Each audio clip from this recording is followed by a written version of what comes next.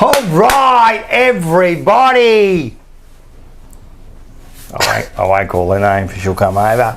Everyone, welcome to the Jumper Punch, episode 139.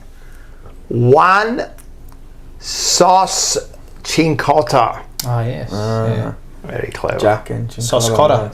Sauce It's a good one. cotta. Well done. Welcome to me, Rocco. Welcome to me, Rocco.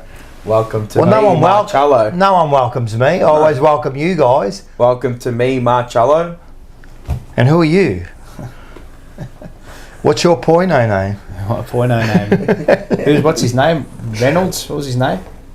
Who? Guy, the guy who was in all those things with the mustache. He was the sex icon in Hollywood. Dick Reynolds. Dick Reynolds. Dick Reynolds with the mustache. Yeah. Or Burt Reynolds. Burt Reynolds. Dick Reynolds. Isn't Dick Reynolds a footy player or some shit? Yeah. Yeah. And we have Morris. How are you, mate? Good, boys. Thanks Thank you for coming. Thanks for Big this. fan. Also, Hard and the trying creator testing of times. the unofficial rumours. What is it? the Carlton Football Club, the unofficial selection committee. That's the one. That is the one. That is the one. So make sure you get onto there. How we going? They're not too bad. A bit Good. flat, stagnated. That's two good words to describe it. It is a bit like that, isn't it? It is a bit like that. Nice of you to join us in these trying testing times. It's getting a bit like that. It's starting to be a push these Not a last bit like it's a become lot. 6 morbid. weeks. It's become fucking morbid. It's 6 weeks. Defined It's well by grueling. Bucky. He said people are just going to games now out of morbid curiosity. I think it's. I say muscle memory for me. Just Muscle go memory. there. Yeah, just go to the game. Yeah. Just go to the Just game. turn up. That's it. Out of Go home. obligation. Almost. It's That's what when almost. people ask me, they go, "Why do you go?" And I've been saying it all year. I'm obliged.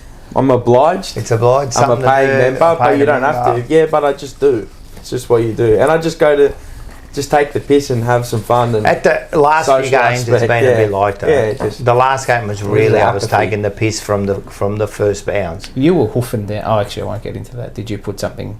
Did you? No, I haven't done it, but the Monday Blues. You were hoofing Oh, they down got there, you last mate. night. Jeez, mate. Far out. Have you ever seen food before? I was having a pie. Like, how do you eat a pie? How do you eat a pie? Like how you were eating it. All right. Stuff in your face. I was dancing too. Yes, I was dancing. Everyone, before you get on there, it was a bit of a dance off was there. very funny. I was trying to get onto the screen for once and get my $400. five. Is that what the Is it winner five? is? Five. I think it's yeah. about winner of the $400-500. dance fest Yeah, gets It's 500. five. It's definitely like five. So that's half your membership back. Peter V Blue Bagger, upgraded to the Mars. Thank you very much, and Hey. welcome to the chat as well. We didn't welcome the chat, Yes, so welcome to everyone in the chat. Welcome to everyone that's listening on Spotify, and welcome to everyone that will be listening to this after the fact. TJP, what's you? Oh, unofficial. Unofficial, yep. Yeah, and TMB. This Together is from Andy. forever. Together forever. Hashtag together forever. So it's going to be the new thing, mate. Together forever. I'll tell you what, the Paolo Pal Pepper we've got The from club- Jai S. Yes, it is the Pal Pepper. Fuck. Yeah, he's done his ACL then. No good. That is the Pal Pepper. It is too. the club's given back to its members this week. What are they giving? Really? What are they giving back? I don't know. I mean, I took advantage of it today. Went down. It was $100 thing, wasn't it? No, I went down to Oh. 7-Eleven, presented my membership card, and got my own limited edition Charlie Kerno Krispy Kremes. The four pack. In commiseration. It's on there too. He's got the quadrella. It's on there too. That's Charlie, a good it's an Kerno official edition. thing. 4 Krispy If you Kremes. show, you get. God is it almighty. for free. They give you the 4. You got to scan your membership You got to card. scan your Okay, right, membership right. card. Just so they know how many they're giving Yeah. out, because it's data farming. Yeah. They got a That's the data best, farm, eh? 7-Eleven, and then Krispy Kreme as well. Well played, Carlton. Well played. But what flavours did you get, by the Well, way? let's have a quick look. Have you? You know, every time We've they got, go over, you break that. Well, one is Charlie. What is it? One's Charlie. Oh, just plain. Probably- Nothing. Who, I'm not going to say. Who's that? Krusty the Clown. Krusty. I don't even know, mate. That's like a. I don't Who's even know, like? mate. I think knows? That's Voss. I think Who that one. cares? Who cares? I think they made that one. That's for all the tackles. that we miss. Back to the Sporting Globe. Thank Yes, you thank to the you, Sporting Sporting Globe. Globe. They're Thank still you. here. They're still around. They're still around. They're still going strong. There'll be another catch up in a couple of weeks. Time, Fremantle, the last one. Fremantle game. I hear that's when Walshy's Due back. locked. Well, apparently that's when he wants to come. Nice. Back, so. Thanks to foot injury. Northside. Transfers, Carlton, security, doors and blinds, tech collectibles, and top dog liquor, Lyndon Hosking. We also make Good sure. from Sammy D, early quaddie. Did he just say that? Early quaddie? Very good. Yep. The early It's a quaddie. very early quaddie, Sammy. The pink donut is stuff. the goat. Oh, Seba likes the pink one. Oh, okay.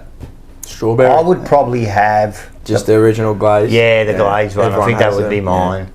That's what they do every week I to like the Charlie, one our with fans. They the- just glaze them. Yeah, they just I like the glaze one them with all. it's just a full donut, but with the chocolate icing on top with the custard cream Oh, inside. yeah. Nice. Elite. It hasn't got the glaze around it. That's full on. No, they're still glazed, you know that? Yeah. The pink one's donated by North Melbourne Football Club. Oh, By Toby Pink. Toby Pink. He's on fire, really. Bravo, bravo. Very, well very, played. very good areas. Well played. Don't forget to order the good areas. steak.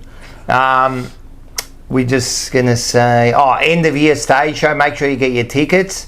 We'll be putting out some promotion next week. You're getting that ready? 100%, yep. Well, We'll have the second player by then. So we'll have that. So make sure it's in the link down below. Get your tickets. It's going to be Brad Pearce, another player. There'll be us. I haven't told them yet. Monday Blues are going to be on stage. I haven't told them. Now they know. Now they know, so they'll be up on stage also. We'll get some more people. It's at Howlers. It's $69. 8 course roaming meal. What else It you want? works, I mean. Drinks at bar prices. Plenty of music, plenty of fun. And So a make luto sure. as well. Yeah. What's that? I might luto. bring a coffin. We'll bring a coffin. yeah. Oh, it's going to be a bit Those of a African guys. It's going to be a lot. Well, this is the first year we've done it that we won't make the finals. We usually have made the finals the last 2 years. Yeah. Hell, third That's time's right. a charm. Fuck. Thanks to Mick Marcucci, member for 28 months. And Paolo, what a mustaki. Great new look. We could be twins. He's got it too. He's got got the it too. mustaki too, yeah. Does. You got a flavour saver? He's got a flavour saver too. Nice. Well played. I like. But I'll grow this out and keep this longer. So this will continue to grow. So Nice. it's not going to be full 0.0. Where did that come from, by the way? I've never seen a point star with a mustache. They used like to all that. wear 70s and 70s. 80s. No, that's probably why. Yeah. I don't know. Did they? Is Yeah, that they were all like the Poino stars used to have the mustache. Hi, Aiden. Hey, Aiden. They used to have the mustache on top, and the women used to have the mustache at the bottom. yes, thank you very well much. played. Yeah, yeah, Helen yeah. D'Amico. Yes. Yes. Shout out to Helen. Yes. We also got our good friend Bo. He's Yes. doing an event. He is doing an event. Let's have a look at It's it. the night before the It is the night before, the 29th on the an Friday. event? So it's going to be a big weekend for some It is. people. It's there. It is. Remix Mania. Mix Mania. A premier event. Wrestling music all night long. Wow, that's All is he still night DJing, long. Bo? Yeah. He Still still DJing? does a little bit. No, I don't think anymore. He hung up Okay. the headphones, Yeah. but yeah. A wrestling theme nightclub with wrestling songs all Wow. night. That's Wrestling themed drinks. Prizes include collectibles and vouchers. A social space for wrestling fans to have fun. And where is that? It's Oh, there. 277 Little Burke Street. Yep, Little Berkshire. Hey, mate, That's a very unique. Well, it's not Event? overseas apparently, so it's the first time here. So it's a dance night with all Wrestling WrestleMania theme songs. all Yeah. night. That'll be tech. There'll be videos going on, you know. That'll There'll be be. tech.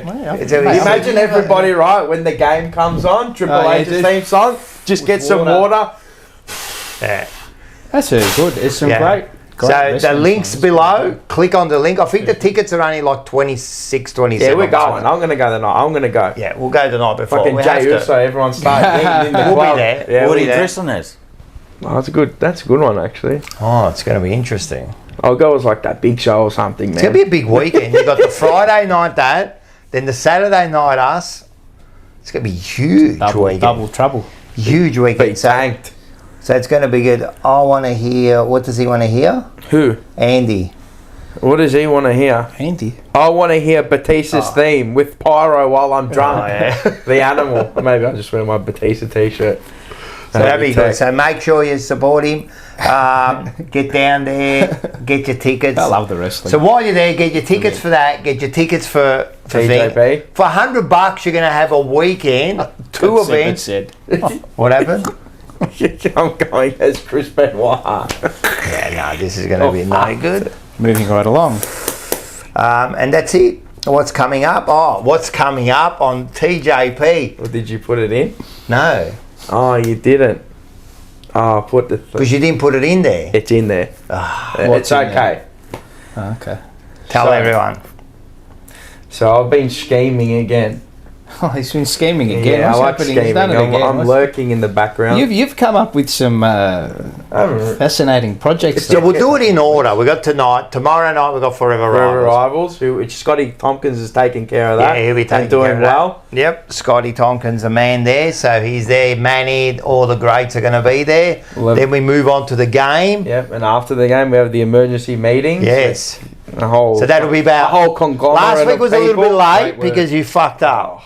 No, it's not my fault. It was the remote control's fault. I don't want to say. It didn't, I went to the 7-Eleven, spent $20 on a fucking screwdriver. I got got a battery. It was a wrong one, but still made it fit. And was spamming it for 20 minutes. He couldn't get into his house last Did week. you have a key? No, because I just go into the garage. Easier to Well, go you left the in. keys at home. No, the keys are just leave them inside. Rookie error. Yeah, but how do you know the thing's not? You it's can't not gonna blame the work? remote. It's like the footy player blaming the footy. Come on, man. But it's still a key. It's technically a key. That's true, but like It's technically a key to get in, rely on man. technology. Anyway, we were a little bit late, about an hour late, but still was a good night. So that'll be every post game. Then we've got now. Sunday, of course. We've got Blue Sunday. Blues. We do have Blue Sunday. And Seb is now co-hosting He's that. co-host. He's doing well on that. He did well, man. Not bad. Good stuff. Very sophisticated, mate. But now, on game day, we have a match day stream. A match day stream. We've got a match day stream. Oh, is that right? Yes. Oh, there you go. With Bo. Bo's going to do a match day stream. So if you want to watch the game with Bo, get on. Get on. He'll be there every single week because he lives all the way in... I'm not going to... In the Mornington Peninsula. I'm not going to give away your actual... address. No, suburb. Whatever. Okay, So he lives all the way down in the Mornington Peninsula. Okay, so I thought, you know what? A bit tough to... People are starting to like Bo. They liked him when he featured in the chair. He's very... And forthright He's is the word I would use. So yeah, he's very good in the chat too. So we've got a match day stream So we've with got the Bo match day stream. every single match day. Yeah. Nice. So this Saturday night, from about what time you reckon? 7? Yeah. Whatever time he wants. Yeah. I'd say like 10, 20 minutes before it starts. Bo will be on. He'll give you a rundown, an up down, then he'll give you a play-by-play look at the game. Love it. Hey? Yeah. Fantastic.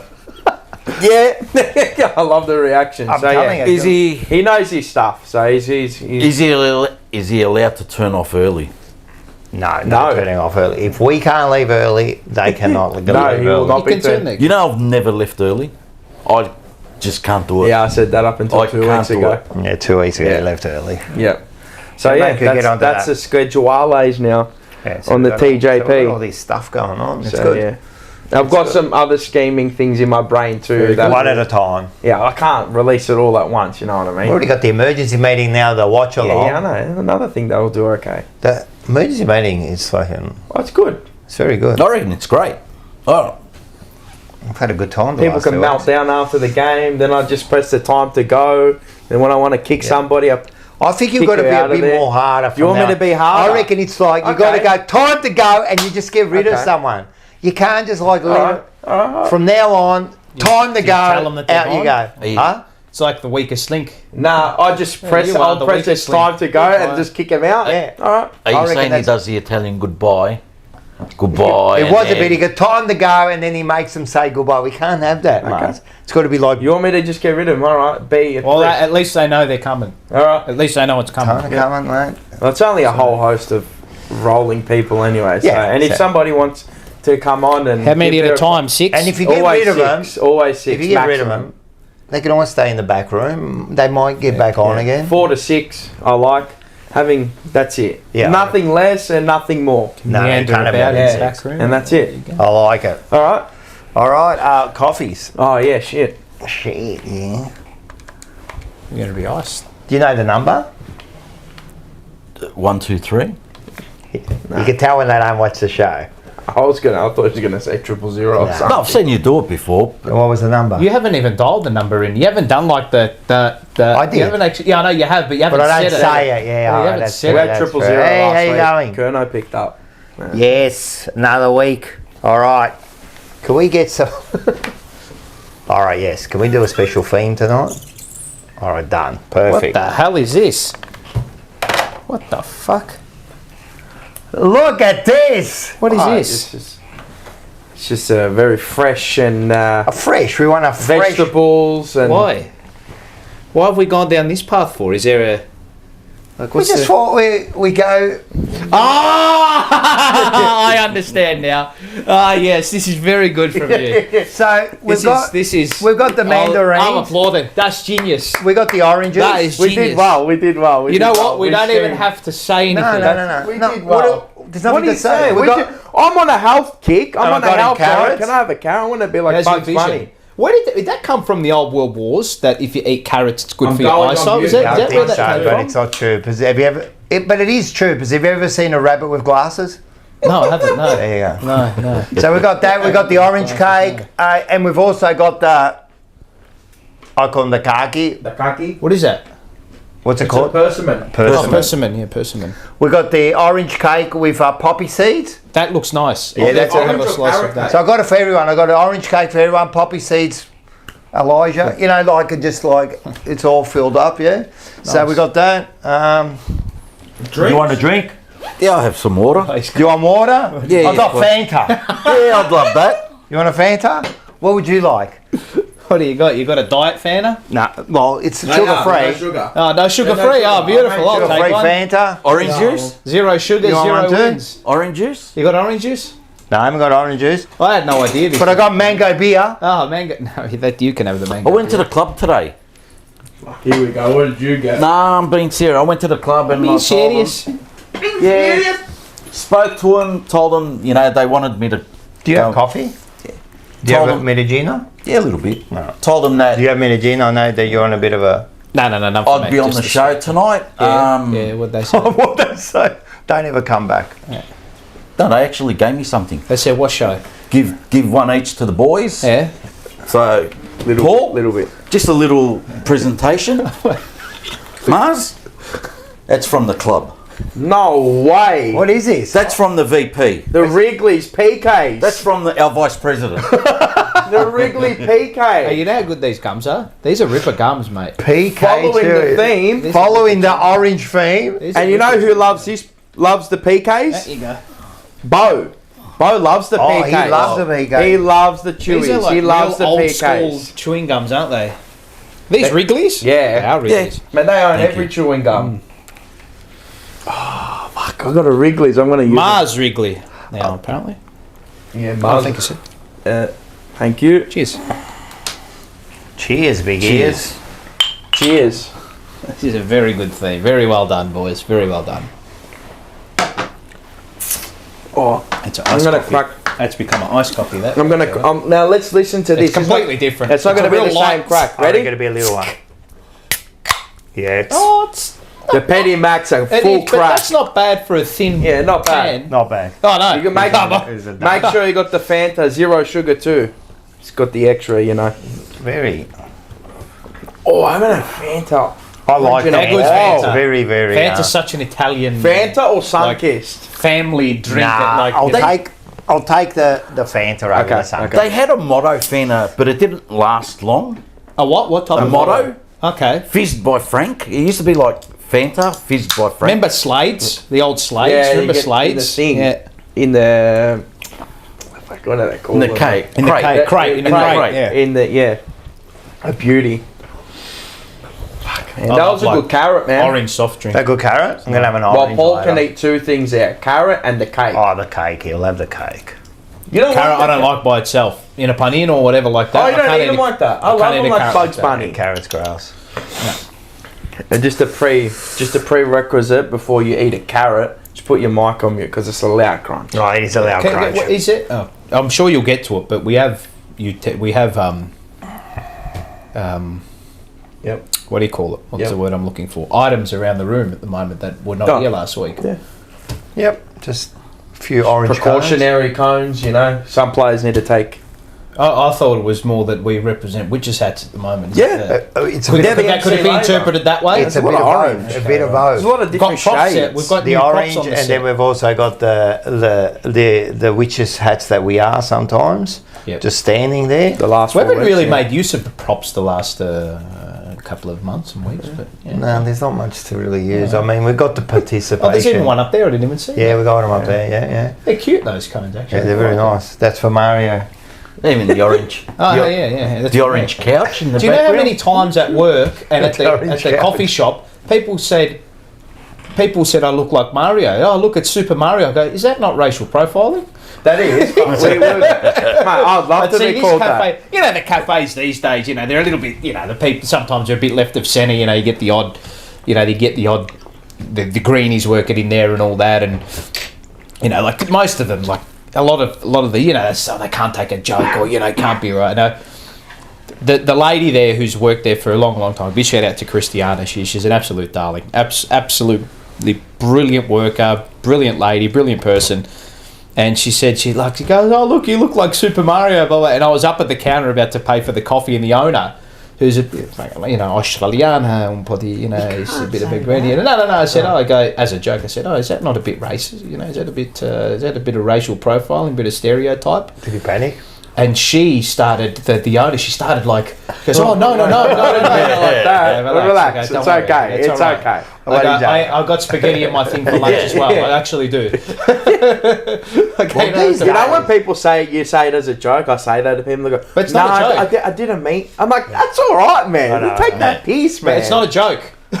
But these days, you got to be careful, I look like Super Mario. Someone will take offence to that. But you won't. The person next to you will take offence for you. How can you accept that? Even on those lines, you had Lee Matthews come out on the weekend in regards to the Michael Voss threat. Yeah. From my understanding, looking onto it, someone's gone onto the antisocial behaviour text, and correct me if I'm wrong, but it was on the lines of these 23 blokes on the field. It looks like it was a joke. Are going to be the death of you. But all right. And it's all blown up. Yeah, I know, but you can't, like, if you're like through text, you can't interpretate tone. You can't. You can't text like that. Why would you text something like that through to the antisocial line? What a banana, mate. You know what it is. Look, whatever. You play stupid games, you win stupid prizes. Don't give the AFL a chance to make a decision. Okay. I might be down the path, but what about Willie Rioli? Yeah, exactly. I agree. Standards. But the inconsistency with these decisions. Yeah, but that's got nothing to do with the actual what happened. Like, yes, Willie Rioli should have got more. He didn't get anything. Well, wait. He didn't get anything. But that doesn't take away what happened now. It's correct. Correct. Right. Yeah, nah. So, and I've had this thing, and people go, "Oh, it was a joke," and I think, right, is 5 years too much? I don't know. But what I think is you can't put that word in there. Yeah. So, and then they go, oh, but he wasn't threatened. And how do you know that? Well, exactly. So you don't know what a threat is and what's not a threat. Yeah. People go, oh, you're taking this too serious. You don't know what... There are psychos out there. I know. So when is it not a threat? When is it a threat? After something happens? The worst thing for me out of all of it is that a lot of people shot from the hip and said, oh, look how bad Carlton was. That was all that. And then it was proven that it was not. So that was funny. It was a lot of Collins supporters. Oh, look at the Carlton scum. We would never do that. And then I found out them and they were all, oh, it wasn't that bad. Like, get out of here. But then all Carlton supporters were accusing, oh, how could you? And this I was one. I was going to call him, you're a scumbag. No, but our own supporters were accusing her before the fact. They were. Yeah, that's right. Oh, they would probably like profile like someone. Oh, it's probably like Snapper or someone or Well, he Mars did. or something. He got named. It's all See? Snapper's fault. Yeah. Everything's Snapper's fault. Well, Everything's Snapper's fault. Well, someone put it on my page that it was Snapper. Yeah, it's all his fault. Everything's his fault. But if we're talking comparisons, He's not allowed to be angry. Willie Rioli, 1 week. Graham from West Coast, 4 weeks. It's ridiculous. Yeah, no. It's inconsistent. Are you shocked that the AFL's decision making is inconsistent? Nah. It'll be interesting what they do. Have an orange cake here, munch. It'll be interesting what they do tonight with Chera. No, you got fined. Aren't they just haggling over a fine? You got fined. Oh, it's already done. You got fined. They're just working out how much. Are you fucking serious? Yeah, they were haggling over. But you know what it is. You know what it is. It's over a couple. It's over like $1,200, mate. You know what it is. Fucking give it to me, man. I'm broke. It's like donate to me. Yes, but it is $6,000, but it's either like 7.2 or $6,000, whatever they're haggling over. Anyway, while the lawyers are getting paid like 30 grand. Yeah. So what did he get? I don't know. think he got just a fine. But I'm pretty sure I saw it just. Fuck it. I'm gonna view It's farm. just a fine. I'm gonna view farm. Chera verdict waiting, pending. There you go, 5,005. So it was either 6,000 or 5,000. He got $5,500. So what's So they met in the middle. Half a match fee or something, is it? Is that right? Yeah, I'm sure the club will pay. It makes It's ridiculous. Whatever. Anyway, Seba, thank you for the $7.99.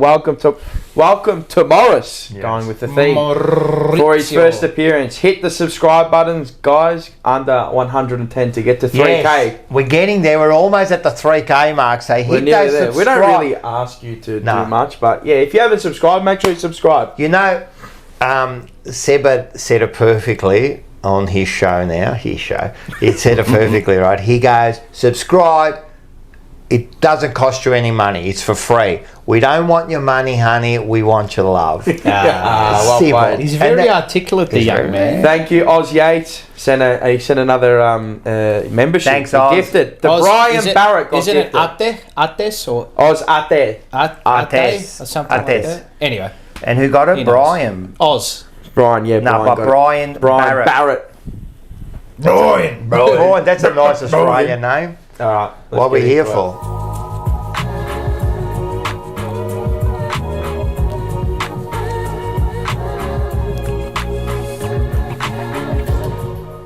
Wow, World of Carlton. Hey? It is a wild world.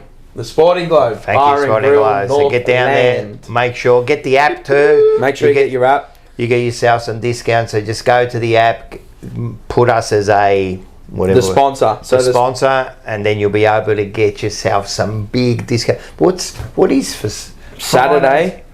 No, we play on Saturday. Yeah, but that's next week. Yeah, but Fridays we got the $7 Fireball shots. Footy Fridays $29 Palmer and a pint. Not bad. It's pretty good. It's pretty good Palmer too. Yeah, really. The cocktail towers for $59. That's pretty good. That'll get you wrecked. Yeah. Have 2 of them. What can they get to? Just set them up. $118. You'd be zooted. Keep the tap on. Less than $8 a beer. It's pretty good. Yes. Hey, pretty good. They do well. And go down there if you're in the northern suburbs. Of course, man. They need some, after all the events that have happened. We don't have to bring cutlery, do you? No. Well, no. They supply. Yeah, they also cook your food. They cook your food. Yeah. You don't have to bring There's your a drive-through. It's a drive-through, yep. It's a makeshift one. You make your own drive-through there. Yeah. According to recent events. Well, we did have a game. It was that long ago. It felt like... Oh, man. It was 5 days ago. 9-12-66. Fuck, we've nearly kicked the same score for like 3-4 weeks. Yeah. We can't get 5-13-103. We can't get to 10 goals. 15-13-103. 15-13-103. We can't get to 10 goals. We cannot get to 10 goals anymore. Pretty dead at the ground too, wasn't it? Like, there was not... Bro, what did they put on the screen? It was like 32,000. 32. There's no way there was 32,000. Plus, people would have been in bars and stuff and all that. You just Someone said, I don't know what show it was, but someone said the other night where apparently they found out. So if the AFL or whatever give out free tickets... That was me. Was that you, Yeah. Rob? Yeah. It was on the emergency meeting. And they don't rock up? On these events, they give away... attendance. Yes, they give away thousands of tickets. Yeah. Right? It's always and sold thousands of tickets are counted as attendance even if they don't show up. Oh, really? Yeah, and I was told by a very good bolognese sauce. Very good sauce. Master food. And I can understand that because I can see it. Because there's no way there was 32,000 in that ground. No way. Our section was empty, It didn't feel, it didn't hear, it didn't taste. You wait for banana of the year. You wait. We got the best one. You wait. Really? You wait. And it kind of coincides with our membership tally. The numbers. I reckon the home and away members is like 25,000. Yeah, that's all they would do. I'd like to see the breakdown of revenue They'll from never give you what it is, but it'll drop next season. Yeah, It'll 100%. It'll be under 100,000. I don't think so. You don't think so? They won't. No, I'm like revenue. I think will drop. I don't know how much more money people. Oh, when people with are their membership. I don't look too much at the membership numbers. It's more the revenue you earn from membership. We earned 27 million last year or something like that. If you sell 50,000 $10 memberships, Yeah. 500k. pretty easy, isn't it? But a lot of those numbers are made up from their corporate book. So when Maybe I don't know the details. This is another Rocco Grasso. It's from Saw footage of Rocco dancing when the dance cam came on. Yes. He was hoofing a pie down and dancing too. I was still in the mood. Yeah. I was having a good time. It was quarter time. I was feeling good. It was the first time I wasn't stressed at all. Because you knew what was going to happen. I watched it. We were having a laugh. I did have a good laugh at Pito's goal. Pito's goal. That was like I said we won the grand final there. It's one of the best spirals I've seen. It's done. But it was wonky. It was a beauty. I called it, and everyone around me said, "Oh." And if you called it, that's a genius. No. But you know when you've got someone that I don't know, maybe might not be as gifted, or you don't expect it. Yeah. And it's like they're the ones that always do something. Yeah. Everyone did the Richo. No chance. Richo, that was funny. Well, we all said there's no chance he'll make it, and then we all. I said he'd go the top. I said go the top. Well, you have to in that situation. And we all jumped. We all jumped. Yeah. And then what happened in the second quarter? We conceded in the first. 50 seconds. Yeah. And you think like something like that would rev them up for the second quarter, but not us. If you get sparked from you need one of those to happen every game. Yeah, I mean each game has a moment that will rev you up for a bit, but then eventually time wears away and a better team kicks Before we go into it, can I just do Rocco's round? It's just a quick one. I might as well just get this out because now that you're talking about this stuff. Go. Just a quick and long story short. Yeah, just a quick. 3, 2, 1. Rocco's rant. You're a bit late. It's all right. Better late than never. Yeah, that's true. He got in. That's true. That's what she said. All right, I'll start. This is the fucking problem with our side now, right? We are now living on these moments, and that's it. So everyone's wrapped about that goal. That's all we're living on. Oh, wasn't that a fantastic goal? That was a fantastic goal. That's what we've come to now. That's what we are now. The other thing I heard after the game, I think it was David King.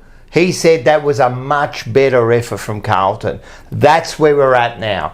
That is a much better effort. That's where the Carlton Football Club is at, right? And then your mate, Kane Corns, said that TDK's Bronx cheers, right, wasn't good for him and it probably affecting him along those lines. Well, he said he goes, I don't like the Bronx cheer. I don't like it, and it's probably affecting his performance. Well, I think that was the first one for the year, but it was. If that's the case, we are done. We are done. We are doomed. If TDK, right, if he's getting affected by Bronx cheers, he's done. He's done. What happens when... Why has it come to that, though? That's the thing. Yeah, why has it come to that? That's the question that you got to reverse engineer it. Yeah, but why has it come because he's playing like a merda? And Carlton has too. And Carlton has too. And he's dropped his head now. And now, today I heard... He's not committed. He's not committed. And today I heard his larynx... that is true. Well, then don't play. I agree. Don't play because Michael Voss said... Right? When they asked him, is there anything wrong with him? And he goes, no. It's 100. And I know that's what he's got to say. Fair enough. But if he's no good larynx, he's losing his breath as he's running, don't play. The question is, why are we playing him then? Why are we playing him? He also said, here's another thing that shitted me about his press conference. Another thing he said was about TDK. He goes, we're short down in the forward line, so we need him up there. He's not a fucking forward, bro. He's 1.7 million potentially, and you've got Pito playing. Like, he should be your number one ruckman, and if he's not good enough to be your number one ruckman, do not fucking play him. Are they getting him to either 100, or are they don't want to not play him because they don't want to take away his value? Like, I don't know why, but this is ridiculous now. We're making excuses for fucking everyone now. He's desperate to keep him in because he thinks he can get output from him, which will equate to performances, which he thinks will equate to wins because he needs wins. But I don't think he's ever kicked more than 10 goals in a season. No. He's never really shown that. But why would you put him forward?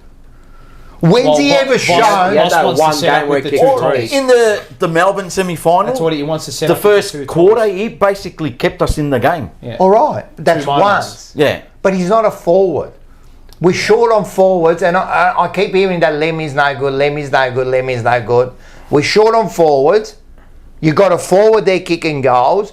But no, let's put TDK there because he's not performing in the job that he's there for. Or is there also the fact that they may know what the bleeding obvious is? All right, so if they know what the bleeding, that's even worse. If they know the bleeding obvious, why are we playing him? And then we're going to play these young kids who they're going to ruck to, or he's going to ruck to them, right? They're going to rove to him. Why are we playing him? If he's not going to be there next year, why are you playing him? Because we are going to be setting up for next year now. This year's done. It's all about next year and the year after. Why are we going to play him for? Let's start preparing for next year. I think they are with that move. With what move? Pitting it as the number one ruck now. But I'd love, I'd love to know. But I know what you mean. I agree. I'd love to know as well too. Like, no one knows the formula, but if they do have the kahunas to tell TDK, hey, you know what, we're gonna put you on the. You got 1 week. Tell us, are you here or not? If you're not, and put him on the backbench. Does it cripple our compensation pick? I don't think so. Or no, I don't reckon it does. It doesn't devalue him if he doesn't play. Where you finish to a point. Yeah. Where you finish and what they're going to pay. What he's offered. Yeah. It doesn't devalue him. I think the team, St Kilda, whoever it is, knows that he ain't that doesn't care at the moment. They know. It's like Bailey Smith I know he moved but he was injured. He didn't play. Yeah, correct, right? But even before that, you could see it. Horn Francis did the same thing. I know that he was off to 2 years and whatever, but did the same thing. It's a weird situation. That's it. Well, it's to me. It's just it is what it is. I don't think he should be playing. I just think on form. I don't think he's poor. He's been poor for 5 or 6 form weeks. first of all. Longer. Can they change? I mean, could they? I know they like to go the 2 talls, but like, maybe you've got to change it up. But as we know, the coach is stubborn. I reckon you got to bring Hudson O'Keefe in. 9 twice. Well, he was injured with the hamstring, and he only came back last week. And he's another one. Like, the thing is, you don't want to off a couple of hamstrings. You don't want to expose him. There's no need at the moment.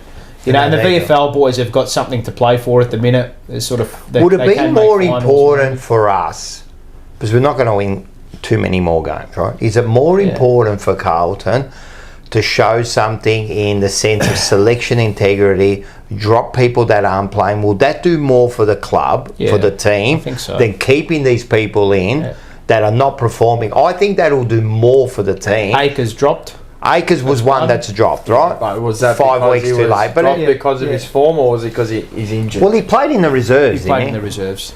Yeah, he did. But again, it's all too late. When the season's done. If anyone do it when it matters. If anyone went and watched the reserves on the weekend, there's not many that are bashing the door down at the moment, aside from maybe Boyd, who was okay. That Charlton looks good. Yeah. With a bit of time up his sleeve. Yeah. But even if we talk about, take a leaf out of Simon Goodwin's book. What was it, 2-3 weeks ago?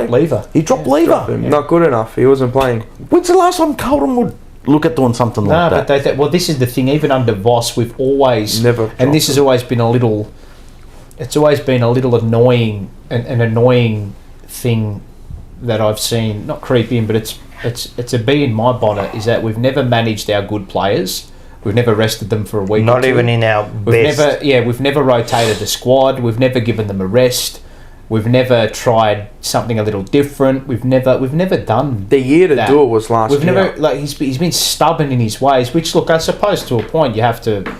Do you admire that? It's like if you don't, but if it's not working, you've got to change things up, don't you? I actually don't admire it. I don't like that. I don't like it. Shows If it's not getting results. Yeah, but it's unprofessional. So I do understand that you give your stars. It's not working. What we're doing is not working. Yeah, so you do give your stars extra chances. I agree. You know, if they're not performing after a few weeks, of course you're going to back them. Credits in the bank have to count for something. But then there has to be a point where you've got to, like, for their own sake. For their own sake and for a standard, for the team standard. You know, you've got to say, mate, this isn't good enough. This bloke has been performing in the reserves. Mate, go back in, get some form and come back. Well, there may also be a case where they're not performing, but the people who are pigeonholed to that particular area on the ground and position may also not be performing. So what do you do? Or do you just say, okay, well, it's a risk, isn't it? To a point. Then it is, because you're trying to say, then what do you do? Here they're performing, they're not performing, what are we going to do here? Yeah. But then do you look at it where the coaching panel need to get a little bit creative, like what Geelong did last year with Tom Stewart? Yeah, there was a period... 4 or 5 weeks? He was getting absolutely obliterated. Yeah. Moved into the middle. Yeah. And was probably one of the top on ballers for about 6 weeks. Yeah. The problem with Carlton is we've got a few of them. It's not like... No, we've tried that with a lot of players. Yeah, there's not just one player. We've got like half a dozen players. No, but we already do that. We already do that. Yeah. You see a lot of players switching positions. I don't even know where their positions are anymore. I'm genuine. I don't even know. It's like you know, musical chairs out on the field. So everybody was calling for Jackson Binns to come in. Have you liked what you've seen from him at senior level? No. But you still got to try. Yeah, of course. But you got to try. But again, it's sometimes the obvious is hitting you in the face, where the guys who were below the guys who may be underperforming doesn't look good, Paul. Not, doesn't look good, man. If someone up there is just not consistently not performing. Well, you got to make the judgment call. You just can't let it. Doesn't look good, man. I don't think it's good for the team. Yeah. Even if someone else, like, you give him a go and then he gets a week in the reserves and then he comes back, mate, it's a kick in the ass. Like, even look, I know he's not. I don't know. Just he's a whipping boy, which to me is just ridiculous. No. Like Evans. I mean, look, he may or may not be good enough. He gets put in the team. No, don't. Then 1 week he's dropped straight away. But he's the Jordan Doring of the club, yeah. And the other thing that they've got to do, fucking hell, the club. Is he number 47? Yeah. Number 47? But the other thing they've got to do is they've got to be like, if you're going to, let's say, like, argument's sake, Voss comes out and pulls the trigger and says, Lemmy, you're going to debut this week, right? Yeah. You got to give him a block. 3 or 4 weeks. We've said that for ages, yeah. And it's always been the case where, who was it? Honey? Remember Josh Honey? Yeah. He kept on getting blocks, kept on failing, all right? But there were others in the twos that were banging on the door, weren't getting that opportunity. And who? Oh, back then. And like with Lemmy, he's kind of changing me. Up until about 2 months ago, I said he wasn't going to make it. But it's unfair on the kid if he doesn't get exposure to the AFL. Yeah. I'd rather him in than TDK up forward, put it that way. That's what I'm saying. Like, I think it's unfair on him because, and I've said this about, like, he should have maybe come in, not after the Sydney game, but I'm just saying is that you brought in Lewis Young to play a forward, even though I think he's the best set shot at the club this year. You just wanted him to play his 8 games. He got 9. He got there. He got to 9 games, right? But I'm just saying, he is the best set shot at Carlton, right? 75%, mind you. We'll get onto that later. What's it called? How many shots? Huh? That's all right. It's all right. 10. Anyway, 7.5. But it's good, man. It's good. But I'm just saying is that Harry Lemmy should have got in front of Lewis Young up forward. If that's his. I mean, he can pinch it up Why there. Though? That's the question. Why? Well, he's a dedicated forward. You've got to give him a chance. But the season was done. Yeah.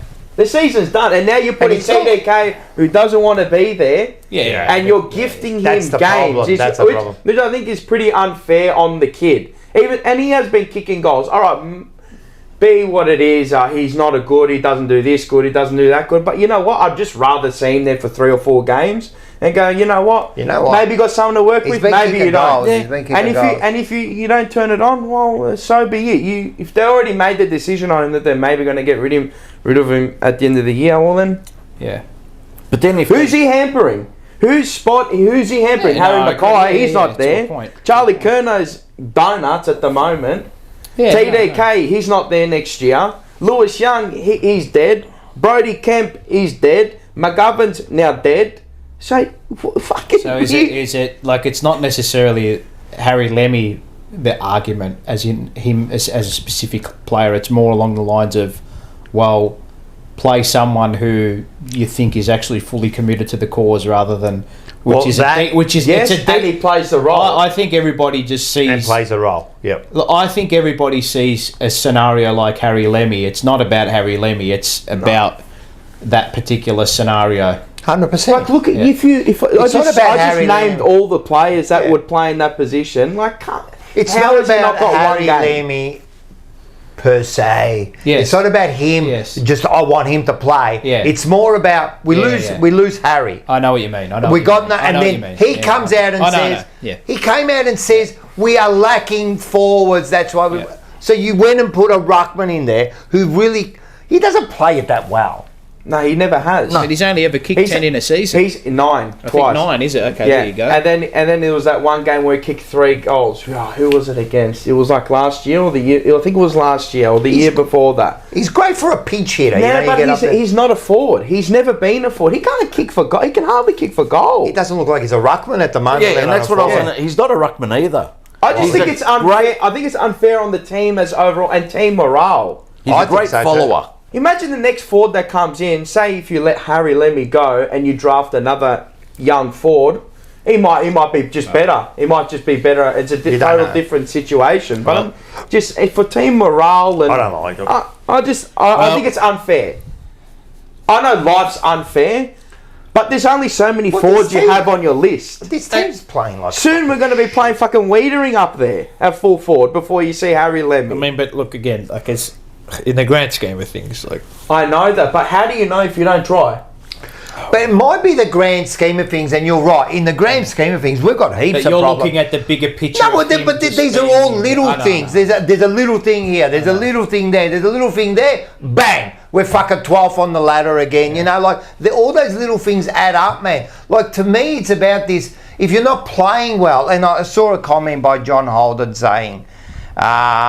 Rocco, with all due respect, Kudo had almost 2 years where he was crap in 97, 98. Well, I don't think he was crap, first of all, in 97 or 8. And he was never dropped. You back your champs. But then he goes, but there's no maybe not in that position. Maybe not for 12 months. You do, and I did say that. I said you do back your champs. You give them some time. Form is temporary, class is permanent. Right, but there has to be a time when you say, right, it's enough, mate. And I'm not even saying about TDK. There's one. Right, which he'd be one, but there's many others throughout this whole period that should have been dropped at least for a week or two. They should have been dropped, and then you get I agree. And then Lemmy's. I'm telling you, he's going to get fucking pissed off if he gets a chance because he's going to think about this bloke's not even a forward, and you're putting him ahead of me. Well, that goes back to what these coaches and the match committee, is there preferential treatment? Are we inflating the egos of these players with selection and being held to account behind closed doors and whatnot? Look, again... And have you seen that with Binns? Like, if you compare Binns' last year in the 2s to this year, it's 2 different players. Yeah, to a point. Like, he was banging on the door last year. He's been less prolific with ball in hand, but I just think that's because we've got other players in there who... Better. Yeah, who are just taking the limelight a little more. Sorry, on the wing roll, and I think they want to put Lucas in there as well. So. Just to cut in, Lone Wolf Ant, $5. Thank you very much. Dance Cam, Lion King song, how embarrassing. Let's try to win. Oz Artes, eights. 80s. Pitonet's top goal equals awesome highlight. That's what we are at the moment. And I think there's one more. Oz Artes again. Carlton finished 13th in 2021. This year, same. Yeah, we're back to where we started. We'll be bottom 4. Crazy, and Hawthorn will just be going, thank you.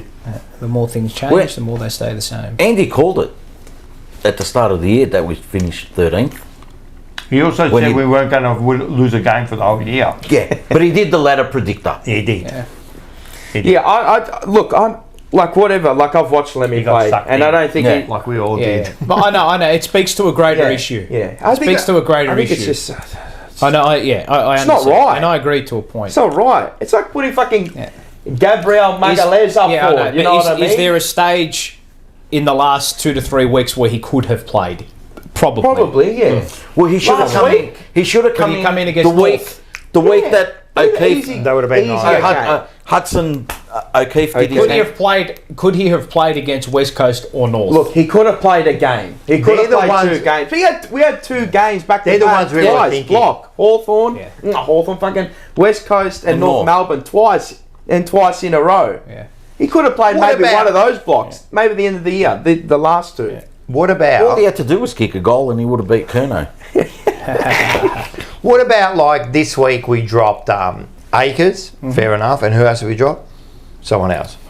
We dropped someone else, right? And then there might have been an injury Evans? or something. Was it Evans? Well, could have been Evans. Was Evans it played. Sard with The concussion, that's Sard, no, he was from the week before. Anyway, regardless. But we dropped thing, right? And No, wasn't it Evans? It might have been Evans because he Evans. played. Yeah, Sorry, yes, dropped Evans Evans, came out, All right, so you bring. Last Clark Evans was playing a full back there. But then, isn't it like for like? Like we're dropping Akers, Well, and yes, we brought in. it depends on the team you play. I mean, if you got other wingers in the team, but it depends on the team that you verse too. The homework, against matchups. So they brought in Chincotta, which I thought they were gonna bring in, and they rested him the week before, right? So they bring him in. That's a fair inclusion, I think. But we drop a winger, and I know. So then what they did was Orazio plays a bit high up the ground, right? and So hold his width, and but then when we got some young kids there that are like.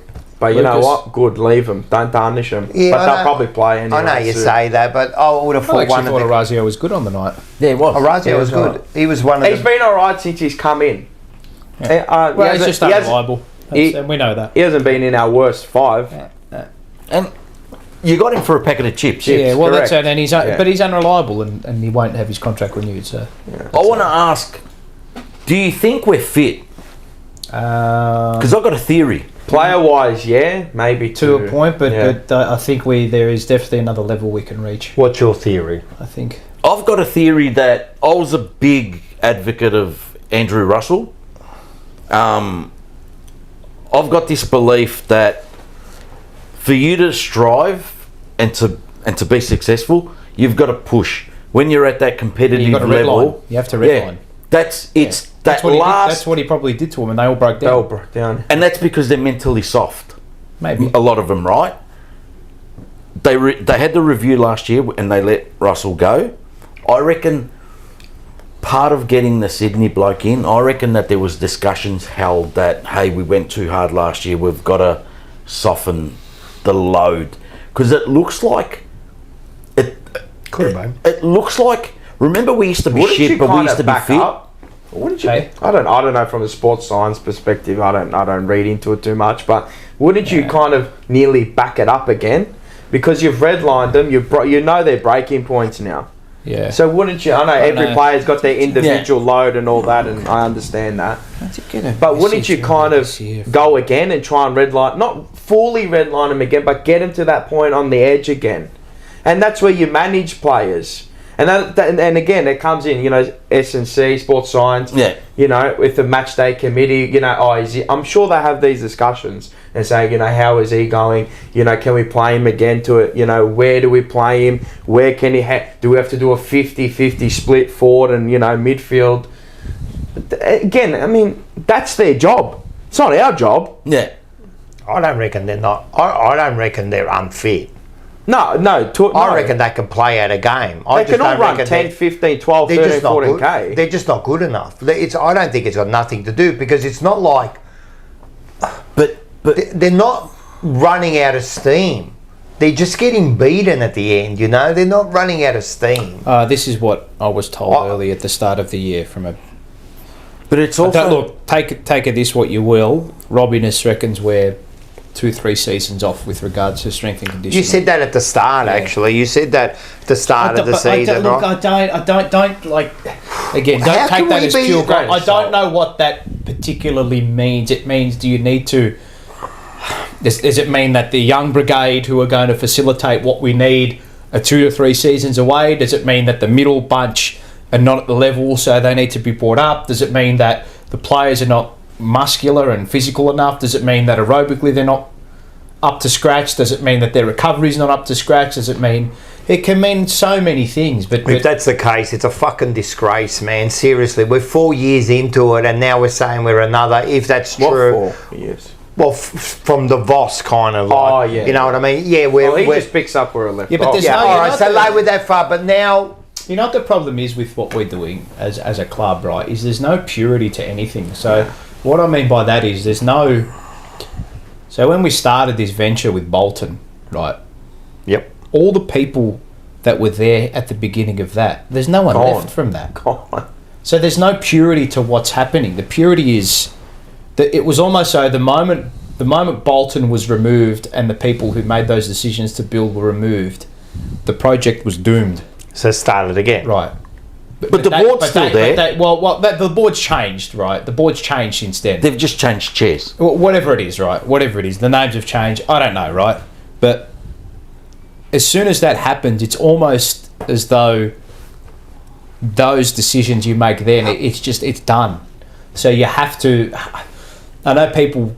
Well, if you get new people... You have to start again, but you have to...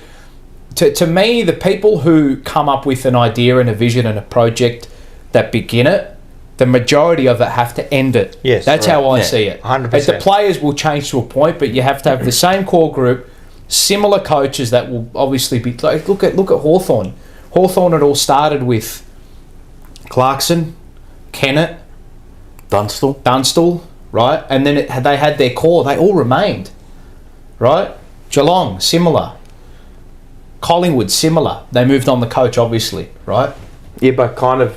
but even they rejigged on the fly too, and they regenerated really quickly. I think it was with the same vision that's aligned with the coach too. You have to have the same vision. But see, there's no purity to anything. Like the timelines don't match, the strategic timelines and the people's timelines at the club with regards to their contracts don't match. They got cold feet after the 2 years after that, our worst year ever. They got the cold feet. You know, Brendan Bolton should have been given another at least 2 years. Yeah. Because he started with that call. I know, I hate going back to it, but that's where it all starts. It's not necessarily Bolton going back like, it would have made... No, but that's the start of the project. But he was also given guarantees. Yeah. He was given guarantees. Yeah. Blood the kids. We know you're going to cop beltings. Blood them. And that's the thing. We culled too far back and he couldn't survive that period. He couldn't get enough wins to stay in the job. Yeah. And you know how Carlton fans are. We all know how we are. We're a loud vocal bunch. It's just how all teams are, but ours especially. And they caved under pressure. But they got the cold feet and everyone died. But it was his first year that he did pretty well. Yeah, because he had seven wins and then 6 wins. Because he had enough elder statesmen in the team too. He also had Neil Craig. Yeah. For a year behind him. Once Neil Craig left, the club, they didn't do their due diligence in getting someone else. Yeah. Behind him. They got Robert Walls. But part-time. For a bit. Yeah, part-time he was in there. And Woosha. But he was there with Teague, wasn't it? Yeah. But he was there with Teague, wasn't he? Who? Robert Walls? Yeah, Robert Walls was with Teague. No, Woosha was. Woosha was with Teague. Where's Woosha? Who was Robert Walls with? Bolt. Oh, he was with Bolts for a while. So, look, again, to go forward, like our strategic vision is 2027. Personally, I can't see us winning a flag by then. No. That's just me at the moment. No. I don't know. It could flip. You can't predict what's going to happen. Where did this 2027 come from? No, that was when they put at the start with Sayers. Yeah. That 5 year, when it came in, they said 5 year. But they want to win premierships or premiership, whatever. Is that? But I think that's gone now. No, it's still there. It's still there. No, I'm saying I don't think that's gonna. I think that idea is gone. Yeah, because now it's not going to work. I think at the start they're going, we'll get there. But I think we've gone backwards because there's no purity to the project now. Graham Wright has come in and is a completely different. He's going to start again, isn't he? well, that's it. You know, well, but it's not again like people start again. What does that even mean? But I don't call it. I call it a reset. It's the reset, rebuild, start. No, whatever it is. It's your team's not good enough. Your players are not good enough to a point. Your coaches are not good enough. Your mix is not right. You've got to change it up. Will you have short-term pain? Maybe. Will you have short-term gain? Maybe. You don't know. But did Collingwood? Well, Collingwood had those. They had good premiership players still there. Where did they finish the year that Buckley was sacked? 17th? 17th. And then went from 17th to prelim against to flag. To flag, yeah. You know, do we have that and in us? And they were already, but before that, they were playing well. They have premiership experience, though. You know, side bottoms. You know, they got. Well, we've got finals experience. Yeah, but they got winners. Yeah. We don't have winners, and this is my point: is that we don't have winners in our team. And the closest that we've got to a Michael winner, Voss. No. Well, he is. He's got experience, but as a player, not as a coach. He's Nick Haynes. Yeah, and he's been there. Played the day, but they got belted. Yeah. No, but what I'm saying, like, he's like the new boy in there. Yeah, he hasn't been affected. Nah, but he's kind of. I've got a lot of respect for him. He's had a really good year. Especially this is my thing at the start of the year, and even last year was like, I wanted to look like kind of a player like a Luke Bruce or a Luke Parker. You needed to bring someone in. Well, you know how big we've been on that. Always, you have to. Because if you don't have already the on-field winners, it's hard to breed that. Out of nothing. Recruit them in. Like the 2023 was their best, they're the best absolute chance at winning a flag. And they probably just didn't have those experienced minds on the day that have won it just to settle the troops, you know? And they just... The funny thing is, you know, like Brisbane, when they got Luke Hodge there, Gunston, but when they got Luke Hodge there, they were still okay. They were still a good side, and he was still smart enough to go, no, we need a Luke Hodge. Forget, they went from bottom four to top four in a season. Yeah.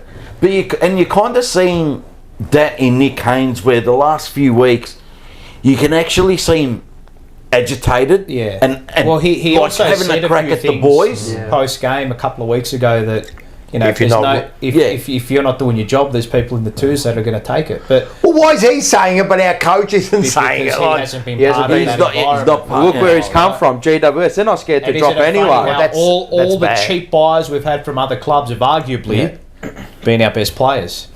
Haynes, Newman, Akers, Hewitt. Yeah.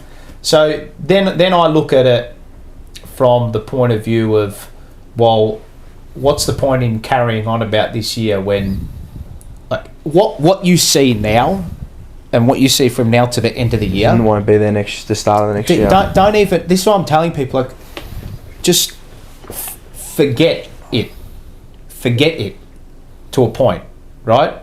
As in, like, people are going to be, how can you forget it? I understand that, but this year's happened. We've got a lot of things wrong. The people that are there this year, they're not going to be there next year. It's going to look complete. I think we're in for a good season next season, personally, because of the changes we will make. There'll be an uplift, there'll be an uptick. We'll get more out of new coaches that are going to come in. And you trust the guy who's come in at the moment. Can he do it all? No. I'm just looking at individual now basis. Like the next ones that are going to bring us through the next 5, 6, 7 years. Year, Morris, this is a write-off. That's it. It's done. Yeah. It's done. Finished. Right? What can you now not salvage, but...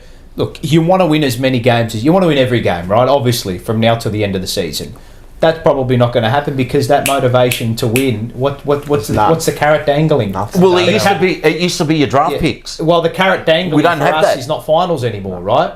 The carrot dangling is, can I get a contract? Can I be in the team next year? Can I? It's individual motivation. And the problem when that happens is results go downhill, right? We'll win a couple of more games for the rest of the year. Great. We'll probably get to 8, 9 wins. That's nowhere near the level. But I don't know. Best case scenario, maybe. I don't know, right? But everything that they do now should be in place for getting a head start next year. But the problem is the people in there at the moment... They can't. Yeah. How many of them... From what I got told, it's a sweep broom through the place. It's a clean out. A complete nutter. Like that's what I'm saying. I'm just looking at individual performances now, like your O'Farrells, your Moyas. Right. Like that. I'm looking at it from the talent, what's coming through. And that's fine. There is some talent in there, but O'Farrell's a perfect example of Carroll. Why you've got to give these guys blocks. Because without giving them a block, O'Farrell would have been dropped after last week the Collingwood game. Can I just say kudos to Harry O'Farrell? He had a baptism of fire against Collingwood. Twice. And they hung him out to dry. Coaches and senior players, what they did to him against Collingwood was a disgrace. But how many times do I say this? But that was brilliant coaching by Collingwood. By Craigman, Take the young kids to the because he was they were rotating. Like a Mixed Day went to him. They threw him in a pit of snakes. And then he got to the game against Brisbane, who were humming at the moment. Fantastic. I thought it was fantastic. They gave him a role. He done well. It shows you the mentality of the kid. I thought it was fantastic. I thought but you know our leaders, they're a disgrace. Wiedering, Doherty, Cripps, let him out to dry. They're a fucking disgrace. But not just him. Matt Carroll. He got hung out to dry. You know the time where everyone flipped it. Right, and I go, why are you losing it for Carroll for? He's looked up and there's nothing there. He had nothing to kick to out on the outer wing. So I know, as an older player, when you see no one there, you just dump it. He had Doherty behind him.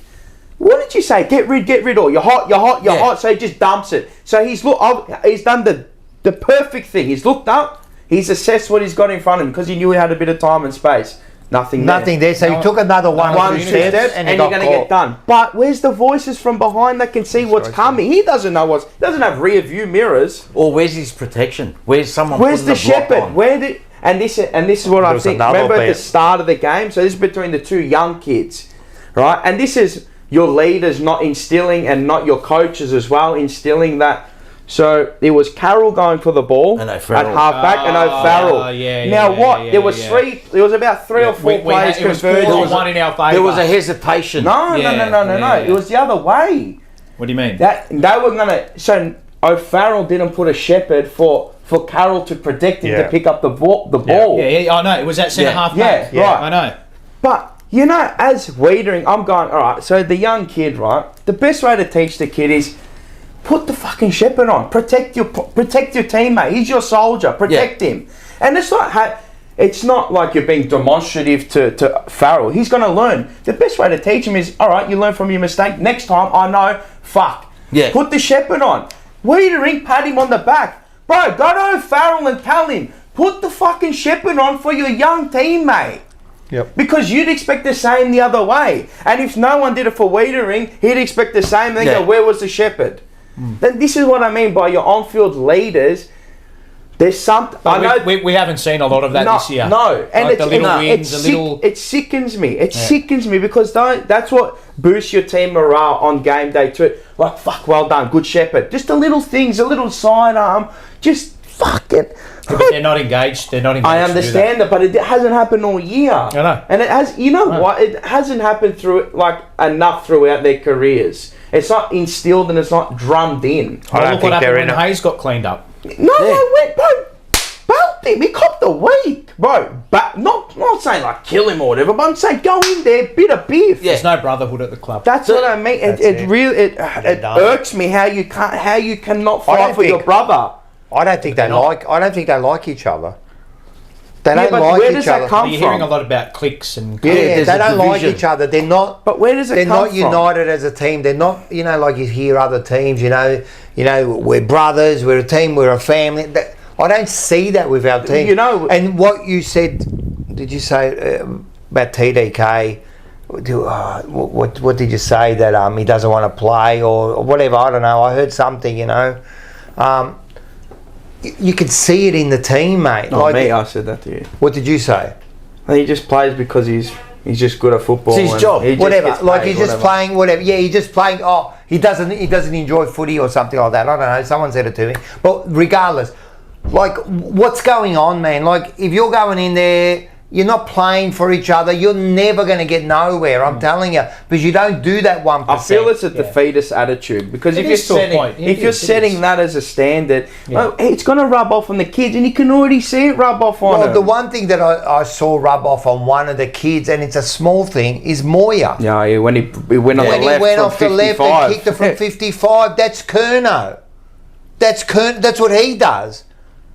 It's almost like there was no need for you to go onto your left and kick that ball. He didn't kick the goal. Didn't even make the distance. He's both. I know he's ambidextrous, but fuck, he's got a fair kick on him. Listen, I know he's got talent, but again, don't get me wrong. I think Moya, he's been getting to the ball, having his shots. I'm not bagging him. Game on the weekend, I thought he was okay. He didn't kick any goals, but he's getting to the ball. But he still has to cement his name. Yeah, and he will. But what I'm saying is that little trait there, like, to me, if that was another team, it'd be going up there. So is that, for him, is that instinct? Yeah. You think so? To grab the ball and go straight away. You're not even thinking. Well, I'm thinking if Curnow's doing it, and he's your fucking idol almost, looking at him, he's the key forward, man, you are just going to do it anyway because it's allowed. Yeah, and there's a fine, look again, like the art of coaching. I understand what you're going to say. You're going to say, like, you got to let him play. I realise that. But there's a point when we've got to get... He didn't look first inside. Man, we've got to get the simple things right. We've got to get the simple things right. Mark the ball, go back, fucking lead, mark a kick a goal. That's what the simple things are. We can't even do that. Do not do the fancy stuff. Do the simple things first. Like, he should be taught. Even Curnow, I know you got to say, not you, but you know, people go, but let him just play and that. Fuck off. Go back, right? Do what other forwards do. Wait for the lead and do the right thing. You know what I mean?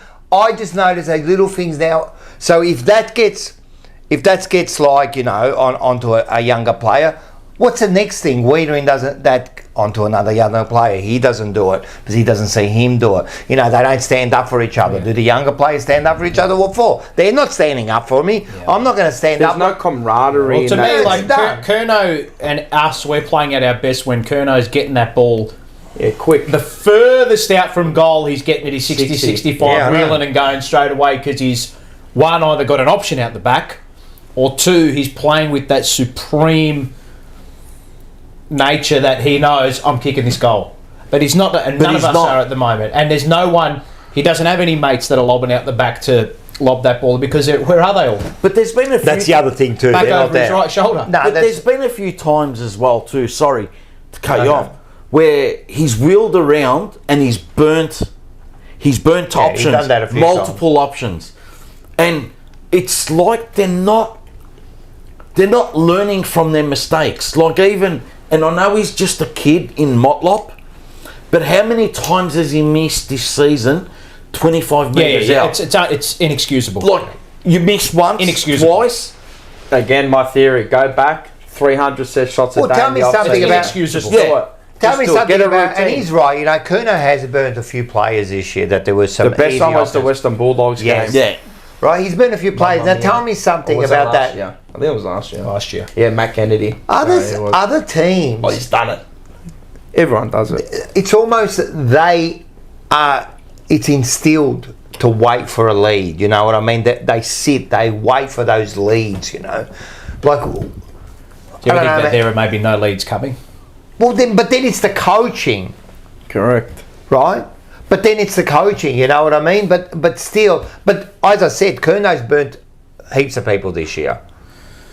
So it's not just coaching, but you're right, because we don't do that, you know? So it's just fascinating how, like, you know, it's fascinating. For 3-4 seasons, he was just incredible. Yeah. Just like one of the best players in the competition, like untouchable. Two seasons, yeah.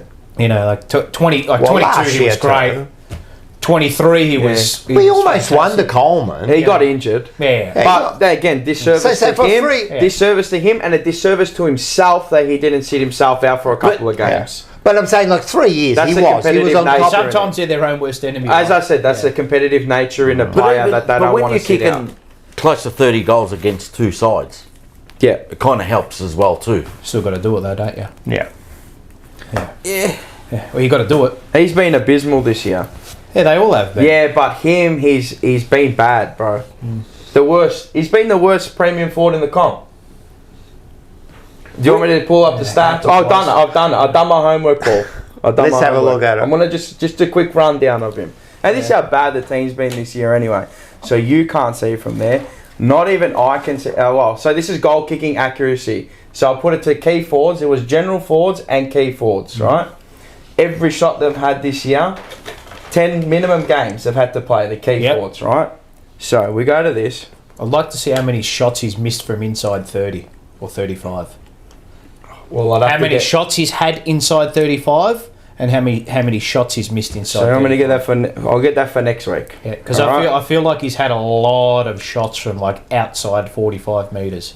So this is his goal accuracy for the year. Okay, so we'll just start at the top. Now Isaac Keeler, he's played 10 games, I know, but he probably hasn't had a lot of shots at goal. So let's take him out. Buku Kamas played up forward, 72%er. Let's get down to Jack Darling. I mean, how many shots at goal does he get a game? Okay. All right, Darcy Fogarty, Chol, 66%. He's a nice set shot. All right, Darcy Fogarty, 65%. A nice set shot. Yep. Josh Tracy, nice set shot. 65%. Yep. Nikolaki, 64%. I mean, Ben King, 63%. Sam Darcy, I mean, he hasn't played that many games, but he gets a lot of shot at goal, 60%. All right, the most that gets the most shots at goal in the competition this year is Jeremy Cameron, nearly 60%. So we'll wheel it all the way down. We've got a lot of good names there. Thilthorpe, you've got Aeronautical, Malcolm is a beautiful, Myercheck, Oliver Henry, Jack Gunston. Then we get down to Charlie Curnow, 45% this year, goal accuracy. Probably one. It's the worst. It's the worst of his career. Yeah, right. Is, yeah. And do you know what his will and go is? No. His percentage for his career?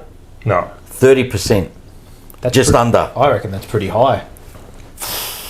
How many players would kick goals from 55 metres out as a percentage? Not many. I don't know. The wheel and go. I think it's like under 20%. But does it tell you 3 out of 10 work? So to look for an option? Yeah. Right. And then I just had set shot accuracy. It's low percentage play. Yeah. Correct. Then I had set shot accuracy this year. So I think it's the next one. So set shot accuracy. Same thing, key forwards, minimum 10 games. So I think this is X score per shot. So this is how much I think they will score per shot. So you got Karmas, who's the highest here. Then you got Ben King. So 4.2. Right, and then we'll just go down the graph. You got all the big names are there. The only names that are under him are Charlie Curnow, so he's got 3.2. Tom Lynch, who's been non-existent. Taylor Walker, which is surprising to me. Yeah, that's surprising. And Darcy Fogarty and Jack Gunston. Right. So he's with those 3 players. So this is lining up for goal and what is expected to score. Okay. So again, bottom metrics. I mean, I went through all of them. So his expected score is low. Yeah. Is that what you're saying? Yeah. So per shot, his expected score is low. Yeah. So that just tells you that he's getting shots from areas that. Well, yeah. I'm yet to see. I want to get a graph. I'd love to see. I don't know how I can get this data. And this is what I was saying is that. But I'd love to see where he takes his shots from. Yeah. Right, so angle-wise and in front of goal, I'd love to get that and break it down even further. But just on the metrics and seeing with my eyes too, he had a filthy year. This year's been terrible, man. He's been abysmal this year. So even kick 30 goals is fucking outstanding for him this year. He's missed, from memory, I reckon I can count maybe 5 or 6 times where I've almost stroked the goal in the record book thing. And then you look up 5 or 6 times. I reckon I've stroked about 15 to 20 times where I go, he kicked this the last 2 weeks. I promise you, I said, how many times we had the foot, I go, he'll miss it. First shot of the game, I say he'll miss it. Straight the last 2 weeks, he's had the first shot of the game. Not even close. Yeah, they were just terrible kicks. The 2 that have stood out for me have been, there was one against Sydney. And then there was another against Port Adelaide. That the one that went from it was on the right to... Yeah. What about Collingwood? Collingwood, did he miss? The first shot he had, he missed it. It's about 45 now. Directly in front. Mate, come on, man. And that was important. Mate. If you're giving those shots to Jeremy Cameron, Yeah, bloody. Oh, I know, yeah, but I mean, obviously. But a lot of them, even Ben King. What I'm saying is that if you're looking at, so his expected scores per shot is lower than a lot of those other players, which tells you that he's taking more difficult shots. I this understand. Year. Well, then what is that? Is that him not putting himself in the right position, or is it him and the whole team not being set up properly? But is it him? You're saying him being in a difficult position? Are they? I don't know if they are. I don't think all of them are in a difficult position. To my eye, from this year, he's taken. Look, there are goals he's missed that he should have kicked, right? But all forwards have that. No, I'm not saying. Yeah, no. But to me, to my eye, I see him a lot higher up the ground. I don't see him one-on-one deep in the forward line, and even when he is deep in the forward line, so whose fault? He's having to wrestle 2 or 3 guys. See, if he's not in the forward line and he's running up the ground and he's getting a lot, and especially the last 2 weeks, getting a lot of ball up the ground, yeah? What's going on there? Like, whose fault's that? Like, what are we doing here? Yeah, but he has to. We're so deep in defence that if he'll be disconnected from the game. All right, I understand. I'm not saying it's his fault, but I'm saying what's going on then? Like, if he's taking marks in the back or along the wing and that, if we got Harry there, I can understand half the time. You know what I mean? But far out, a ripple effect everywhere. That the midfield doesn't win their battle, then you're playing out of your back half the whole time. Then it means Curnow is away from goal, and then our transition is poor because we play with 16 blokes behind the ball because we don't trust our back 6 and 7, and because we're playing within ourselves. So you start to sag back, and then it just has a ripple effect. So we've got a shit fucking system. Well, it's just everything. Well, it has to be. Well, and it's a question that I continually ask: is that he's top 6 for shots as well this year, mind you. He's what? Top 6. So you've got Cameron, who's on 89. Yeah, of course he is. Georgiades on 87. He would have to be, yeah. Jack Gunston, 74. Be worried if he wasn't. Well, yeah, obviously. I'm just saying. Yeah. Ben King, 69. Phil Thorpe, 66. And then you've got him. And he'd be targeted probably 75% of the time. Is that right? Do you also find so he's probably down? Yeah. No, he is down. The numbers prove he's had a down year. Do you also find is it his fault? Yeah. Oh, maybe to a point, yeah. Do we help him? It's him and coaching. Yeah. It's combined. Well, you have to. It's combined. To me, more of a percentage of his form fall off is because of the way we're coached. But even if you go back to 2023, the whole world came out for Harry Mackay. He's kicking. Like, why aren't we doing it to Charlie? Or why aren't they doing it to Charlie? I think they are in a way. But it's more his. It's because the results are not going our way. So we are. You just come out with 4 fucking donuts, so you're coming for him too. No, I'm not talking about the fans. I'm talking about all these footy experts. The fans. I understand, but what I'm saying is, I think he is copying it a bit. It's more along the lines of, well, how many shots is he missing from 15 metres out directly in front? Or how many shots is he missing? Well, not 15, but let's say 20 metres 30, out slide 30, angle. Is he missing on multiple occasions? That'd be interesting, because if it's anything within the 30... To me, my eye is he's taking harder shots than I've seen him take because of... Well, first of all, he shouldn't be taking those harder shots. Again, that system, why is he taking shots from 55 out? Why? It's like, not many of those forwards do that unless they have to. Even the big forwards that you see, the ones that are playing well, they're always looking for someone, and that it does come down to system. I do understand. You know, is there anyone leading? Are they leaving corridors for people to run into? Genuinely, I think he needs to get better though. He's said shots throughout his career sometimes have been wayward. Not always guys gun barrel. I don't think he's the greatest shit. He's not the most. That's why he probably wheels and goes a lot. But he used to be. I don't think he's ever been the greatest. Would you ever say he was our greatest shot? Nah. You would never pick him for one to take your shot if you needed it to win the game.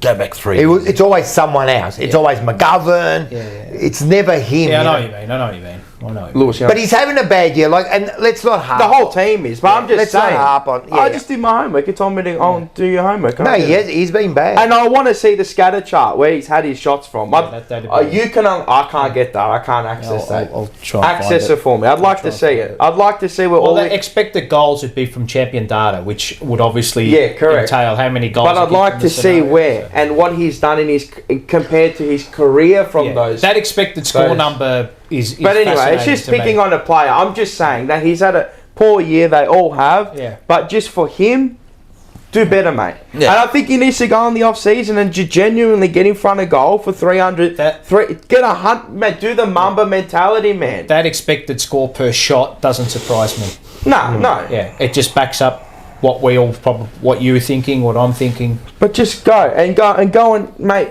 Just go out there, 200 shots a day in the off season. Just set shot, routine, kick it from everywhere. I think it's on him. Like if his set shots are like bad, it's on him, man. It's on him. That's one thing he can improve. Well, we know that he has the class. He's got the class. We know how good he is, and that's why we're vocal. Yeah, because you expect more of it. That's the standard he set. Can we, and you move into next year, can new people around this group get more out of it? Can we get more out of everyone? Current players we've got there at the moment? Because there will be players moved on. With a different system, I believe we can. Well, definitely we can. And with a different system, and I still believe, and I've been saying this for a while, we've got to split up that group. Yeah. And I'm not saying they all got to go. It will be this year. Yeah, there's got to be a shift. It will be. There has to be. Let me just go through some super chats. Sorry, Aiden, $7.99. Will next year be another sugar hit and we shit the bed, or would it be different, Paul? I think you're going to say. No, it will be different because it is going to be different. Aiden again, thank you for the $2.99. Thoughts on TDK's lung issue that footy. The larynx issue. The larynx. It's true. Bocheck, $20 unnecessary. This is for Paul's Mustaki growth cream. Progresso, number 1. Oh, mate, how good's a Progresso? Oh, my God. Petra Card, member for 28 months. Legend. Freo and Hawks, even stats, except Freo, 103 tackles. Sorry. Yeah, they had 103 tackles on the weekend. Fuck. Who? Freo. Really? Wow. Yeah, I was watching the game. I looked up. Fuck. 103 tackles. I was talking to Barbaza, Paulie, and... you look at Brisbane's tackle count the week before against Port Adelaide, I think it was about 35. And he kept making mention of it during there. He goes, you watch. They'll make it a focus at training this week. They doubled their tackle count against us. Always. Class outfit, mate. Great team. Hawks. Again, no. Brisbane. Do they do anything... Like that McCluggage goal was brilliant, right? But do they do anything where you're like, they just do the basics. They do the basics. Right. They fish those handballs. How many times out of a contest was it 1, 2, 3 handballs, untouched, clear, away you go? But they run in waves, and they know. But even like to Fagan's credit, last year when they were going down with injuries, he came out and he played Logan Morris. He found, hey, you know what? I've got a footballer here. Now, Logan Morris probably played from round 5 or played 13 games. Yeah. We had the opportunity, like let's say this year, if we talk 2025. Or 18 games, sorry. The Adelaide game this year, we could have blooded one of the Campo boys. All right? Well, we did. We burnt him in the first round. No, but the Adelaide game. Yeah, I know. Yeah. So we've got this thing where we bring him in when we're desperate, like last year. Well, it's not even desperation now. It's the season's pretty when much done. So it's like you got. Whereas when we try the tried and tied and tested because we're desperate for results. When do we bring in a kid and then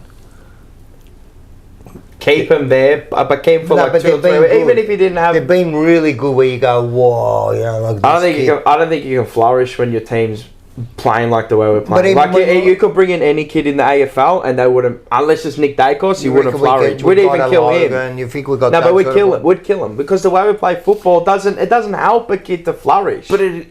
Unless he's a contestant. Look, even the players that we bring in, right? For example, Carroll. Don't get me wrong, Carroll's been alright, but still looks like a kid, man. Like, yeah, I know, but he is. I know. The only players that flourish are the ones down back. They bring in their kids at 18, 19. They look like they're ready. Just through my eyeballs, they just look big. They look ready. Yeah, but the system allows them to look good too. It's always allowed. Everyone. But it's fact, because like when you got it, like Farrell gets the ball like 15 times. All of the backmen, they all flourish because the ball's coming in and they look good. But you don't want that. Your backmen too. I don't want that. When's the last time we got a young kid coming in where you go? You could probably put like a Moya in one of those other teams, like a Collingwood, whatever. He'd probably kick 3 on debut. Maybe, but you get like a Moya, yeah, he's okay. You know, a Lord, yeah, he's been good. I think Moya can be a very good player, but he's just all mental with him. For me, that's it. I agree too. That's it. He's got the skill set, and it's just hard work. I reckon he's gained a lot of confidence in just the last 2 weeks in the way he's played. He must open the game soon. Yeah, you can see it. Might be this weekend. And above the shoulders, like.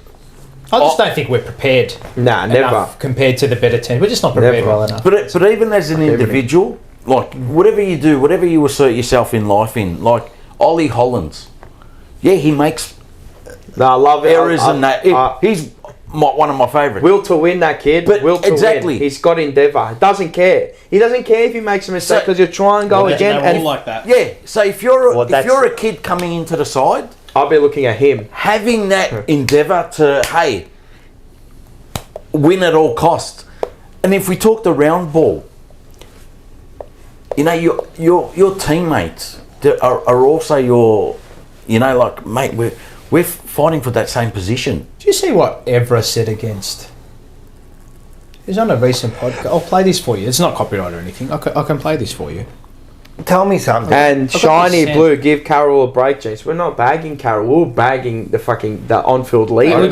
We're wrapping Carroll up. And I think he was probably alluding to what Rocco said about being skinny and that. We're not bagging. We know he's got to fill into the body. Our mindset and mentality is that most people are having a go at younger players. Our elder statesmen, our senior players have been terrible this season. It's been a disgrace. And they don't cop it. And they don't help him. Everyone has a go at Frankie Evans, Jesse Motlop, all these players who were... Ollie Hollands cops it everywhere. What about the players who are on $1 million a year? I know. They cop it everywhere. My go about Carroll and that is, it's not on him. I'm saying when they come in... But are we desperate to bring him in because of that? And that goes to his point too, is where there's no one else there, and he's underdeveloped. Well, what I'm saying is that they don't look ready. I know. They don't look ready. Do we have a team of men like this? This is what Patrice Evra said. Oh, I saw that. United were in their heyday. Yeah. Right? Fuck, what a winning team. everything. What a team. It was the twilight of Fergie. Sort of that 08, 09, 2010, they're winning Champions League, winning Premier League, Rooney, right? Rio Ferdinand. This is what Patrice Evra said, right? Have a listen to this. We were bad people. To be honest, when I think about that, I want to apologize to all the youngsters. They come training with us.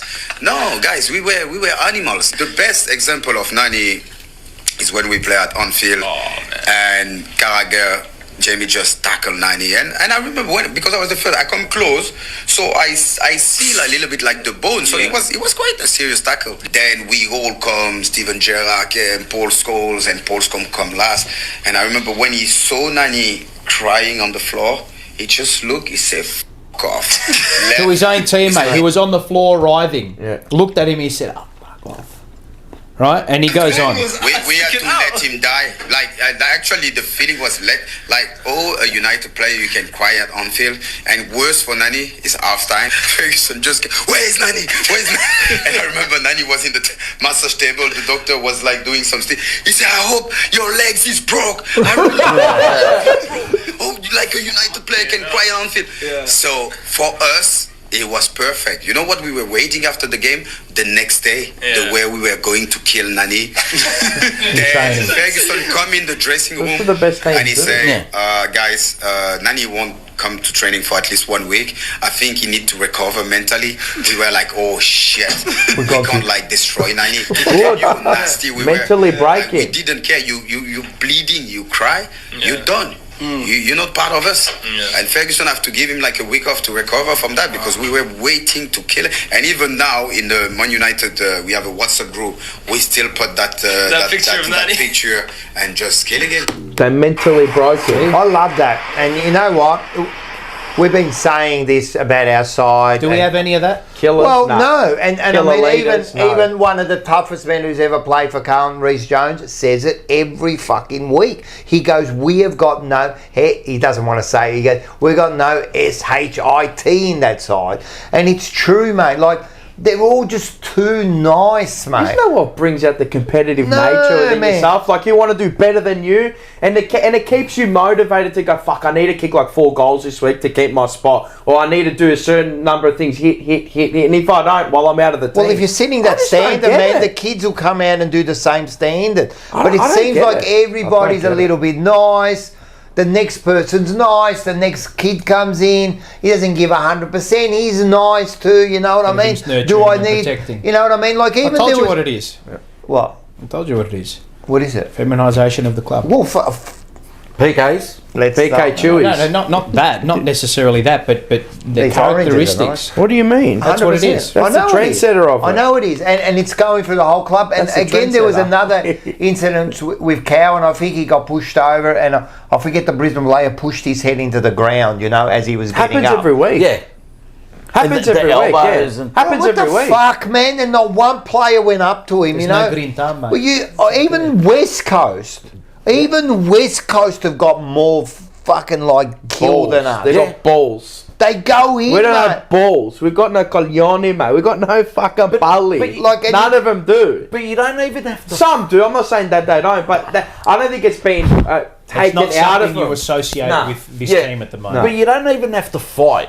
Like if you go back, not punching on. If you go back to Fev's era, where he came out, if I'm going for the ball, and you want to stand there, well, you're going to hospital because my knee's going straight through your back. Had a moment. I don't know who it was. No. This year against Brisbane. Oh, where he backed out. It was sort of like the Brisbane player was sort of there, arms up to get the ball, and Wiedering sort of just he could, and I just turned to him. I was with Adrian. I turned to him. Oh, it was this. It was the game that just went by. Oh, belt him. Not. Go through him. You got to go through Smash him. Because then he fairly. No, he could have grabbed him and smashed him fairly. Smash him. But then the next time that person goes, fuck it, I'm going to get hit again. I'm 100%, man. You put the fear of God. It wasn't in a where the play was in a completely we're vulnerable not saying position. Kill him. Where like you could get, but it was a stage where the guy could be crunched, body on the line. He just didn't. But it's also, you know, like the toughness isn't also just like when we go smash him, fucking smash him. Like we don't mean kill him. We mean like hard at the ball. Beeline towards. You know what I mean? How many players are really hard in the contest? Ollie Hollands, Cripper, you know, will go in hard. But the rest, are they really hard players? It's not even that. It's just being completely engaged in what's going on in your surroundings. You gotta. That ball has to be your only vision out there. We've got a lot of introverts at the club. That's a lot or all. Yeah. Andy, thank you for the $2. Morris is a hottie. Ask him if the earth is round. Oh, don't start. We're not going to start on that, but we'll save that for after the show. Thank you. That's a good one for him. Sorry? Do you think they're flat? I've been paid to tell you you're about coming flat on. Earth. You're coming on unfiltered. We're going to have a chat. Michael Chadvolo, thank you for the $2. We have a team of nice guys and no characters. Yeah, always say. We say it every week, but you can see it with your eyes when they play football. You know what's a pet hate of mine? Like, you go on social media, and it's like these players, and I know some of them are young and that, but we're here for football, and you see them like googly faces and like, what's your favourite this, what's your favourite that, like, we're in crisis mode, right? Where we go to the football, we rock up, day 2, day 3, we're still talking about football, how we're going to fix And we're trying to fix their issues. Yeah, and then you got the players not coming out speaking about the game, just sugarcoating everything. Oh yeah, does pineapple go on pizza? I don't give a fuck. Well, Wiedering finally admitted that the defence is not good enough. Oh, really, Jacob? Oh, thank you. It took about 18 rounds. Because they had time on their side, and the numbers suggested that they were doing things great to a certain point of view defensively. They almost fooled him. They analysed it completely incorrectly. They tried to sell that, which if you had two eyes that weren't stitched on and weren't painted on, you knew that we were half cooked, right? But now when it's all over, you've come out and said, "Oh, we need to well, I can tell you that 8 months ago we needed to defend a lot more efficiently and better." But it's like they almost brought into their own misguided analysis. And that's my concern, is that the people telling them these things got this completely wrong.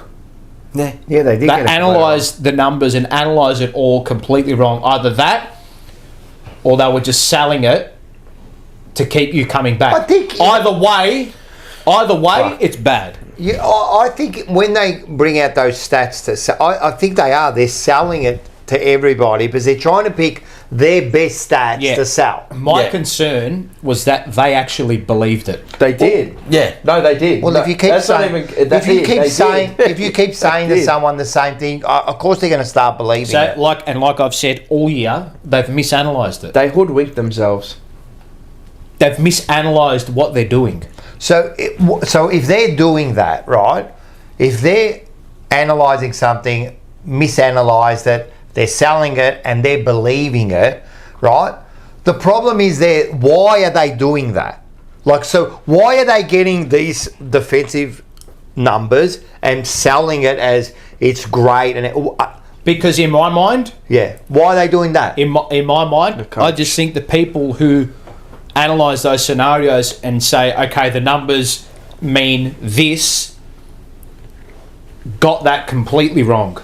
I understand they got it wrong, but why? So there should be someone looking at this and going, no, this is wrong. This is wrong. But there should be people look at if you're. But there's not. Yeah, but if you're selling this, let's take the defensive part of it, right? That you keep talking about. They're saying, oh, these defensive numbers, they're fucking great, and they're starting to believe it. To me, they're doing it for their own benefit. Yeah, but they are. But for their own self, not for the team benefit. It's for their own benefit. So the problem is that they failed to realise that, oh, hang on a minute, it's also to the detriment of everything else around us. So who's doing that? Who's doing these stats that are making our defence look good, for example? Who's doing that? The club analysts get all the numbers in front of them. The coaches, the analysts look at the numbers. So they get the numbers. Then who's selling this? Well, the coaches make the final decision. Yeah. Well, if the coach... they are incompetent. They misinterpret the data because the data says our defensive numbers are spiked, which means we're defending well. Yeah, wrong. But you failed to provide the context that you defend with 16 players, which is to the complete and utter detriment of your team. But because that's incompetence, isn't it? And people, why do people keep talking about our bad kicking and how inefficient we are? I understand. I can tell you why. The almost direct correlation to that is how we defend. Yeah. Defence. The reason we struggle offensively is because of how we defend. It's not a definitive thing, but it's a big makeup of it. A big makeup. Defence and offence are correlated to a degree, right? 15 blokes behind the ball, man. Yeah. Good luck. But this is the thing. Good luck trying to run it out. Do we have the greatest users in the world? No. Do we have surgeons ball in hand to a point? Not really. No, we haven't got some good football. I think we've got some great kicks in the... How come we don't utilise it? Last year we could kick. The year before we could kick. What happened? What happened? Do you know, like, thinking... All of a sudden they can't kick. But you know, like, thinking about that, if you go back to... And I hate referencing back to 2023. But it's still a nucleus of what plays today anyway, so you can. We played with... when we had that patch, we played with 3 wingers in Akers, Doherty and Hollands. Yep. And Cottrell to a point too. All right. And we had that run and spread a little bit more, right? That got taken away. And I know that we're lacking depth in regards to our mids now, where we've only got Cripper, Chera, Hewitt. Yeah. Right, Walsh has gone down, and that's why they've had no choice but to put in the Motlops and the Moyers and that, right? But it's got to go down and like much deeper, right? Like my concern is that everyone, like Hewitt, fantastic. Why is he continually our offensive outlet from a midfield scenario? Why is he the guy? Why are we set up in a way that he's the guy getting the ball at the end of the chain? Yeah, it's definitely why is that? Yeah, it's the wrong way around. Like, I like him as a player, right? To me, he's an upgraded version of Ed Curnow. Yep, that's how I see him, right? But to me, the way I look at it is, how are we set up where he is the guy getting it 35 times a game, being our kick inside forward 50 often, being our offensive kick and offensive user often.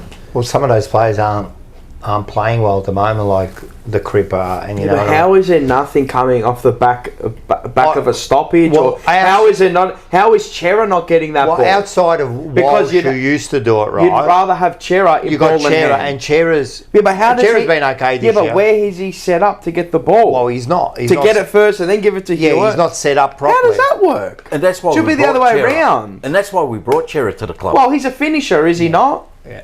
He's how many times did... Well, he's the one who should be delivering inside. There was so many times where Brisbane would come out of the middle or get out of a centre clearance and they just hit up 40 to 45 out, either left or right half forward, with space just... They just because our halfbacks rolled up. The fullbacks and the back six didn't have that... Disconnected. They didn't have that... They didn't have that willingness or confidence in them to press up into that space, with the fear that they'd leave their opponents out the back. And that's what I talk about, that separation in the lines. That the halfbacks sag up because they're told to, the defence settles back, and then you've got that gap in the middle. And that's where Brisbane kicked to the whole time. Can I... it's easy to exploit when you're not... Can I challenge you on this? Are we good? Why we're a bad kicking team and why you think that this year, but we were a good kicking team? Mm-hmm. I'm gonna challenge you on that. Okay. And say... We are a bad kicking team. Mm-hmm. We're a very bad kicking team. Mm-hmm. When we kicked well in the 23, I say we were playing well, right? Yep. We were playing well and there was less pressure on us. It's like in training. Yep. I can hit a target every single time in training. Yeah. Now that the pressure's on them, they can't execute. Yes, so that tells me that they're not good kicks. Yeah, so and you look at the good pressure. I know what you mean. That's a fair case. That's a fair case, yeah. And so the good side, you notice under pressure, hit those targets. Yeah. Imagine what they do when there's no pressure on them. They'll fucking throw it down your throat. So there is an argument. Yes, it's got to get better that, and maybe it is. I think it's somewhere in between the two. I think they're not as bad as like everyone's saying. You can also help yourself with a game plan that can free up. That would help them, yeah. So and allow to kick take away that pressure. Because Kerno keeps saying we keep kicking to congestion. Oh, of course we do. Obviously. Yeah. But fatigue plays a big part in that too. It does. Of course it does. Yeah. Of course it does. And then like a team like what we've been playing this year. Can you work hard enough to make the easy option? That's what I always say. That's the other thing. How many times do we have the easy option? That's another question. Well, that's the other question. There's not a lot of times, no. And even like the stupid little things where... not stupid, but if we start to instill and embed where we're blocking and protecting, it means the ball carrier's not getting tackled. Yeah. And they're not getting those... They're doing that at the moment. And they're not getting those hits on the body. So in the final quarters... They're not sore. Yeah, I know. I know what you mean. No, I agree. What do we got, Rob? We've got a lot of work to do. We got a lot of work to do. Yeah, we do. A lot of work. Everyone's kind of... I know it's disheartening, but the change that we have needed... That we probably should have had, looking back, it's hindsight, is coming. Whether it's too late, I don't know. Do you think it's really going to come that big? Yes. Yeah. Absolutely. Yeah. Has to. And it will. Yeah, you got to now. Coach and player wise now. It's been 4 years, mate. Everything has to. Yeah, but it hasn't, we're back to square hasn't one. even been it's been longer. You've had the playing group for longer, but you've just had that 4 years with the coach. He had them in their prime. Well, and they're probably whatever a prime is. But I'm just saying he's had their players where they're well established now. But he doesn't have kids anymore. Look, and this is what, like, obviously I work in media and whatnot, but I haven't heard at the moment a credible argument, proper credible argument, with the way we play, the evolution of our team, the players that we've picked up to a certain point, to keep this current senior coach on.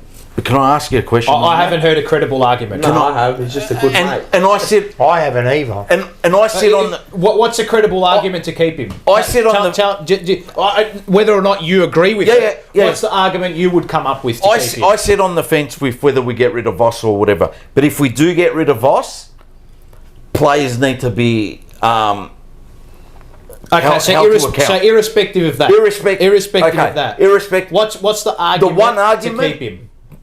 Not to keep him. The one argument, the question that I would want answered is, a year ago, when we were sitting second on the ladder, 6 points clear, with basically the same playing group, what changed? Because if he lost the playing group this year, all right, why did he lose them? And why were you outright second last year with a few rounds to go? And at that point, we were also the premiership favourites over Sydney. Equally 450. But see, that's again, there's no argument there to keep him. No, but what I'm saying is, like in the space of 12 months, what's changed? But how is that an argument? I'm just saying, like, how's that an argument to keep him? Oh, he was good enough to get you to second. Yeah, but we didn't get to second. No. Yeah. At that point, with the same game plan, the same playing group. So, and I get what you're saying. Yeah. I get what you're saying. So it's there this year. What's happened? He had a full list start of the year. He had a full list. Like until like round have 13. Have injuries this year been an excuse for 6 wins? Absolutely not. Okay, so then where's the credible argument? I'm not having a go at you. I get that. It's just the argument. I cannot see a credible argument at the moment. I think to keep him on as senior coach. Chance. I can't see it. There's People come out with the. I don't see an evolution of the way we play. I don't see an evolution into other players getting higher output compared to our senior players. I don't see. I just don't see it. I see positional changes. I see personnel moving to different roles, but I still see the same roles being played to a point. I completely agree with you, because this is the point. Even though we were second, flag favourites and all that, a team must continuously evolve. We haven't. Through the year, completely agree. from one season to another, even throughout the year. And to me, we were playing well, but we got found out. And he wasn't good enough to evolve to counteract that. You watch teams, Collingwood and that, they're always slightly evolving. You're telling me that there was nothing he could do in round one? Oh, don't. He could not pull a lever or two to stop us losing against Richmond when we were 41 points up. The decisions that were made in that second half led us to conceding, 10 goals? The last 10 of the last 12 goals we conceded in that game. Yep. Right? Against Richmond. They were. And I can tell you now, from that moment to going to 0-4, nothing changed. We played the same way. 100%. But you know the other mentality? This was my point. But the other thing that we've got to look at, right, and it was spoken, like some mates that we've got, and we always talk in that, right? What did they say after that loss, the players? Oh, it's only one loss, you're going to lose. Yeah, then they said it after the next one. Yeah. Then they said after But who said that at the start of the year? Voss did. No. Who said that? Cripps. Oh, we might lose. We might lose. We might lose a few. But we might lose 2 or 3 in a row. And I'd rather you just come out and shit talk. And what did Harry say? We don't want to lose any games. Yeah, no rush. No rush. And on your question before, the flip side to that is, and like I said, whether Voss stays or I just want the best thing for that emblem. Spot on. Right? Yeah. It's not a Michael Voss thing. No. Yeah. Is Harry Mackay worth $1.1 million? Is Charlie worth that? Everyone's probably going to say no now at this point in time, aren't they? I would say yes. But when they got given the contracts... I would say yes. I'm going to counteract you and say yes, they are. This is the thing I'll say. Because they're $1 million players. When they got given the contracts at the time, no one said, oh, why is Charlie on this? Why is Harry on that? What? We were all lock them away. Yeah. The market rate is what they want. Let's be serious. They've had one bad year. Yeah, I know. So you can't really are they worth? Yeah, as individuals, get big forwards like that. Of course, they're worth $1 million. I get that, but before you blink as well, too, they're going to be 29 next year. Yeah, but this comes to the point of Michael Voss. So what has he done to get them to a better point in their career? Because everyone can always get better to a certain extent. Yeah. So how has he made them better? Well, Richmond finished 13th the year before they won their flag. Yeah. And how has he made them better? No, I'm not marrying up the two. No, but we finished 13th. No, I'm not marrying up the two. We could finish bottom 4 at this rate. Yeah, we will. Be a typical Carlton supporter. But next year we've got Jagger Smith coming into the side. Well, that's gonna it's gonna help. It's gonna help for sure. Yeah, but how many games are you gonna get out of him in a year? You know what I mean? You might get 20. Are you relying on another 18-year-old? No. What I'm saying is, it's got to be better. If you're getting a kid like that. Yeah, but again, you're bringing him in. You've got to help him too. Yeah. He can't just have the. No, it can't be just one player and we're all of a sudden a premiership. Us missing the 8 this year at the start of the year, and Kane and Kingy said that he expect they didn't have us in the 8. Yeah, there's a few. And I tweeted, I said, Buckley as well. I said this won't be as big a surprise as you would think. I thought if we missed the 8, we'd miss by a hair or a game or two, and you think, okay.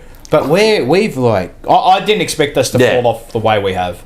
I had us really start of the year 10 wins max. But it's like a curse. We won't even get that. We'll get 8 wins max. It's like a curse because any other year you turn around and say, up until last week, our first 2 picks were 7 and 25. Hawthorn are laughing. They've got them. But then on the flip side, we've got Jagger Smith. Yeah. No, I get that. What I'm saying is, next year. Well, for next year, when we've got all our picks back. Yeah. If we finish 13th, at least we got some decent picks. Whereas this year we've fallen flat. Yeah, but you can't. And you've lost. The coning is the insurance policy, and that's got to be the coning and maybe another player or something. It has to. I don't think they'll split it. No, I don't like the splitting of draft picks. They have to if they want Harry Dean. Yeah, that's the issue. You have to. And I read an article. I don't mind it. Whatever we try. Look, again, Nick Austin, I think he's done a good job, a very good job up until this point. You reckon? Yeah, I think he's drafted the right players. Because when did he come in? About 3 years ago? No, longer than that. What, 4? Yeah, 21. So he was nearly at the start of this. Yeah, he's made a few. You can make errors, but you can make a lot of wrong. He's made a lot more right than he has wrong, I think. Yeah, it was. Yeah, well, how do you know? These players haven't even finished their careers yet. No, but you tell him. I'm just going draft wise. Yeah. With the kids that he's drafted, I mean, it's with Agresta or whatever as well. But with the kids that he's drafted, I've liked. Yeah. Have you how many have you really disliked out of the kids that he's drafted in his 4 years, off the top of your head? I'm not going to go through them all, but the top picks we've had. Mollop. You don't like him.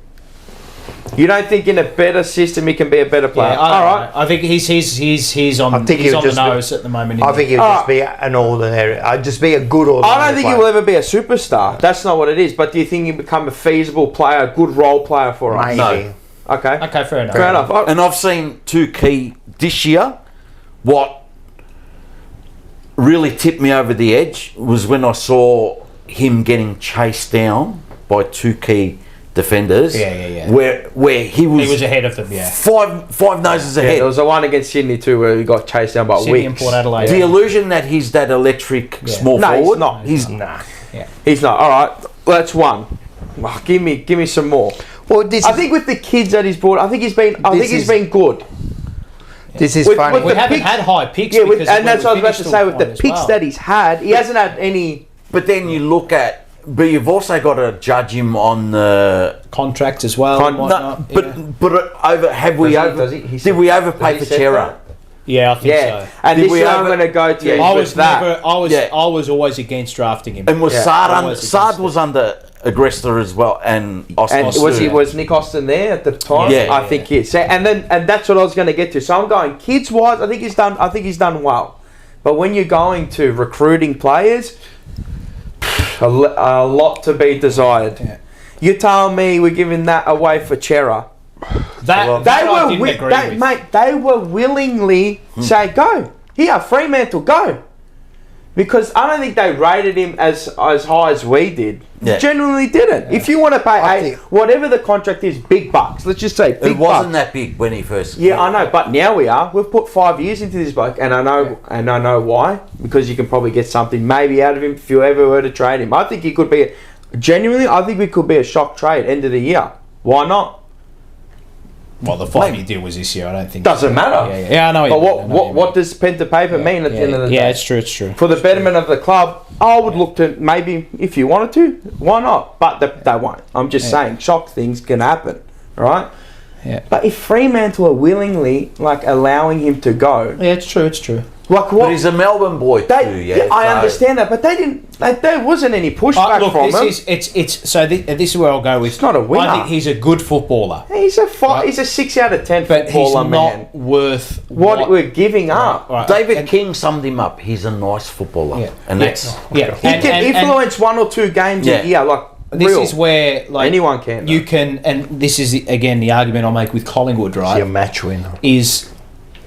That's what I kept saying. But he was in 2023 before he got hurt. It wasn't a match but he's not like that. Like every week I'm talking fuck, he can turn it on. He would have won our BNF that year.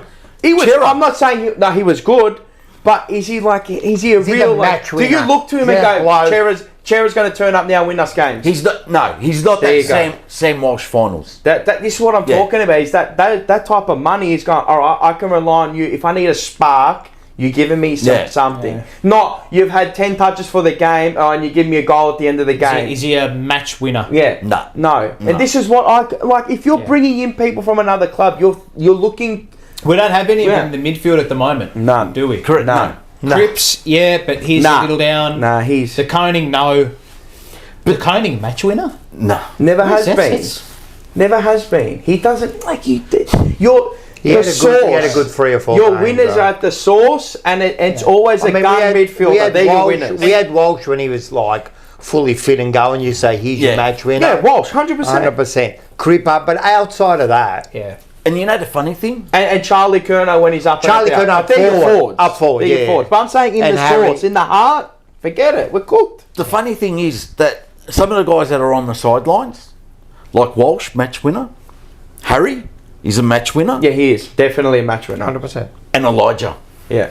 Yeah. But he's cooked. He's done. Yeah. He won't play again. Yeah.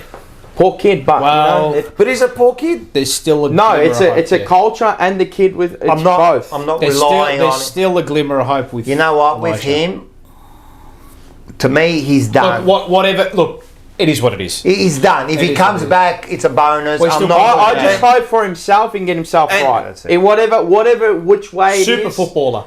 And talented. Again, a talent can only get you so far. And Mars, you asked me a question before on Austin and Agresta, right? Yeah. In regards to, I'll tell you where they did the biggest injustice to the Carlton Footy Club. At the end of 2023, okay, when we just fell short of getting to that last dance, they didn't do their due diligence in going out into the market and getting some talent, some high-end talent in. Who was there, but? No, there's always someone. There's always someone there. Do we have the picks? What? I'm saying who was there that first of all that we could get free agents, any free agents, and wanted to come. The only one is Houston, which who do we draft in 2024? Who did we draft last year? Check it, I can't remember off the top of my head. But in saying that, like we went. The year before. Was that what did we bring in? Yeah, it's his first year. This year. What did we bring in? We brought in a bloke that had question marks over his head and was a gamble in Elijah Hollins. Yeah. And Fantasia. They were your two inclusions into the side. Because we went all at the end of 2023. What did we bring in? I can't remember. That's what we brought in. Elijah and Orazio. Yeah, and they recruited and they took the 2024 draft. Do you want 2023 draft for 2024? So it's a 20. Well, wasn't that the Billy Wilson? Yes. Hudson O'Keefe. Correct. Moya. Yeah. Moya. But I'm looking at free agents, to be honest. Who could you have brought in? I mean, I look at, I don't know, fucking Adelaide. Oh, there's a few restricted free agents. Not really much. I mean, you got Himmelberg, Ben McKay we didn't need, Dixon, no, Gresham. They were restricted free agents. Then your free agents were like Taylor Walker, Rory Sloane, but I think he did do his knee. He did. That was cool. There's no one really available. Nah. The whole thing. Maybe Zorko, but he would never move there. Never. No. He would never leave. Never leave. But you're only looking at the unrestricted. No, these are. Or no, you're only looking at the free agents. I mean, like there's. There's players out there. We didn't have the picks to facilitate that, though. That's the problem. We had futures as well too, and realistically, we were the team that we had the world on fire. Yeah, but who are these players that we could have got? Like, who are they? Like, you're saying we didn't go out, but were they there? Yeah, that's the thing. Like Houston was there, but again, Houston's the only one. Like the Houston thing, I didn't want us to do that. No, but he hasn't been like he's been okay. Yeah, of course, I know. I know what you mean. We could have made a few different moves, been a little more aggressive at the end of 2023. You can say that for everything, though.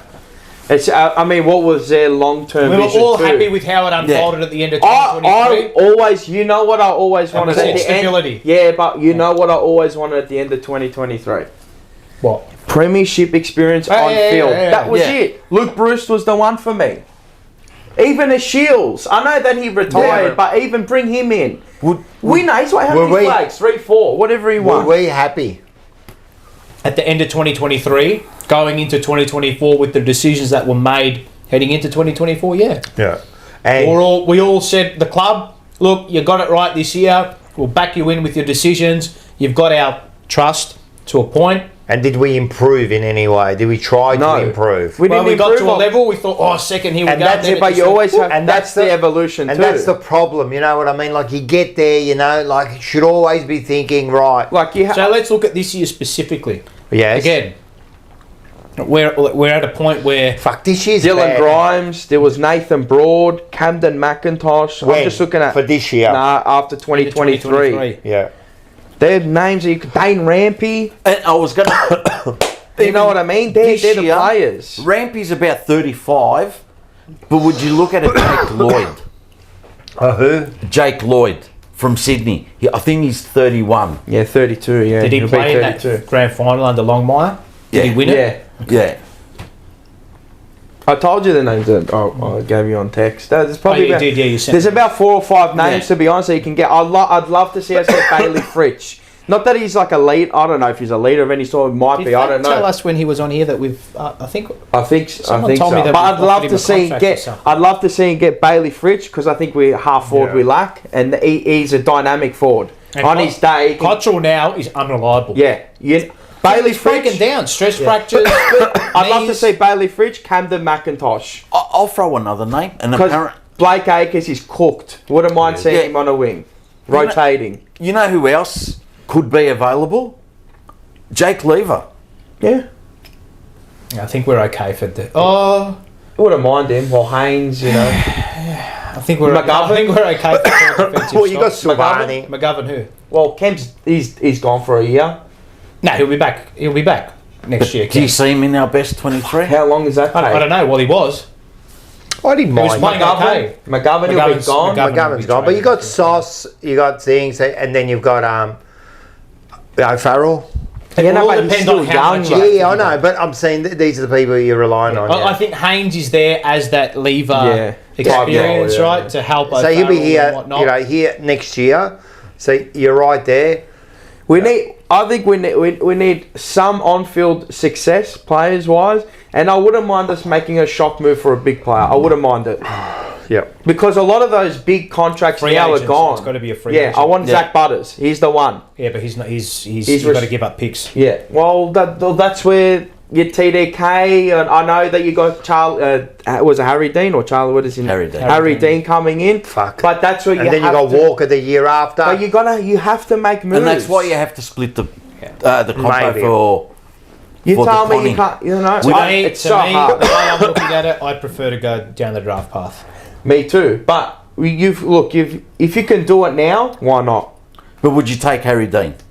Yeah. No, you have to take Harry Dean. So, absolutely. And the reason why you have to split the compo, and he's a defender too. Points for him. You need the points. Because I think the pick that we get at the moment, if it's the one pick 8, it's about 1,400 points. Yep. Yeah, correct. You need 810 points, I think. But they're saying that Harry Dean's going to go in the top 15. Mm-hmm. All right? The points that we currently have now come to it's like about 530 or something. Yeah. I had a look at that, yeah. So if we're going to be paying overs if we don't split. Yeah, which we probably will. Yeah, and then we'll use that first round pick on... We may get a senior player, or we may... I reckon they might go draft again. I reckon they future it maybe. Well, I reckon I don't know. Future. There's options there. But then again, they're thinking about Cody Walker. The TDK pick opens up doors. Yeah. But this is where I think a second player that we can trade comes into it as well. Yes, and that's where and that's where I think a big 3-team trade could come into effect. I don't know. I'm spitballing, but it could come into effect. Let's say a Harry or a whatever there is, and then you can get maybe a Butters, and the magnets move around. I think Butters is it's a big outside. Wherever he goes, but when he just played like us, Big 3 was a big outside move. Yeah, I don't think it. When he played us, he called us, "You are fucking shit." He said it in our face, man. Like, imagine. But I don't think that move's going to happen. To be honest. Me either. But like being creative, like. When Neil Bullen was at Melbourne, they could have got him. You never thought anything of him, but have a look at the impact that he's having on it. Look at the impact he had at Melbourne. He was just a good player at Melbourne. But he wanted to move back to SA, so even Jake Malcolm to a point. Like there's some good players out there. You just got to try and find them. They don't have to be stars. No, this is what I mean. Like Camden, Bailey, but you know what? The main thing here is, I believe, coaching. Staff's got to be changed. Oh, what? And the head of development, Brad Ebert, gone. It will be. Before you Brad get all Ebert these players, seriously. All those old Port Adelaide heads, but they'll all be gone. But the first one, #sack Brad Lloyd. He's already signed, sealed, delivered, waxed. But we all know that. That's nothing special. Yeah, I think that's the big move. People can back Voss and all that. Let's be serious. To me, I saw a comment by John Holden before that said something like, under Voss, the list has improved heaps. And but see, this is the thing. Has it improved percentage-wise? Can you allot more of the percentage improvement due to coaching, or just the players becoming physically stronger and more our answer, because we've said it many times. To me, I feel the percentage factor Voss has improved the list by towards... shitloads. Yes, we had a horrible year in 25, agree, but every single premiership side has a bad year heading into their flags. I disagree, because we've had a horrible year. I think we've had a horrible 4 years. We made the preliminary. But chaotic. It was the chaotic last 12 weeks, you know what I mean? And then we had it. All right, so everyone then says last year we were second on the ladder. To me, that's a horrible year. It was a horrible year. The way they ended it. Well, if you're second, 6 points up, you're premiership favourites, and then you end up falling into the 8 because another team We were lost. still there with And round then 20, round was 20 60 or to- top 4. And then you were 60-0.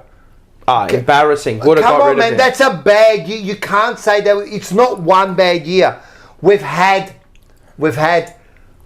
12 good rounds. Every single year, right, under Voss has been the same. Yes. Just one Spike in momentum, drop. Yep. Spike in momentum, Well, that's a 180, drop. 180, That's a- 180. And there have been fine because when you play that and when you're so volatile, you're playing with margins, right? We missed the 8 by percentage one year because we relinquish 8 goal leads, Yeah. right? Then the year after, it goes our way. 100%. It goes our way. The year after that, again, spike, and then Fall away. Insustaining. Yeah. You can't And what happens sustain this that. year?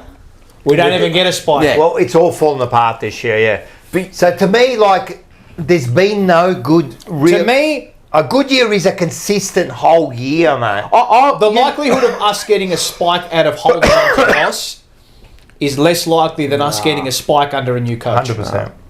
Personally, that's how I see it.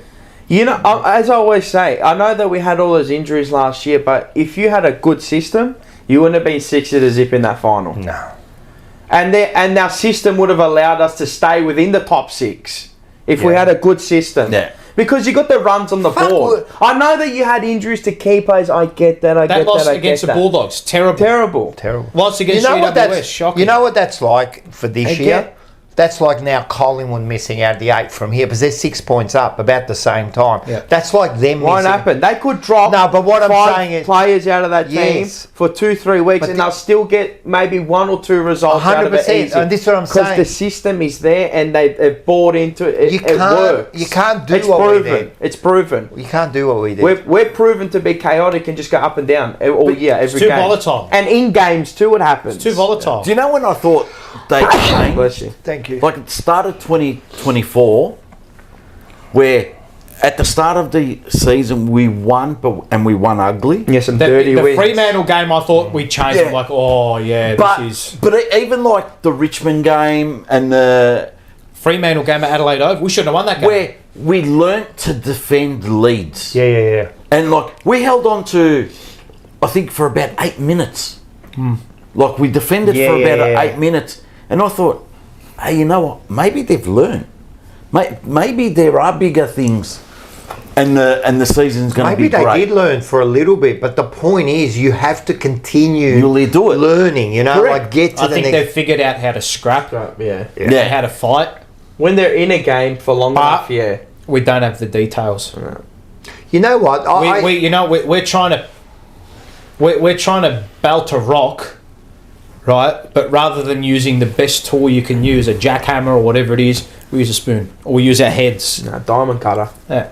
Have you hearing any legs on the Jimmy Bartel run? Well, give me 1 sec. I'm going to let me get through these let's get super through it. chats. Slobo 299 CFC players are the biggest soft kowalks in the AFL. Thank you very much. And then we've got Aiden who comes to this point. Yeah. Thoughts on Bartel's comments? My bad for spamming. He always No spams worries, all all Yeah, love there's big legs to it. There was about a year ago.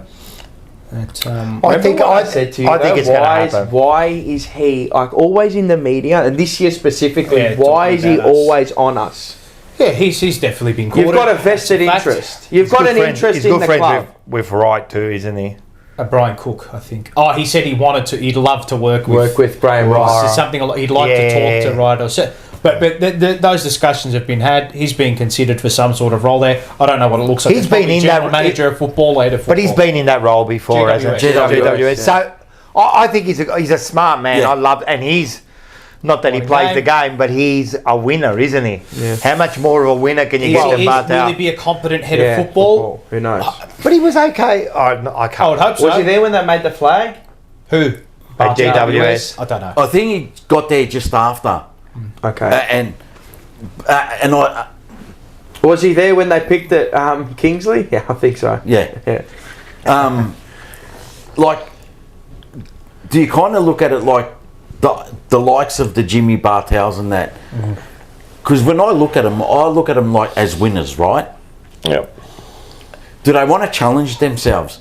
hey, no one's been able to fix this club for 30 years. Well, that's why I think when I look at, and this is what I was saying about Graham Wright, a person like him is not going to put himself in a spot where he doesn't think he can succeed. They stay away from areas and places that they know are just no good, just really, really bad. My concern, or not concern, but so I think I did say that I want to be careful how I use my words here. I think he likes the scenario of the list because he can do a bit of chopping and changing to a point, but I do think I don't think he rates the list as highly as the people at the club do at the moment, right? So I think that's a good thing because you need to be challenged, right? But he strikes me as this type of person that will go into an environment that he knows he can succeed in and have a say. Because if he had have looked, I'm hoping that before he took the role, he's seen what it is to a certain point and said, okay, I can work with this. You'd hope so. You hope he didn't just jump in because the position opened up. No, but he wouldn't put himself. And I like the fact that he's never been a CEO. Yeah, I like it. Something fresh, ambitious, fresh. He wants to implant his own imprint at the club. I'm keen to see what changes are going to be made because now we're at loggerheads now. It's coaches and it's players now. Correct.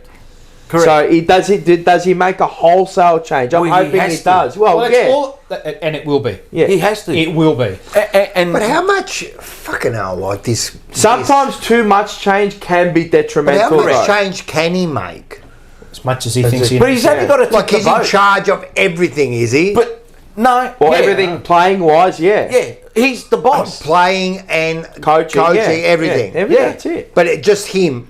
Not him, but it is a collective group. Yeah. But he'd have the final say and put. So he has got the final say. That. We don't have enough of that. So we've got 20 people that collective responsibility, collective role. No, but that's what I'm asking. Has he got that power to do every single change? Yeah. Well, I don't know. Well, he's the CEO. But I don't know what the CEO can. I don't know how much.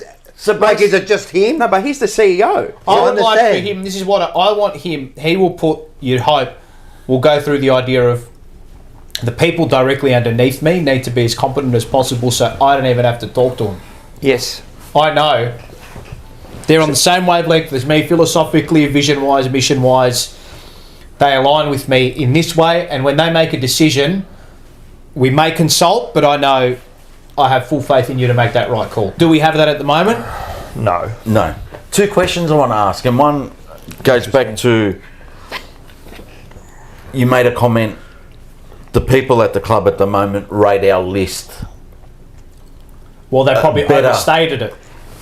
Do you look at it with a little bit of arrogance because if we're in charge of the list, the playing group and whatever, and we're not coaching or whatever, we need to oversell ourselves because we're the ones that are responsible. Of course, for that point. Yes, correct. Correct. Has that Carlton arrogance within? Like, are they drinking their own bathwater? Maybe. And that's where I say you've got to humble yourself. People, the arrogance. What arrogance? We've done nothing. And this 5 years. There's nothing to be arrogant about. And this goes to everyone. Like, do you care if Graham Wright's not a salesman? Do you care that if he doesn't sell the club? No, I don't want a salesman because we've all been sucked in for how many years? Just get someone competent that can do their job. And mate, I know the proof's in the pudding in time because time to put people in spots that are competent. Yeah. Or do you want him to hire the salesman? And the reason I don't want no salesman. You've got to have one salesman somewhere. And I'm leading into the last time I believe we had a competent CEO was Stephen Trigg. Right. And they got rid of him and brought in... Yeah, well, they shafted him, didn't they? Kane Little. And their excuse was, we want that salesman type. And we went and recruited the membership manager from Richmond in Kane he was part of Swinburne, like leisure centres and stuff. Big part of the membership drive. He did so good for Richmond. But this is where we're great. This is what we're brilliant at. I know. But Rock, if I'm the CEO of Carlton, all right, it's not my job to do the dirty work. It's my job to hire you to run this department. And have we put the best possible people in these football positions? Yeah, and ensure that you're running it properly. No. Well, we did it with the coach. In some areas, yes. In business, we did it with. But have we put the best possible people, whether they are experienced, inexperienced, it doesn't matter. And what have we put the best possible candidates and people in each role with regards to football in the departments? No. And we did it with the coach. We got a salesman, didn't we? And we got everything. Everything else is fine. Yep. And now I disagree with this comment. Sorry, were you going to say something? No, go. Go ahead. What's your comment? John Holden, he's been like on there, so I love you, John. What you don't understand, if we sack Voss, it's a rebuild. It's not a rebuild. A new coach is going to. The new coach is going to sack and move on players we don't need or want. Get ready for it. I disagree. It's not a rebuild because, hey, I'll give you a perfect example. McRae, it wasn't a rebuild. 17th, 16th. You know, so it's not a rebuild. At the end of the day, if the person isn't correct, we need to get the correct person, and that's it. The next coach just has to analyse us, do their homework on us, which they will. But is there a better senior coach that we can possibly put in that role? I don't know. I don't know. We have at the moment. I think there is, but I don't know who it is. You're telling me there's not one candidate out there in the world of the Australian Football League that could be a better senior coach than what we have at the moment. But get Tony Popovich there, boys. But even in that, so that's one part of the jigsaw puzzle. The other part is putting his assistants, because in today's game, like you talk to Clarko, you talk to all these successful coaches, they all tell you how pivotal the line coaches are. Who's the gentleman at Brisbane? Daly? The guy under Fagan? What's his name? His name escapes me. He's a head of football ops there. He's like director of coaching. Danny Daly. Danny Daly. Yeah. There you go. Who's Daly? He got Cameron Bruce there, and we had him at Carlton. The thing is, Cameron Bruce. It's not and just Green too. But these days, it's Green who? Brad Green. Brad Green, yeah. Isn't he the president of Melbourne now? These days they all go to other clubs and flourish. Yeah. Doesn't that tell you something? Greg Swan does. Yeah. Greg Swan. Doesn't it tell you something? These days, it's not just I know we keep talking about Voss, but it's the whole collective of coaches there. It has to be, man. It's no more.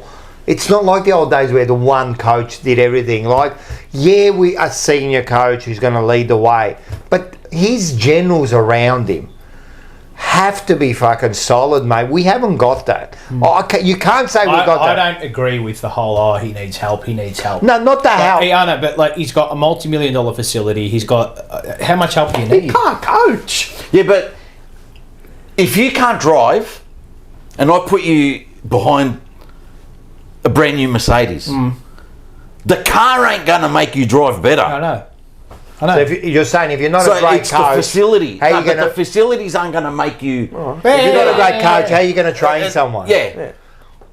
But also on that, he may just be a very good assistant. Maybe he's a motivator. That's about it.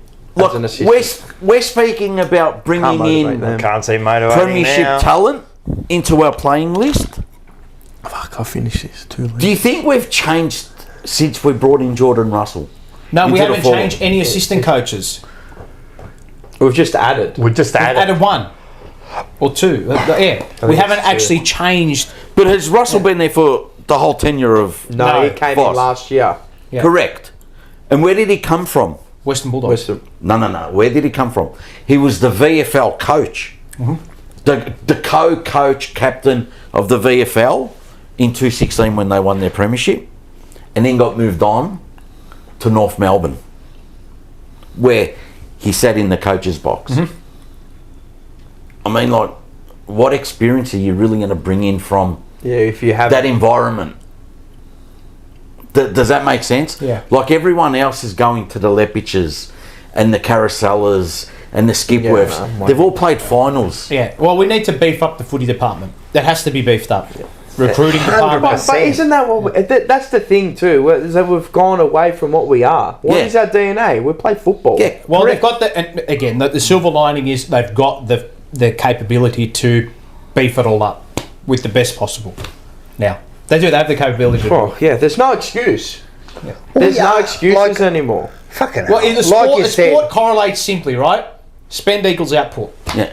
You have to. Unfortunately, in the AFL system, to a point, because it's all capped, and it's whatever regime it is, right? It can be hard because it's not privatised. But he can still do. Yeah. He can still do it. It's shown. But Voss or no Voss, do you really think the list is good enough to win a flag? At the moment, no. To a certain point, it can get to a point, but it needs to go to the next level. It has the foundation. Yeah, it's there. I don't think it's a top So four. there's but it's not rebuilding. Yeah. It's adding, it's subtracting, then adding, and see where we go with new coaches, new players. Yeah, it just has to be like that. None of these players have been moved on. There needs to be an alignment and vision Everywhere, and coaching Everything department has to too. align. All of it. You got to want to know how you play, the players you want, the character you want, what identity. What's your identity? Yeah. They don't love football. What is your identity? Because, like, if you put it into perspective, like, you know, TDK goes, you bring in the pick. Harry's come out and said that, and I'm only picking, I'm not saying that I want, but, like, Harry's come out and said that he's going to stay at Carlton, he wants to stay, blah, blah, blah. Graham Wright might come out and say, hey, mate, there's an offer out on the table. We know you're contracted. Sorry, brother. Sorry, mate. Yeah, blah, blah, blah. that's how it'll probably work. It's gonna 2 litres straight through. It's gonna throw a firebomb off your mic. Yeah, of course. to all the other to the rest of the playing group. Hey, I'm not safe here. There's no longer, you know, why is Doherty getting the game of 2025? Yeah, I know. Preferential treatment to a point, yeah. Yeah, no, it's a fair argument. Fascinating times ahead, gentlemen. Fascinating times ahead.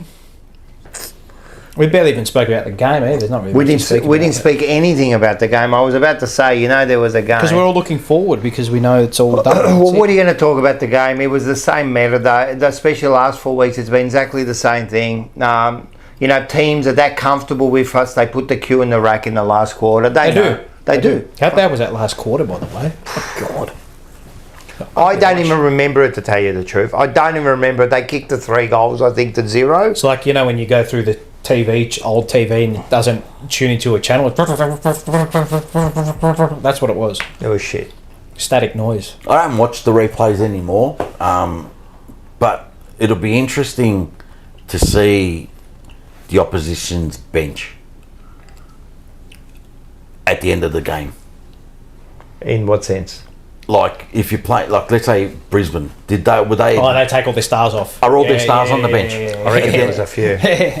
I haven't taken. Actually, I'll take notice of that this weekend. Well, they don't need to do anything, Morris. Man, they're done. You know what I mean? Like, they're second on the ladder. Plenty of percentage. You win by 30, 40 points. It's enough. You know what I mean? You don't have to kill yourself. The game. There's nothing to talk about. It was just rinse and repeat. Just another day. Yeah. It was just rubbish. State of affairs, but we had the stats and all that. We didn't even put them up. That's why they're all shit. What's for? Did you do your votes? No, we haven't done the votes yet, and that was another thing, man. Like the votes, man, they just been the same for about 6 weeks. All right, give me 1 sec. I was just going to read their Slobbo, $8. Thank you very much. Harry Mackay is soft as a pillow for some. On his size, he needs to learn to throw his weight around. I think he does, to be honest. He's not too bad at it. Has no presence for a big key forward. I disagree. I disagree. No, I'm disagreeing with that. I'm actually disagreeing. Just go back to the Geelong game. And I know you're going to say it's one game, but he's done it a lot of times. No, I disagree. He's copped a lot. I would rather he's a more genuine forward than what Charlie. 100%. Just a genuine, I can see you, right? But Charlie's more that X factor forward. Like, can get things like you can. But Harry's my favourite player. So Harry straightens you. Harry's that forward that you put three smalls around. I think he does work hard. I think he works hard all game, and the amount of times he gets into a pack and he takes crucial marks because of the way we play. I think with Harry, killed him. I think with Harry, with his comments at the start of the year, and Slobbo got a lot of people $2.99. Can we read your? That can burn you. Thanks for Can we read your super chat? Yes, we just read it. So thank you for the extra $3. I disagree. 100%. I'm firmly against it. I made just a chart, but there's no point. It was just about It's just comparing half-time, three-quarter time margins and then how we fall away. But which could potentially, you can't rule out fitness. Yeah. With Harry. No, but I was having a look at it's quite funny. The last 4 weeks that we've been behind at every change. And then fallen out completely, and then we kind of wrestled back the margin a little bit. Yeah. But that's we were just saying that. They put the Q in the rack. Start of the year, Richmond, Hawthorn, Bulldogs, Collingwood. We're all up. Yeah, they were all up at half time, and then three-quarter time margins are either equal or we're down, and obviously end of the game we lose, and then you come against West Coast, North Melbourne. I actually got the graph if you want to put it up. I'll just go through it quickly. I mean, it's not nothing much. You did it. You might as well. Yeah, so you can just have it. It's just a general. Just have a look. Carlton margins by the opponent. So the opponent at half time, and where we're leading or we're not leading. And you can see in the top right hand corner, you've got the half time, legend, three-quarter time, and full time. And a lot of people are saying that we fall away really late. I think we're in kind of in games, but it could come down to the fitness thing. Yeah, potentially. You can't rule that out now. Mike. Yeah. Microphone. Mike. Oh shit! Yeah, well, Jesus Christ himself can pick it up. Sorry. Righto. Yeah, I don't know. Were you saying the chat? Yeah, I thought it was that. It was a good one. Sorry, name is Mike. Yeah, Mike. Thank you for the $2. You're not going to get me. I'm so mad. I had a fist fight with my dad. Dad, really. Thank you for the $2. I was so mad I started dancing on dance cams, man. Yeah, I mean, you can see it on there. Oh, if you want, yeah. Funny. Yeah, but yeah, I mean the last 4 weeks you can see how we're falling away. But yeah, and because I've seen a lot of people say that, like, oh, every game that we play in, we just fall like really late. We lose all like we don't. But it's just shit. We bleed too many late minute goals. Correct. Though, in every a lot of red quarter. time goals. In every lot quarter. of red time. Yeah. I think it's as simple as this, right? This is how simple this game is, right? It is. This is a very simple game, right? They need to be checked, mate. They need a good hard look at themselves, every single one of them. I think Harry's a great player, but his attitude at the start of the year, right? There's something not right there. Like that's not Harry. Yeah. Are you like Patrice Evra? Are you an animal? Yeah. Are you willing to kill your own teammate? And I think that's leadership. You know what I mean? Like, why is he thinking like that? You know what I mean? That's not Harry, you know what I mean? So I think there has to be players that have to be like, I know David Rees-Jones says it as a joke, but he says like they should all go to the pub and there should be a barrel of beer and no one leaves till it's finished. They did that this week.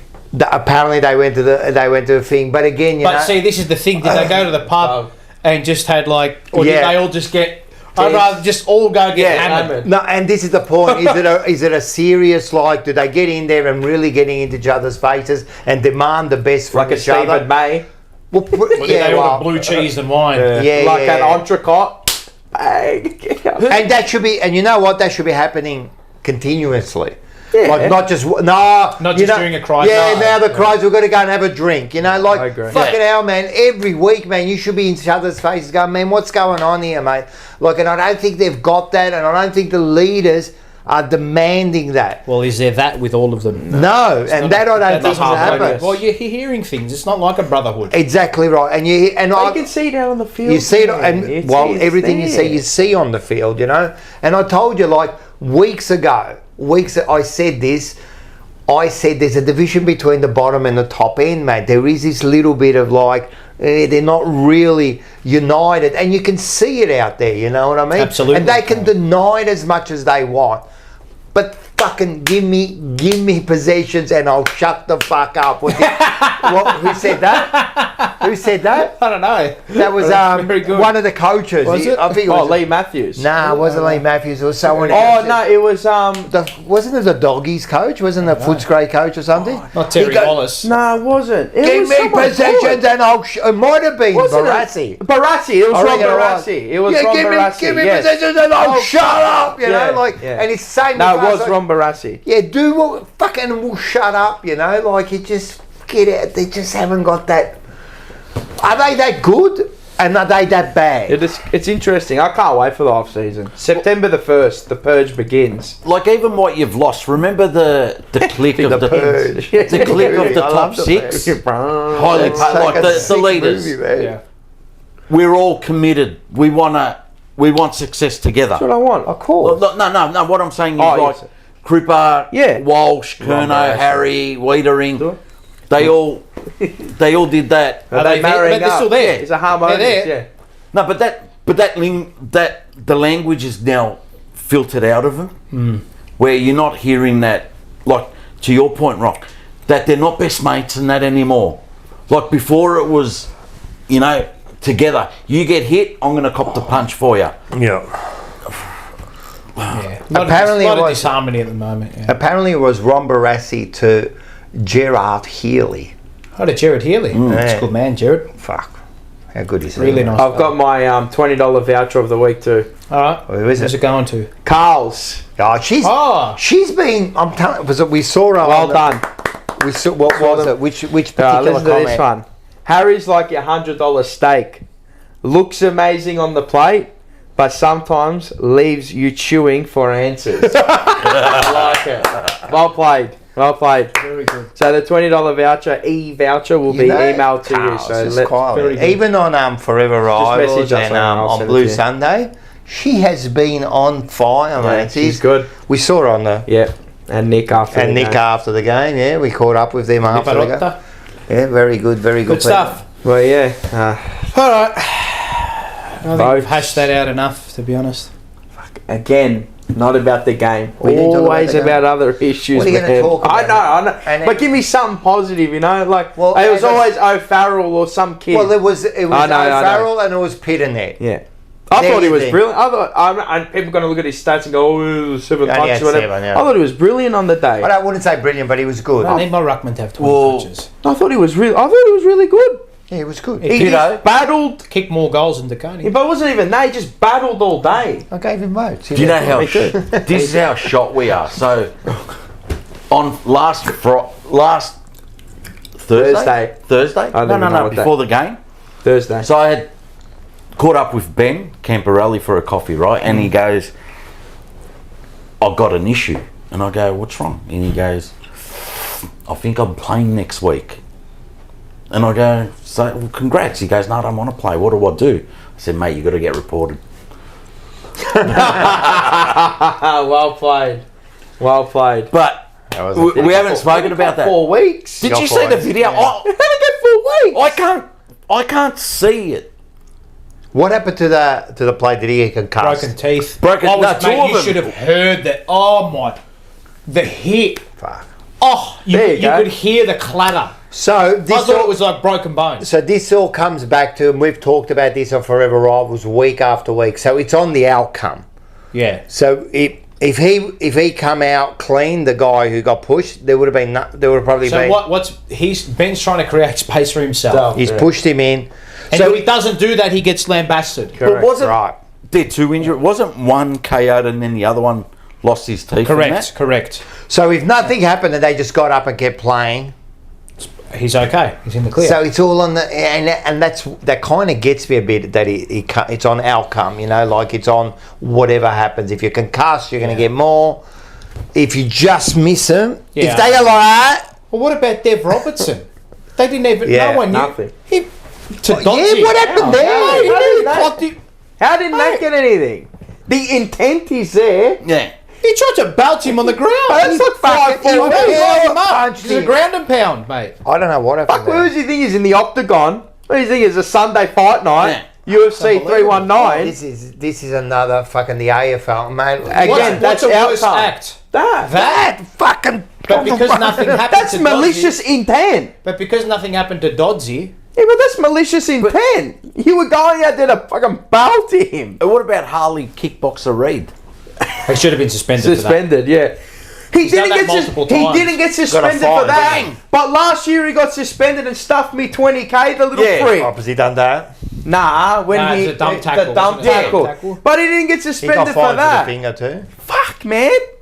Come on, man. Fucking cost me 20. Fuck, it was one of the greatest bets of all time, low-key. It would have been. But yeah. Yeah, but that, I don't know. Man, some of the shit that this MRO, he got tribunals. Robertson got 2 games because of Carlton Blues fans' video on Twitter. It like the Carlton. This is how sick we are. Carlton Twitter blew it up, and the guy got suspended. We got a VFL player suspended. But it should have been more than 2 weeks. Yeah. Anyway. Right. So because he didn't knock him out, didn't get. I think he ended up getting. I think Dev Robertson got concussed in the game. Was going to miss a week anyway. Yeah, but it doesn't matter. Anyway, should have been 4 or 5 weeks. Yeah. You're trying to you're malicious intent, mate. You're trying to maim the mate. You're on the floor, man. Bro, hit me. I was hit me, bro. All right. Fucking idiot. Votes. But anyway, votes. Fuck yeah, votes. 1 to 5. Fuck, we should just do them for like 1 quarter now. Did you have votes? No, I didn't have votes, but I kind of... 1 to 5. Just give us what you reckon. A few of the best. You want me to go first? What do you think, or you? Yeah, we'll go. No, get you guys. I went 1 George Hewitt, 2 O'Farrell, 3 Nick Haynes. I went 4 to Pitto. Gave a smile to us all, and 5 to Lockie Cowan. 5 Haynes, 4 Cowan. I thought Motlop was alright on the night. I gave him 3. 2 O'Farrell, and I thought the captain was okay. 1 to Cripps. 1 to Pitto, 2 to Hollands, 3 to O'Farrell, Cowan 4, and I gave Hewitt 5. I gave 5 to Cripper. Yeah. 5. Yeah, I thought he was. I thought he was even. I don't think For a half. I didn't think he was 5, but he did. I thought he was our decent, best. yeah. From what I saw, If we're going to go off a quarter and a half, yeah, 100%. some of them didn't even play. Yeah, I agree. Go. 4 to Hewitt. Yep. 3 to O'Farrell. Yep. 2 to Pitto. Yep. And 1 to Haynes. Yep. Isn't it a bad state when your midfielders are getting good votes and your midfielders are getting the ball and we're still nowhere? I know. Leaderboard reads Hewitt pulls a little bit of a lead now over Chera, 93. Ollie Hollands, and then Nick Haynes. How many defenders are in there? Fucking Nick Haynes, Silvani, Wiedering. Well, like you said, they're all back there getting the ball. The ball sits. Fucking Ollie Hollands is technically a backman. He plays off half back. I don't think he can win it, but I fucking hope Ollie Hollands in at the He plays off half back. I hope he comes second. He might. He's $1 million player. Well, do you think come Brownlow night, do you think they'll, so far, I don't think Cripps has polled a three votes. That's $1.30 to win our votes. That's a price. Who? That's a lay. That's what I mean. They're taking him on at $1.30. Yeah, I know. Who? George Hewitt, not a bad bet. Cripps. $4 to win our Brownlow medal tally.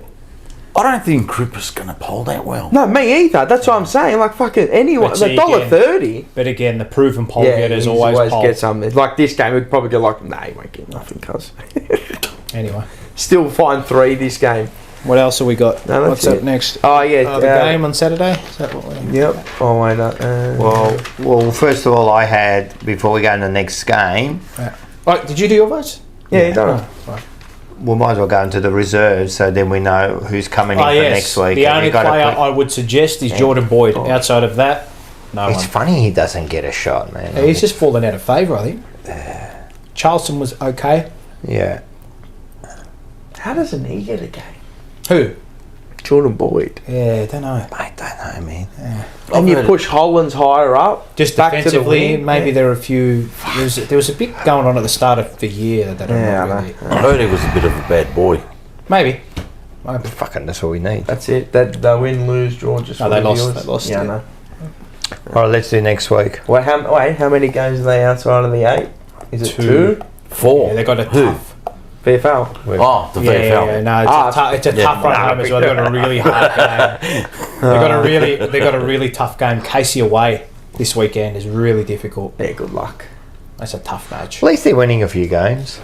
We've got the tipping. Oh, yep. Paul gained one on me. There you go. That would be the Carlton one. Told you, man. Told you. I'll get your tips after this as well. And then we've got our TJP tipping comp. Good Fritas. He's killing it. Can still be got. Can still be got. Just. It can always be got. Yeah, but he would have to.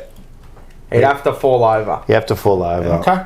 There it is. And that's a TJP. If you're just conservative, I reckon he's got it. 100%. He doesn't have to do too much now. Doesn't have to do too much. No hero moves. Nah. He's made the hero move start of the year. Do what you've done the whole year. Correct. That's it. Yeah. Don't change it now. Don't change it now. If it ain't broke, don't fix. Next week. Round 19, Carlton versus Melbourne. Is it our home game, is it? Yeah. Is it our home Saturday the 19th Good. July. Don't have to get a ticket. 7:35. What's it to 5? I don't get it. And they don't even start on time, if you notice. No. It's always 2 or 3 minutes really? later Yeah. for some reason. So do we. The game starts at 7:37. We start at 7:40. Yeah, that's true. Fuck, did we even start? Are we going to get a repeat of the last few Carlton Melbourne games? Yeah, apparently it's only like 7 points. We've beaten them by in the last 3 games or something. No, I think they're going to smash us. Morris, your pick. What do you think? I don't think I said it on the emergency meeting. I don't see us winning another game. Looking at, but if you look at the fixture, fucking bleak. It's hard to make a case, isn't it? like Maybe Melbourne, Essendon with all their injuries. Port Adelaide here. Not even, Nah. mate. Georgiades will kick 12. Yep. Mars, thoughts? Go, I'm going to go Sorry. Melbourne by 41 points. Jesus. Okay, Mars. I'm just going to go Melbourne by fucking 10 points. Carlton by 9 points. Nice. You picked Carlton last week too, didn't you? Nah, I did. I think they Carlton. I said sure? we'll win by 4. Nah, he picked Brisbane. Off his head. I said if we beat Brisbane, I'll give him a. But on You the know I was couch, rage baiting, yeah? Come on. on the couch, you said it, or did you? In my sports bet tips, you reckon I'm going to go put Carlton? Yeah, Yeah, you might have tipped different. Like He tipped on the couch, I had Brisbane by 54. Nah, Brisbane. did you? And the week before, you had Carlton against Collingwood. Yeah, that's the one. I reckon you Did done- I? Yeah, you did. Carlton against Collingwood? No, Yes, I didn't. you did. You did. I knew Really? there was one ridiculous. See, I'm going to say that Melbourne by Sure. again the same. What did we? 37 points. I reckon we're going to do 37 points again. But in my tipping, I'm still going to tip Carlton. No, it was at the start of all the way. at the start of the game. I can't win anyway. We were at $2. Now we're $2.50. No, actually we're $1.90, and we're drifting out. Oh. We're favourites. No, I think we'll win this week. Lever's playing, yeah? I know he went May, in I for think, is back. I think May is back. All I'm saying is when you see Kazai pick it in the middle, good luck. Why? Good luck. When you see Paprika in the middle, good luck. Tell me something. I'll go. Sorry, if so Stephen May's back and Lever plays, we're gonna have I've called it, right? Our Olympic hero. The 5 rings. Charlie. He's Oh, he's out. so he's gone from an Audi and an Audi. Yeah, He's gone from an Audi to the Olympic rings. He should be sponsored by Krispy Kremes and Audi at the moment. What a fucking fall, like, you know, from having the most consecutive weeks to like he can't find the scoreboard. You've picked Carlton, right? What? Why? Yeah, we can win this game. Nah, fuck that. Melbourne have been playing better than us. Way better than us. I don't rate Melbourne. Like I did last And week. you rate Carlton. I just think we'll win this game. I didn't say we'll rate. Yeah, but why? I think they're even enough that we can beat them. Fuck. And I need to make up ground in the tips. All right. I reckon the That's what I like to All hear. I've got to say is Kazai Pickett and Petrarca in the middle. Good luck. Good luck. The Conning's going to cost Gorn the All-Australian. Is he? Yeah, it's really tough, man. Fuck. Another tough game. Fucking Rich is going to kick 10. That's going to be a dress rehearsal for next year. We are in all sorts. And Well, the question begs, what's a better form reference? A 5-goal loss to Brisbane or a 5-goal win to North Melbourne? We're 51 points down at 3/4 time and they took the foot off the pedal. It was a 10-goal loss, man. Minimum. If they wanted to go to 100, they would have. Just like Collingwood. The same. They would have all done it. What for? I just look at us and I say, like, how are we going to win this game? Like, we can't win. I don't think the midfield are going to win it. They get May back, you know, like, fuck. Now, we've just got Curnow. Jake Lever has been ruled out. Okay. I just got a message down. Their defence is Do you pretty be good. surprised if we win? Yeah. No, I won't be surprised. No, I would have been surprised. Not this game. I would have been surprised. Not this game. I don't trust Melbourne to lock them in. I understand what you're saying. If we're going to win one, this is a game that looks like we can win. I think so. If we It win, doesn't change anything. Do the how players does it want to feel? win? Shit. Yeah, of course the players want to win. But are they Engaged that enough, driven locked and in? engaged? Yeah, that's the thing. how No much way. do they want to win? Yeah. No way. If TDK's not playing, they're engaged. Nah. Is he going to play this week? Or is he ruled out with these larynx? No. The larynx has been fucked for 4 weeks. Yeah. It's not like... they're nursing him to Angie then. 100%. I reckon too. Yeah, 100%. I reckon that... They're doing the Mark Murphy. Be serious. What? He's 6 games away from 100. But you kind of have to. What do you mean? What's that got to do with anything? Father and son. But you kind of I'm telling you, I wouldn't surprise me, bro. It would not surprise me, man. What are we making decisions for 20 years down the I don't know. But sometimes it can bite you on the bum. All right? And my mate has... I'm telling you, why would you do it, Paul? Okay, what else can bite you on the bum? Leaving a bloke in the team who don't want to be there. But they've been doing it for the last 5 weeks. Like, so what's the difference? I'll be going there going, you know what? We're not going to fucking win anyway. You never know, in 18 years we might have a superstar. True. That's true. I don't know. I'm just saying, like... We'd be the type. We'd be the type, wouldn't we? I'm just going to eat carrots for the rest of my life. But you won't know. Anyway. I think we can win, but yeah, anyway. Like who cares? Apparently... And you know what? I'd like to win. If we do that, think about this, right? This is the biggest nobody... Every single Carlton game is a nobody cares event. At the moment, yeah. No, you don't care. Unless you go for Carlton, and you don't even care either. You don't care. Do you care if you win or not for the next 6 weeks? No. It doesn't... You have to win, though. I understand, but... towards this season, it doesn't mean anything. Because it means nothing, because... Can't win the flag, can't make finals. That's right. We're all looking forward to how big the broom is. Yeah. Or the scythe. It's pretty sad. You know the scythe? And you know when they go around the wheat field with the Grim Reaper? Have you got the image that you created? Oh, with Graham Ryan, the Purge? Yeah. No, I didn't put it on here, but it's on Instagram. It's on Instagram. That's pretty good. No, not the Purge, the other one. Xavier Malay. Oh, did he not put it in? Which one? The thing. You didn't show it to me. It's in the... No, it's not. You keep saying everything. It's not in there. It's not in the drive. You could have downloaded it. It was in What? Did you tell me to download it? For next week. Oh, you know what? I'll put it in the emergency meeting. All right, done. How about that? You get your exclusives there. That's it. Anyway. And also, the watch along. Watch along with Bo. That's going to be fun. Fuck. Bo. Alright, what do we got? Because we need to speed through this one. Alright. We're alright, we're doing alright. What are we up to? Boat? Oh, snapper.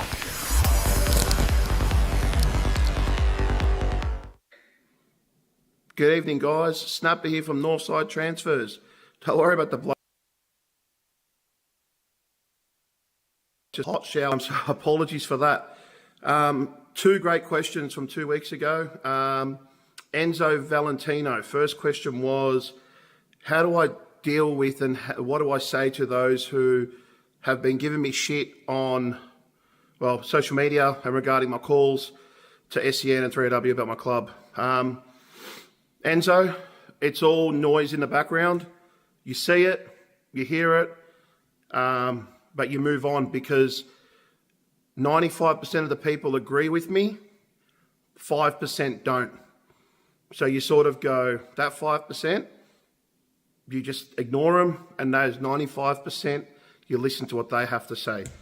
When you live in my world where you put yourself out there, you got to cop it on the chin, and what comes your way, comes your way. The Jumper Punch boys know all about it. So, and to Scotty Tompkins, the next question was, favourite footy memory with the old man, because he saw me old man on the emergency meeting after, I believe, I think it was the Collingwood game. Mate, best memory would have to be, I mean, look, 95 was amazing, but I was only 7. The 2013 game against Richmond, the final, that was great, but I would have to say the 2023 final against Melbourne. My dad and his cousin sat on one end of the ground, and me and my cousin sat on one end of the ground, and to be reunited after the final siren, I almost want to break down because it was really nice to hug the old man. It was passionate. And that's why I love following the Carlton Football Club, and I thank him and my grandfather because I love this club. I love them very much. And that hug, that was just amazing. You know, so yeah, that's probably my best ever memory. And hopefully we can, you know, be hugging each other, but this time over a grand final win. Hopefully next year or in the not too distant future. Anyways, guys, Northside Transfers for all your transfer needs. Have a good night. Great show. Love you all. Take care. And please remember, if you got nothing nice to say, don't say it.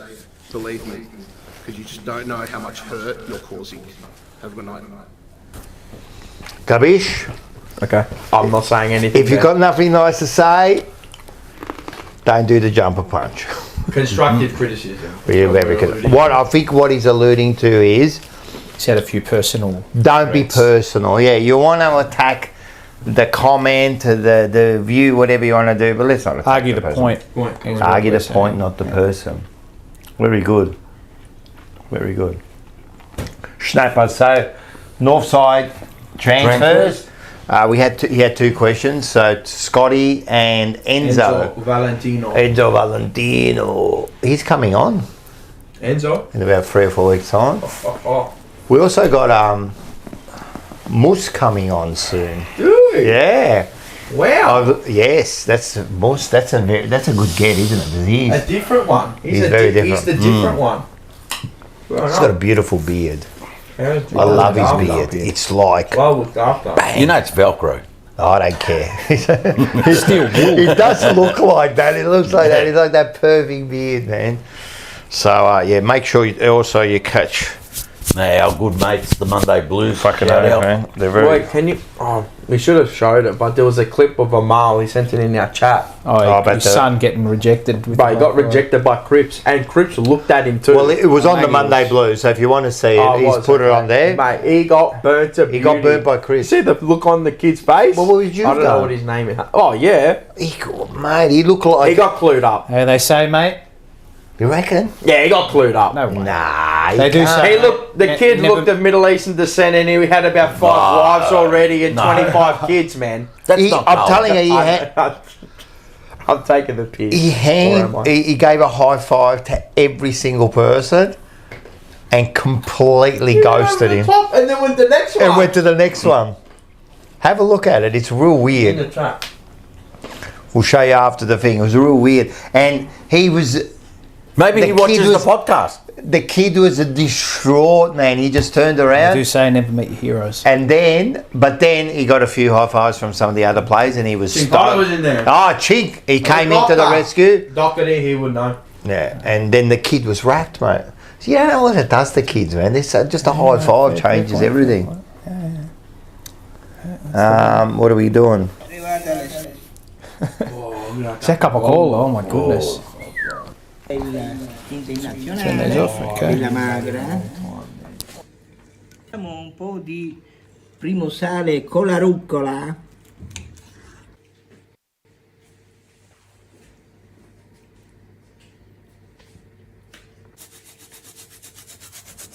Adesso ci andiamo a grattare un po' di pomodoro fresco.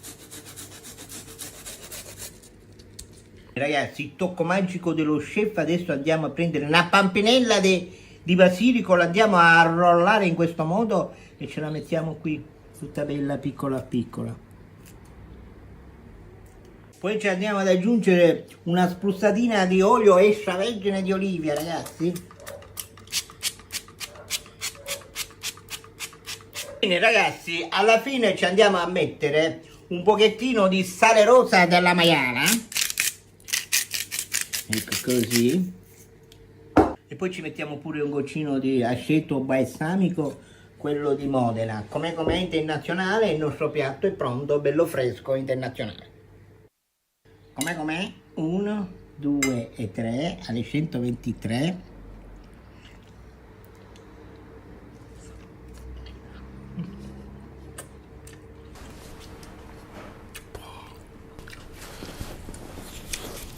Mangia mucca, ragazzi, Mangia mucca.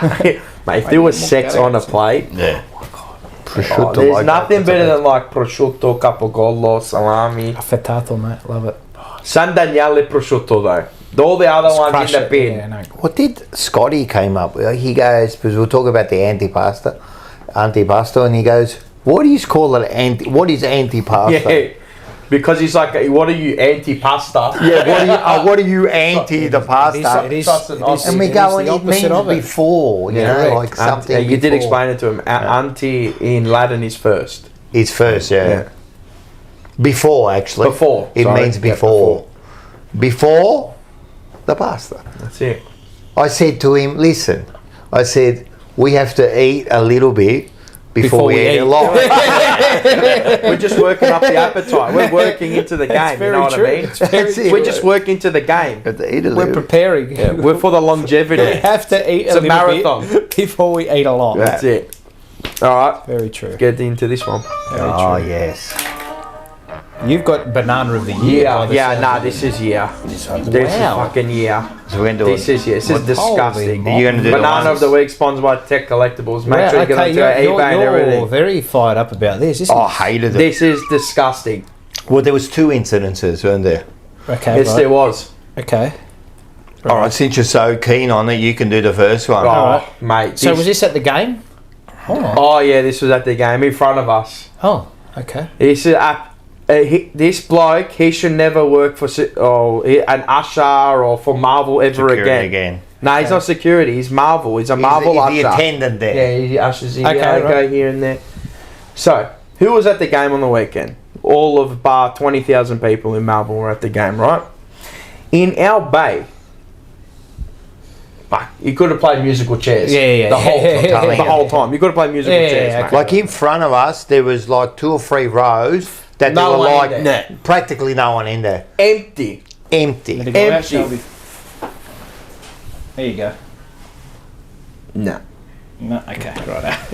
Okay. It was empty. Mate. Anyway, there was 5 kids who were sitting there. 5 they young come kids. in at quarter time. Yeah, if that. Yeah. Carlton or whatever. Whatever they were. It doesn't matter. No. 14, 15 years old, whatever they were. Okay. Old mate comes down. I called him 40-year-old virgin. Okay, right. Yep. Steve Carell. Yep. Comes down. Steve comes down, has his little walk, taps the kid on the shoulder. Oh, can you show us your ticket? I'm going, come on, man. We all arc up. We're going, what are you doing, bro? We're like, what are you doing? I'm like, there's no one here. Leave him. He tells them to get up and get out of the seats. We go, what are you doing? He turns around and he goes, what if it was your seat? We say, we'll just move. What are you talking about? I said, it's like it's completely empty, bro. It's completely empty. And he embarrassed them and ushered these 5 kids out. Now, I understand, if the game is full and you go to your seat and people are there, all you do is say, mate, you're in my seat. Correct. There was no one in the bay. There was no one there. The rows in front of us, they were empty. There was like 3 or 4 rows completely empty, a couple on the end, and that was it. It's like the Carlton whiteboard before the game. Just empty. There's nothing on it. He ushered them out. The whole bay, we all lost it. This bloke, he should never work there. I know he's doing his job and I know he's getting paid. Fuck that. Come on, mate. Read the room. Read the room. That is not doing your job, man. Seriously, man. The place is empty. I think the way you approach that is, boys, look. Next time, if someone comes to these seats, just move. That's all. That's it. I'll just keep an eye on it, right? But that's it. Or do you start to sit, be quiet until you get to that? Come on, man. Why did he even go? Yeah. Why did he even go up to him? Mate, what in your brain thinks, fuck, I'm going to go up to these kids and just kick them out? All right, okay. Horror cop. Yeah. Scenario 2. You can. No, well, before the scenario 2, then I heard on the Monday Blues, George was sitting where we sit up there. That's where he took the video of me, right? The last quarter, he said, because he had his son, he goes, we'll go down to level 1 and we'll go and watch the last quarter, level 1. Guess what? Same thing. So he gets up to, but he asked, and he goes, oh, do you mind, it was empty. Yeah. He goes, it was last quarter, he goes, do you mind if we just go down? And she goes, oh, I don't know, and he's going, you're kidding me, right? He goes, there's no one here. And she's going, look, I don't know. And he's going, There's literally no one here. We just, like, it's the last quarter. He wants to just get in there. And she goes, oh, all right, you can get in there, but make sure you stay at the back, you know? What's the difference? If the seat's free, who cares? The last scenario is then we're walking. So when we walk out, we usually walk out. To their defence, they probably don't even get it. Job. But they don't get it. No, they don't. Probably don't get it. We'll get it then. Well, you know what? How did they not get it? They weren't there. Yeah, I know. It's true. Anyway. It's not like their first time on the job. No, that's all right. So then we're walking out. This one, brother. This bloke. We're walking out. So usually we walk out of Gay 4, then we walk out because of the crowd. There you go. Ah, jeez. She just wants to stay. So then we walk out, and then what we do is we walk back in and we walk through the stadium. So hang on, wait. You walked out. We walk out of like Gate 4 after Gate 4. Yeah, because you're down going the ramp. against the traffic because they're coming. Yeah, you know, where people are walking towards the train station. So there's so much. So then we kind of like jam back in and then walk through and then come back out again, and you miss all that kind of crowd. No, Shelby. Right? Yeah, right. So we walk in, there was 5 of us, we walk in and the security guy goes, you hear him go, I'll take care of this, right? And he gets in front of us and he goes, where are you guys going? What do you mean where are we going? Because what are you doing? Like, where are you going? We're just walking out, mate. He's going, where? And he goes, we're just walking through so we can get out of here. And he goes, all right. I'm thinking to myself, what's going on here? Like, is everyone trolling us today? Are we getting trolled here? Because I can walk in and out of the stadium. What if I have to go to the toilet or something? Like, the fuck are you stopping me for? Or the car park. Car park downstairs to get underneath. But he literally like, whoa, I'll take care of this. But were you just walking through the concourse? Yes. What do you think I was going on the ground? I said, I'm not going to get a kick. I said, I just want to walk through so we avoid all the traffic because they're coming this way and we want to go that way. It's quicker. I'm telling you, there was a full moon or something. But there was the first one. The first one was more demonstrative. He's like, where you going? Where? I'm like, bro, I'm just walking through. That's right. And then the other guy goes, and then then the head honcho with his fucking bib. What's wrong with comes in and goes, don't worry, I'll take care of it. Like, what, bro? Take care of what? What are you taking care of? Get home. You're actually causing more of an issue. That's right. By being there. I actually laughed at him. I said, you're actually not serious. I said, bye-bye, I'm walking. Like, what the fuck is wrong with people? They've done... Exactly, it's a power trip. They've done 3-day courses. And... Yeah, but even that, where are you going? Yeah. I can't fathom and comprehend the people that work there and how their thought process, how it works. Was bad, I understand how we think, and I can understand how the people are thinking, you have to move out of the chair and all that. But read the room, bro. There's like 12 people that was there. bad. Bro, come on, man. Like, I think Marvel State need to, like... A revamp. Have you got a banana? They need Graham Wright. Have you got a banana? No, not really. Anyone? Like no one? Any mates? Nothing? Nothing. No, everyone's been fucking like rainbow this week for you. I'm going to give a shout out to J Baggers. J Baggers. Oh, he's always J Baggers too. Yeah. A shout out or a banana? Just a shout out. A shout out and a bit of a banana. Oh, okay. The banana. Not that you're a banana, but the banana award. He's a deflector.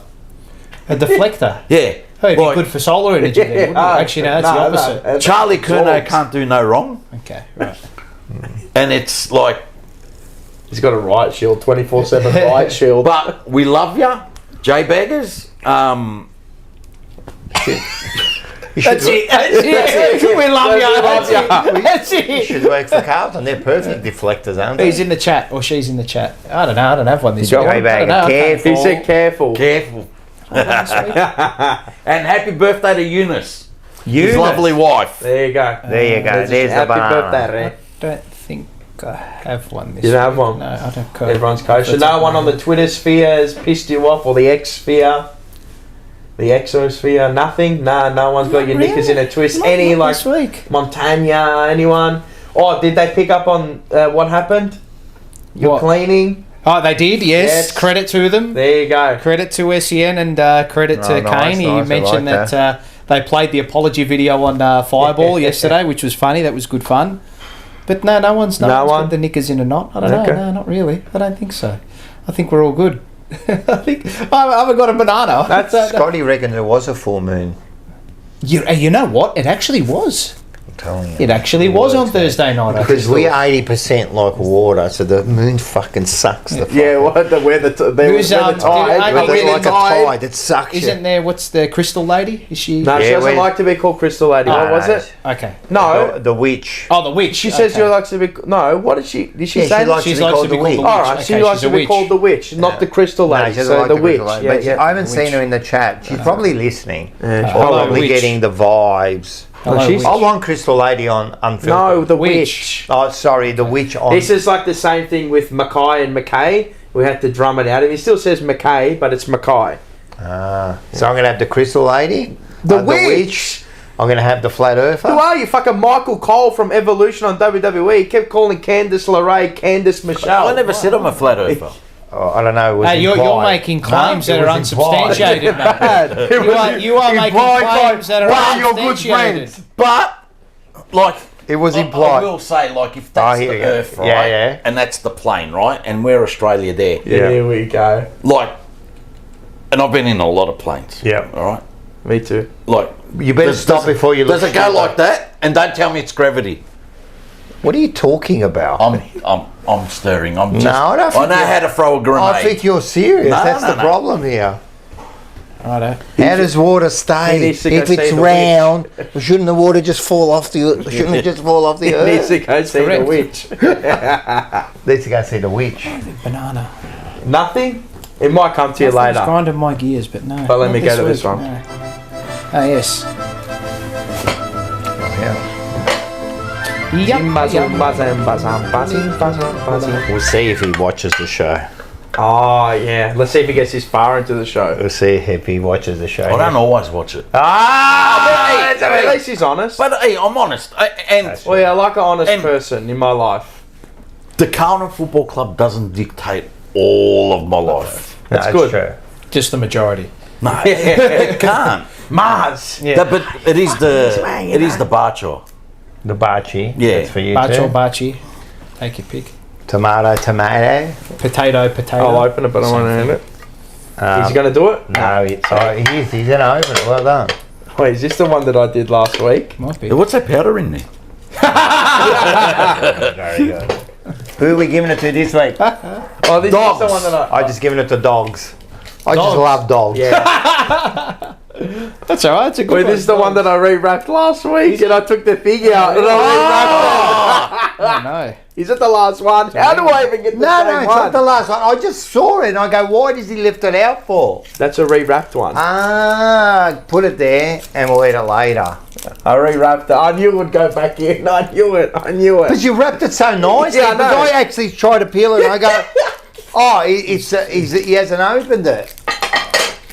But I did read one last week. Anyway, that one goes to Shelby. It goes to Cleo. Benji, Cleo. To all the dogs. All your dogs. Look at her. She looks. Look at her. Look at her dumb head. As she's soon as you creeping. call for her, she comes. Alright. Morris, you're right too. Oh, wait, you forgot. You have to do this. No. Look at the camera there. No, look at the camera. No, don't. Put that down. We have to get. That's it. That's it. Oh my god. I love it. Want me to go first? Now you can read what it says. Do you want do you want this? Oh, the microphone. Oh, yeah. But you wear glasses, don't you? I grandi sognatori non dormono mai. Okay. The greatest dreamers don't sleep. don't sleep. The greatest dream. That's true. In a way, I like that. I like it. That's very good. So I never sleep. Should I ask What? why For me. you've got these? There's a pair of tweezers underneath there as well. Yeah. And you'll like that one if you're watching. For the poino. This is for the point. Poino. How do you spell poino? P-O-Y-N-O. Or P-I-O. P-I-O. Point N-O. Piano. Poino. I'd go P-O-Y. Poi. Poino. Poino. P-O-Y-N-O. Poino. Poino. Look at your dumb head. So I got Anton de Sant Exile. What do I give me these stupid names? What's EXUPERY? Exurub, let's say. No, let's say. Zerub. EXUPERY. Expirer. Oh yes, descent expire. Expire. Why don't I speak like that? Anyway, true happiness comes from the zest. True happiness comes from the zest of creating things new. Okay. That's like the Carlton Football Club. Think about it. Righto. Mine is from Guilherme Apollinari. It's high time to rekindle the stars. I think we've had Emily Dickinson before. A fair few. We've never had this. Never had that one. But intriguingly enough, it's Emily Dickinson, number 69. Number 69. They did that on purpose. 69, I reckon they that's might funny. have. 100%. Prima di amare io non ho mai vissuto, which means till I loved, I never lived. Cool, We had that one. That was like 2 weeks ago or something. Yeah, Probably 2 years ago as well. Yeah, probably. No, So they're brand those new. are the Bachi Of the week. Who's your Bachi of the week? We never ask anybody in the chat who's their Bachi of the Yeah, week. have you got a Bachi of the week? Yeah. Could be anyone, but we'll go to the next one. Ma che cazzo stai a parlare te? Che bello. Ma che cazzo sta a fare? Ma che cazzo sei? Ma che cazzo? Ma che cazzo è questo? 3, 2, 1. Ma che cazzo! I love it because he might not know it was about to come on, but he got into it. He got into it. I've seen you do it. Yeah, Like, that's it. Because he's Italian. But he's Italian. All right, what have we got? I'm not Italian, I'm No, colour no, but I'm colour Big difference. Anch'io. Typical. Fucking typical. Typical. No one likes the Calabrese to Calabrese, say you know. that. It's not. There. you're like Collingwood. Oh, I'd say the Sicilians are, to be honest. No, not really. You're scared to say that to a Sicilian. why? I just did. Not to a real Sicilian. Yeah, the Greeks. I'm married to a beautiful Nah, they're Sicilian. Turks. Oh, there you go. Greeks are Turks. Opposites attract, they say. So. Righto. There's an add-on to that, but I won't go down. Well, they did give their country back 200 years ago and they couldn't be bothered Oh, bashing no, down let's the not get into Parthenon. that. Let's not get into because then we'll be here for another 2 weeks. The Greeks are going to fill the chat. Peter will love that. Alexander the Great was He a was massacre. Well, it depends on who you're talking Yeah, to. that's what I'm just rage baiting. Go. It depends on who you're talking to, eh? I've actually got how Italians watch a Carlton football game. no. Oh God, here we Let's have a go. look at this. Con culo. Con culo. Con culo mente. Con culo mente. Mondo. You want me to say it again? Do it again. Buongiorno mondo. Ora alla italiana fluente metto. Con culo mente. Yes. Con culo metto. Chris Hart. He's a very good. Hey, I've got whenever you're jumping in the car and your girlfriend drives, Oh God, yeah. let's have a look at this.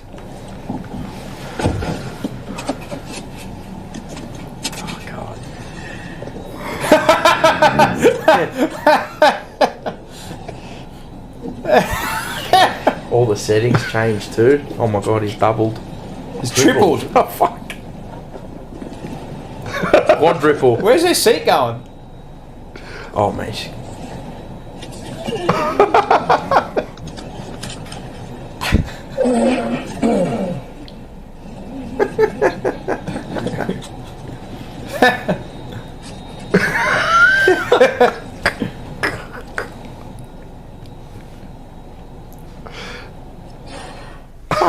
Where is she?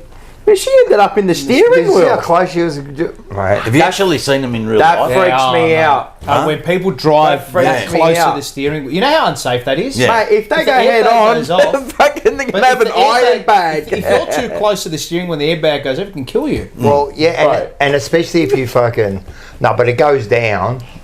Yeah, but it I was can gonna say it snap can your neck. suffocate. Yeah, you know it's Because the you're that worst. close on impact. People that the passengers that have got their feet on the deck. Oh, Mars would love that. No, not for that. If there's an accident, Oh yeah, you're cooked. the fucking knees through your head, Yeah. mate. I low-key hope that they do, because if I ever see somebody's That's feet on the disgusting. dash, yuck, and exposed Look toes who's in and the chat. shit. Football! Hey, football, did you watch last week?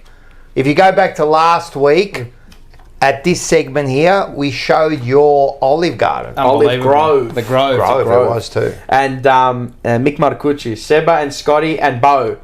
Could have been Seba, Scotty and Bo instead of Seba and Scotty and Bo. I'm doing the poll there. For their new hosting responsibilities. Oh yes, there you go. That's his Barchi of the week. There you go. Well done. A Greek is an Sicilian in No, disguise. Bojack, no, you're not going to hear my new single that's between us. Yeah, okay. Bye, check. What else we can do? What else we can do? You're a dog, because now you got it in my head again now. Now it's in my head, that song. Go. You love tennis, of course. I am. You ever thought about what it's like for a blind person to watch tennis and what they're imagining? And what they're what they're hearing. Yeah. All right, just watch this. And it's gonna before be you like a do, woman. it's a bloke. Okay. And probably the best way to do this is when he starts, close your eyes. Okay, I'm going to close it. 3, 2, 1, everyone close. No, wait. He'll explain it to you. And then, Oh, he's going to tell me. oh, go for it. Go. What were you doing? Well, I was just going to show you what a blind guy hears when tennis is on television. Okay, let's see it. But Let's hear you it. got to close your eyes. You have to close your All eyes. right, close your eyes. Okay.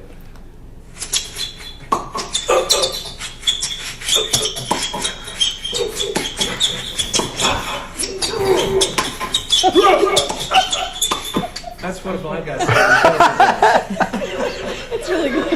It's pretty good, isn't it? It's very good. It's a great impersonation of a tennis racket, the shoes, and the ball. squeaky. You ever thought about Hardcore, this? yeah. I've always thought about this, right? If a blind person that's been born blind, Yes. what do they dream? Nothing. Don't I know. don't know. I'm not sure. We'd have to ask. That bloke there, I think he has got like a page, Vision and impairment. he kind of He explains all these things, and I think it's something like that they dream what they what they imagine, even though it's not real. Okay, you know what I mean? Shapes and stuff. Yeah. Yeah. But how do they know what shapes are? The feel. But I reckon that they Probably, could. yeah. I reckon they do. Because, like, if you think about it, someone that can't speak, you can actually speak to yourself without speaking, yeah? Where you're speaking words. Yeah, but you Yeah. can hear them. No, but what I'm saying is, like, if at the moment You've now, got an I've internal monologue. Yeah. Yeah. Whereas maybe it's just their eyes that aren't visualising, you've but, never the internal is. No. If you've never seen anything, that's what how can you I know get what with it the looks feel, like? the I'll give you an feel. example. There's a great movie, and it was by, I think Val Kilmer was the actor in it. It's an old movie, and it's a true story of a guy who was born blind, and in his 20s they redid his sight, and he wow. started to see. Yeah. Right. So he was learning after right. seeing, because he had to learn, and they would say to him, right, what's that? And he didn't know, even though they told him, and then he would feel it and go, oh, an orange. Yeah. Okay. Right. Because even seeing it didn't make sense to him. someone to feel tell it. him. And the one that freaked me out the most was the first time he saw his shadow, he freaked out. Oh, really? Because he didn't know what's a shadow. It's a shadow. Yeah. What's a shadow? Oh, it's you know, when the shade. You know, what are you talking about? And he couldn't work out perspective. Yes. Yeah. So it just didn't How make far sense. away something And is then from at the something. end of the movie with Fair Income was he had to have another operation because he had to have a few operations to fix up it completely eventually, okay. and he decided not to. Oh wow. He used to walk around with his eyes closed even when he could see. He'd rather not. Well, see he did it for because 30 years. Okay, he right. was born like that. It's fascinating. It would be scary. Is it like a true story? Yes. Oh, okay. Based on a Well, true come story. on, watch it. It's a really, really good story. All That's these things. interesting. First time he made love to his wife with his eyes Open. was a very, very good scene. It's a great actor, Val Kilmer. He was. a He's great dead actor. now. Yeah, bloody He died. throat cancer got him. Yeah. The last role he played was in Maverick. Yeah, Top Gun. He was, yeah. Too many Andrews, Andrew Gaffs. Now we saw. Smoker, was he? I don't know. I'm not sure. Probably did. He probably Who knows? Now we saw Big Pitts with the massive goal, yeah, of 50 and the celebration. Yep.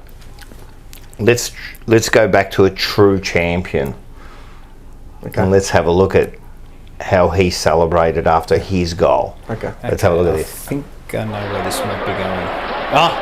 Okay. What's it?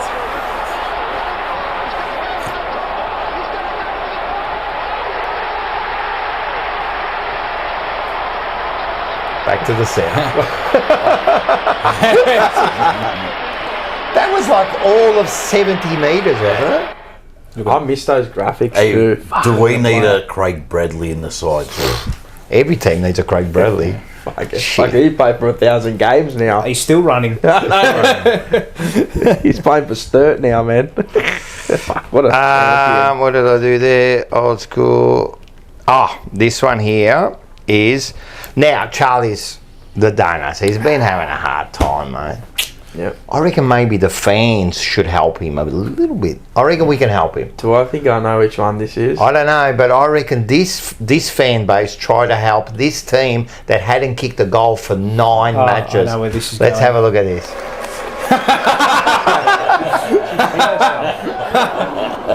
That's the best. They're all running. It's the best too, man. Can you imagine that in the cheer squad? That's brilliant. Look at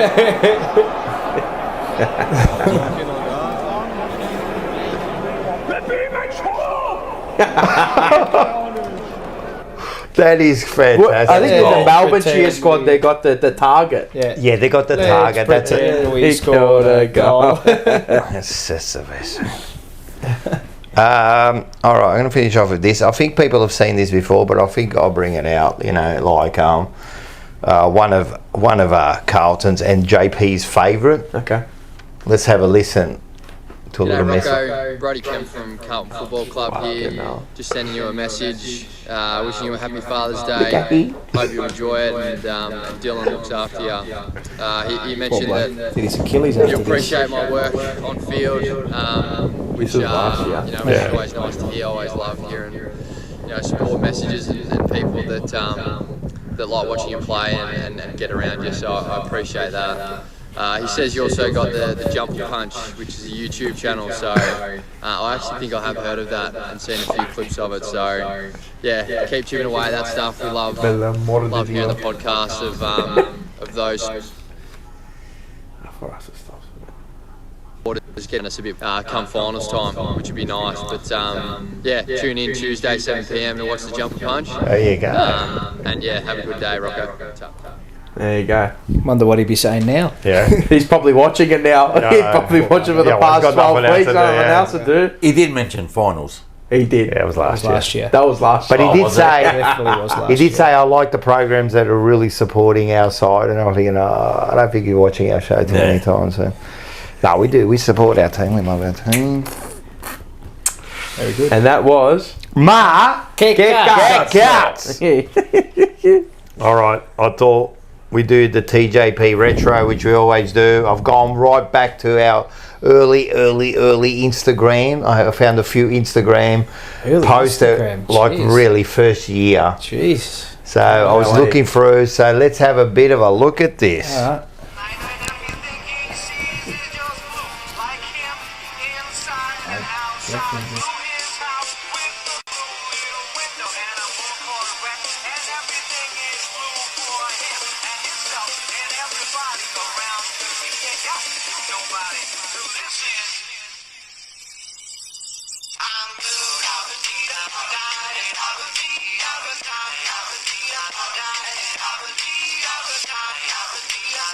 And he put Sam Walsh in. I mean, seriously. Yeah. Good morning. Just, mate, Gary Lyon.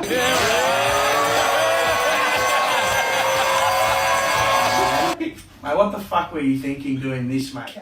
What do you mean, mate? Like, he can't make it? Well, he said, well, we've had 4 months off, and he can't even make the second show. Whoa. I'll be Mars. I'll be Mars today. I'll tell you why. Because this show needs some class. Man, you can't just like walk in and just be part of the show. Mate, do you want me to start or not? Do you want me to be here? Do you want to be part of the show? Do you want me to be part of this show? Yes or no? All right. I love to see your life. If that's your attitude, that you just accept whatever's happening in your life, it doesn't matter. It doesn't matter what's happening. You're a good boy. Shut up! Do the right thing. Megalo. Grand Sal. We're in Brunswick and Footscray. Franco Gozzo have the pleasure to present to you Il Modellissimo, bedroom suite, dining room and wonderful lounge. Why don't you come yourself and have a look at this magnifica Il Modellissimo, only can find from Franco Gozzo. Vai con Franco Gozzo. Se il migliore mobile volete comprare, oggi, domani e sempre da Franco Gozzo dovete andare. Dove? A Brunswick e Footscray. Comprate da Franco Gozzo. All of you, buy from Franco Gozzo. Fucking bananas, mate, for fucking everybody. Not again, man. No, it's the same matter. Shit, man. Over and over again. A couple here. A couple over here. Yeah. A bunch of bananas, man. Make sure we can see that. Not enough. We need a whole fucking box. I need to go to the marina, bro. I'll go on the week. Tell them, look, we need a whole box. Fucking hell, man. Not good. They just run out of fucking good enough, lads. Not good enough. Far out. It's a joke, man. That is a joke, man. They're all just, I'm telling you. Frauds. Fucking had enough. They're a bunch of frauds. The fraudulent. Frauds, man. Seriously, they're all a bunch of frauds. The whole organisation has just embarrassed us, man. The whole thing. And nothing has changed since. Nothing has changed. I just got no hair. How was that, guys? That's a bit of a wind back. Reminiscing. Folklore. Yeah. How'd you like that first intro? Fuck, it was scuffed, but I love it. You gotta remember where you came from. Always wear the dirty boots. Always, just like Mr. T said. Oh, that's why I got a smashed phone and half the screen's coming off and everything. I'm just ground myself. I love that about Mr. T, man. Just kept himself grounded. That first, hey, that was the catalyst. Is that the word? Yeah. Yes. Yes, a very good for the jumper punch, right? That was the first one. The pilot. And that first intro, that was the making of the proper intro that we went over to the club. Correct. And met Charlie. Yes, and he asked us if we wanted a photo. Yeah, he did too. He did too. He comes out, he goes, "You want a photo?" We didn't even ask him. All right. Because he knew we were going to be stars. You know what I mean? We're all on $1 million each, and then But that was then. Yeah, and now he gave us a Charlie Curnow edition donuts. He's a great bloke. It probably is They're all good blokes. Everyone's a good bloke. Just fucking win games, man. I don't give a fuck. Rather they just come out and tell us all to go and get fucked and win 20 in a row. But I'd rather him do that. Yeah, I know. Shut up! Now listen, man. I hope they win the next 50 in a row.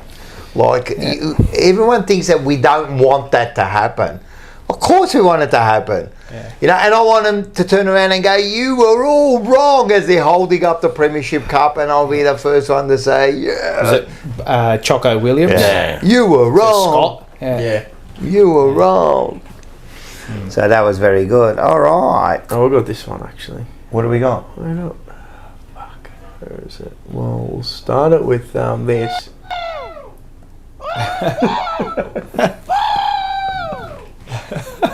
Who was that? Who got that? Whose was that?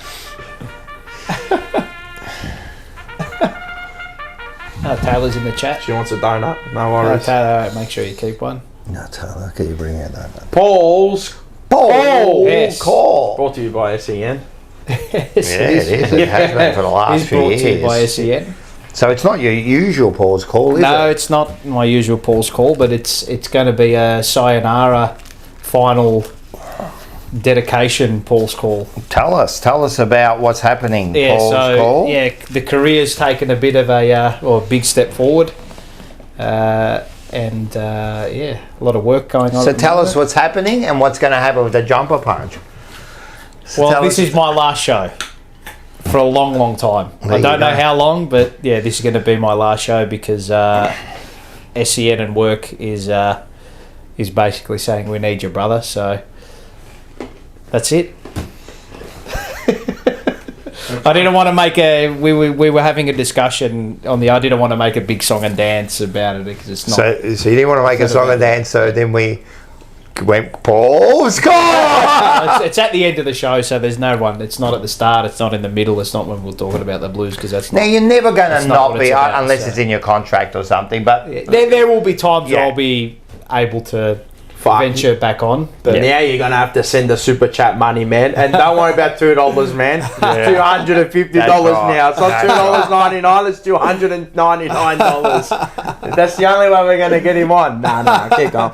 Yeah, I know. Can you imagine now once he's on TV and that? We barely get message from him now. Imagine. Fuck, I'm his cousin. I don't get a message Imagine later. Hey, Paul!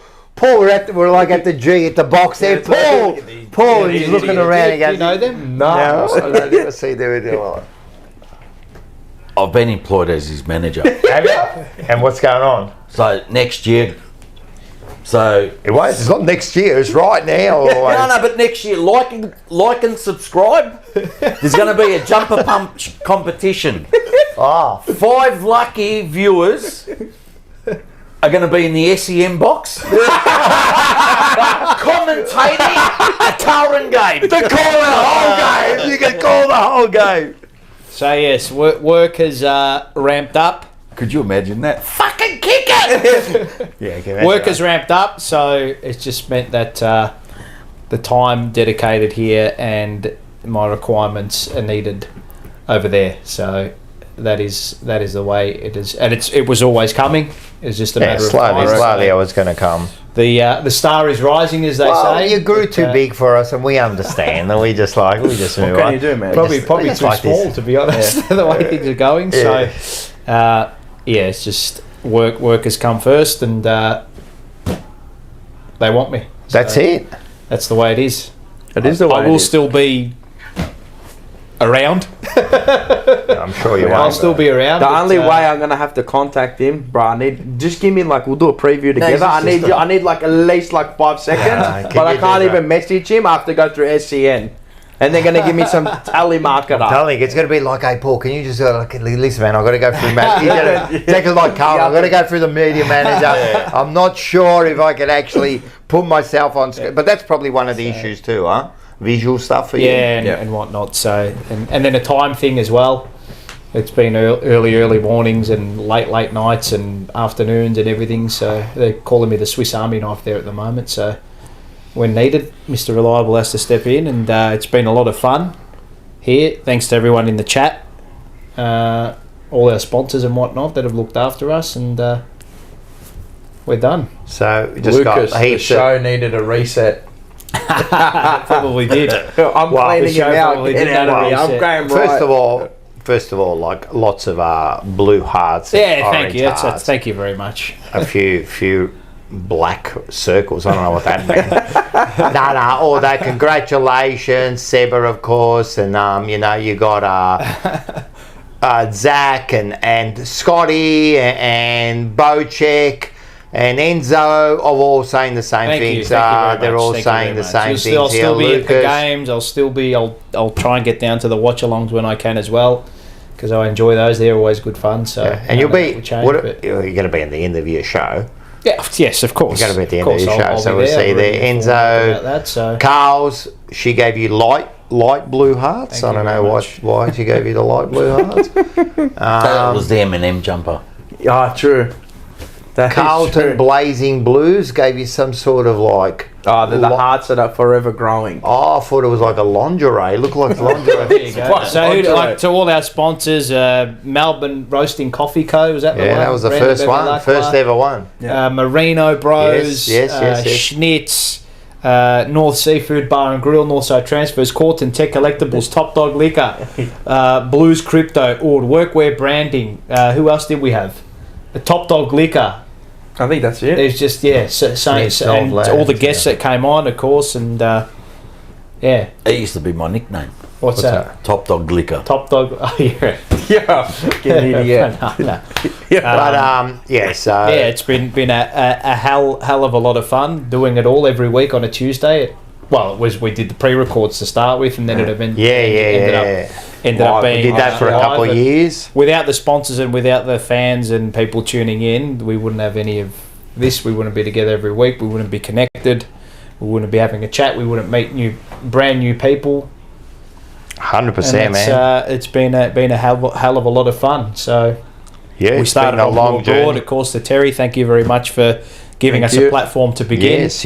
And then we ventured off and did our own thing. So and now we're our own identity, our own little community, which has been a lot of fun. And great community. We're trying our very best to give back with the events and whatnot that we put on for everyone to connect to. So I think that's where we're different to everyone else. We kind of like try to give back to everyone and try to connect everyone. But in the thing, like Taylor says, the show and all of us will miss you. The chair will always be yours. Thank you.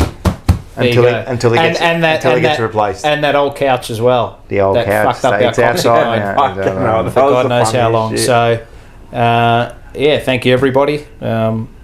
And onwards and upwards, and it all starts next week. I'm on a plane to Singapore on Monday to go cover Arsenal's pre-season tour, which is going to be a lot of fun. So all that accreditation has been ticked off, which is great. I'll be with and I know people love the AFTV crew, so I'll be over there with them, and just hopefully getting some one-on-one interviews with players, and I'll be in the press conferences with the managers and be part of their training sessions as well, so behind the scenes there, and hopefully building up not just the brand of SEN and my own brand, but I'll let them know about the Jumper Punch as well, which hopefully, of course AFTV already know about. Yeah, well, AFTV don't really, and so you always got to chuck in a good Jumper Punch here and there. I'm sure I've missed someone, but all our guests, of course, that have come on. Yeah, it's great. And we've loved the whole experience. And as I said, it's not completely over. You've just never say never. Don't it ain't over until it's. Nah, Lisa. I reckon unless there's a real thing in your clause or something, I'm sure we'll get you back one day for a. He will be a real guest. Yeah, he's going to be actually. I'll be in that chair. Yeah, you will too. But it's been great, man, and we're absolutely stoked for you. I mean, this is what we've been working towards. Busting my backside for it for a long time. So. No, you're going to have to bust it even more now. Exactly. Yeah. Well, it's 7 days a week now. I don't have any days off. That's good. Which I prefer, to be honest. It's great. So it's funny, the first question people ask, I don't ask how I am. They go, what about the Blues on the weekend? I go, yeah, of course. It's a tricky caper. But it's the best. We love it. So again, thanks for all the love and all the messages of well wishes and support. Thank you. And that's it. And like as far as the Jumper Punch, like one door closes, the next door opens, and many millions more will open. 100%, and it's happened straight from the start. Like there's always been changes, you know what I mean? And now the Jumper Punch is bigger than the individual. That's right. That's exactly why. That's why I didn't want to do it at the start or make a big thing. That's it. It is what it is. I'll still be here. I'll still be in Australia for now. You're still going to be You'll around. Still see me at the games. I'll still be at the games, but yes, the career has taken a big leap. We're going to have to do a subcommittee. We're going to have to get our own subcommittee for the new. The new co-host. There has to be a new co-host for next year. And we're not going to get two people for one role. No. So there will be a new co-host, guaranteed. I reckon this year we just keep filling the chairs, but for next year there might even be a little bit of a interview process to see who we're going to get for the next person, you know what I mean? And I will not be part of that. No, you can't. Can't be. No. Well, this isn't going to be no Carlton, David Parkin kind of. We are the subcommittee. Yeah, we are the sub. There's going to be no, we think this one and then we'll get someone. No.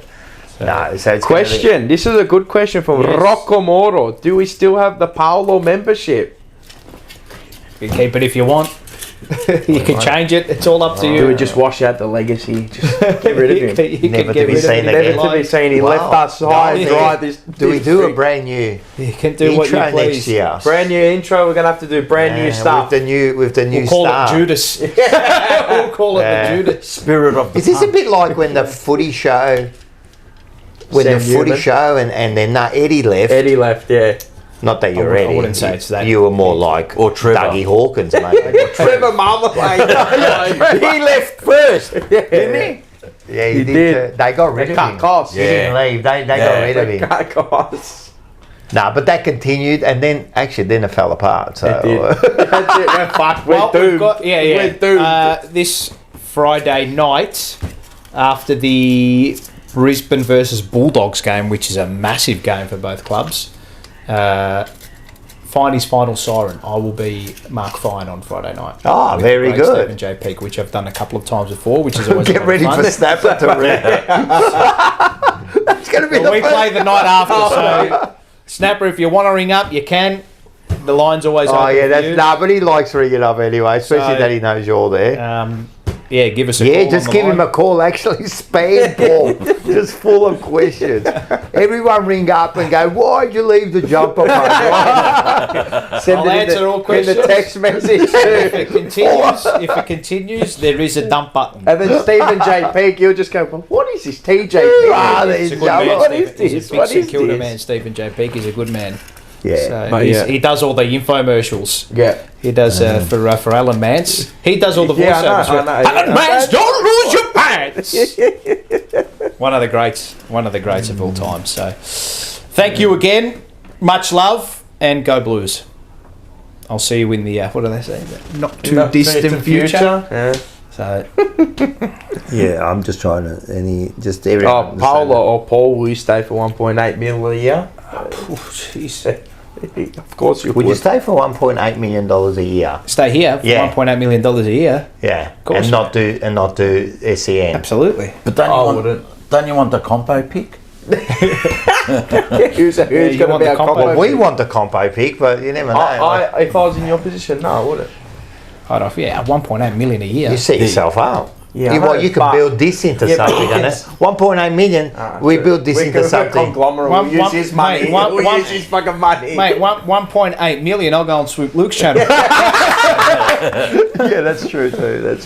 Nah, there was always a time, and it was coming. So yeah. That's it. as the great Glenn Pollitt says, there it is. There it is.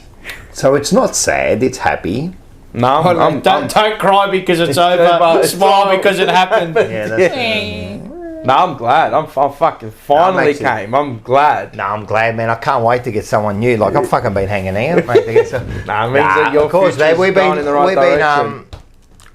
we've been everyone's been following your career, but no more so than me and Mars. Yes, the two gentlemen in this very room. Closely, and when you first started here, you're working at the betting company. Yep. And then we saw you get your first job there at SEN, and you've slowly. Remember from 11 p.m. to 3 a.m. were my first shifts there. I remember your radio. first time you were on radio, right? The first time, and I don't know why. Either someone sent it to me and said like, "Pause on the radio," and I was out, so I fucking get on my phone, finding the SEN, and I heard your voice on the radio for the first time. My first shift, I'll tell you when my first shift was. It was... I called up that night. Yes, it was when Sydney beat Collingwood in the preliminary final. Yes. By point. It was too, because we were talking about I was on that. here with Damo Watson. Yes, and we Good were friend of pumped. mine at work. That's right, because I was man. here. I was pumped. I was fucking pumped, mate. Well, I remember when I met you, maybe 15 years ago, and I think maybe you would have just started with the Bull Ants. Oh, it would have been less than that. Yeah, 10. It would have been about 10 years ago. 10. Yeah, I started 6, at the Bull Ants when 16. I was... Yeah, like around that. A bit older. No. When I started, were you 21? Just about to? About 21. Do you remember that night at the AGM?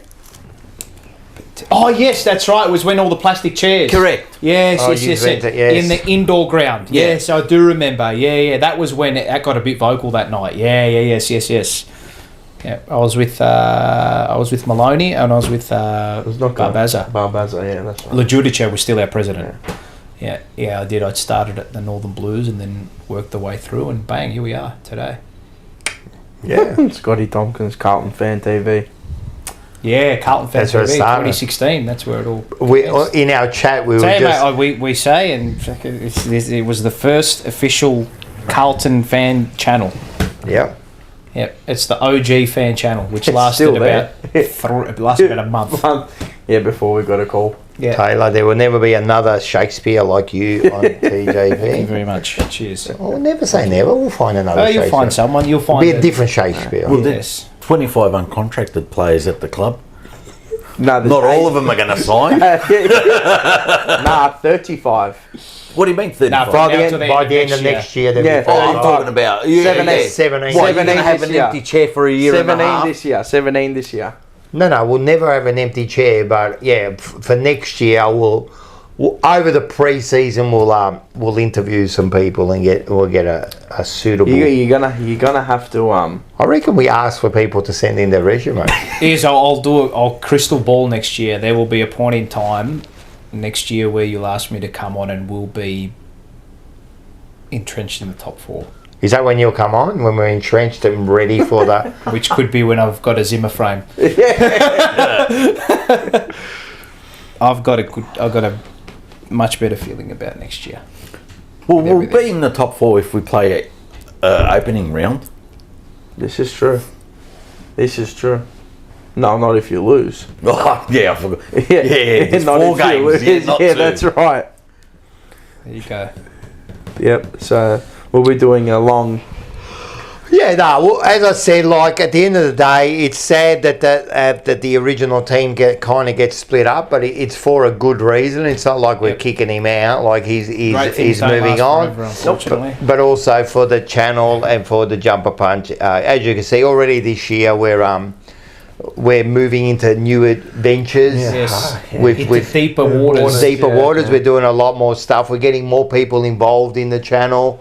You know what I mean, to do different things, you know. So we'll continue to do that, and we'll get someone in. And Paul will always be part of the Jumper Punch. Don't worry. Marcy's Dino an applicant. Maybe if he wants to step up, imagine him every fucking Tuesday night for 4 hours. There'll be some psychos you can get in here that would absolutely you got to commit to at least 4 hours every Tuesday night. Well, this is the thing. It's not just about someone like wanting to do it, and that it is a commitment of every week. Absolutely. 4 hours, and then if you get to sit in that chair in a co-hosting capacity. Yep. Yeah, there's more than just your 4 hours on the Tuesday. There's work during the week to be done too. Yep. Yeah, so there's a lot of that. So there's a lot more to hours consider. go into the prep of the show than the actual show itself. The actual show is easy. Yeah. The actual show is easy. Talking for 4 hours and talks smack. How easy was it? Yeah. You'd be on the phone to someone. Yeah, that's true. You're on the phone for people, just talking like that. I think we were on the phone the other night for an hour and a half. Mate, I've been on the phone with Vince for about 3 hours. But that's sometimes. easy. That's fun. Like, subscribe, comment, get your memberships as well, get your tickets for the tickets show at Howlers. Subscribe, all that. Make sure you subscribe. We're trying to get to keep pushing the club forward. Yeah, and that's all we'll keep doing, mate. That's what everyone does. Well, that's the main objective, yeah. That's why we do this. Yep. Yeah, I think it's true. I think why we do this was if they don't hold themselves into account, we will. Yep. So, and it's done out of passion and love. I mean, of course.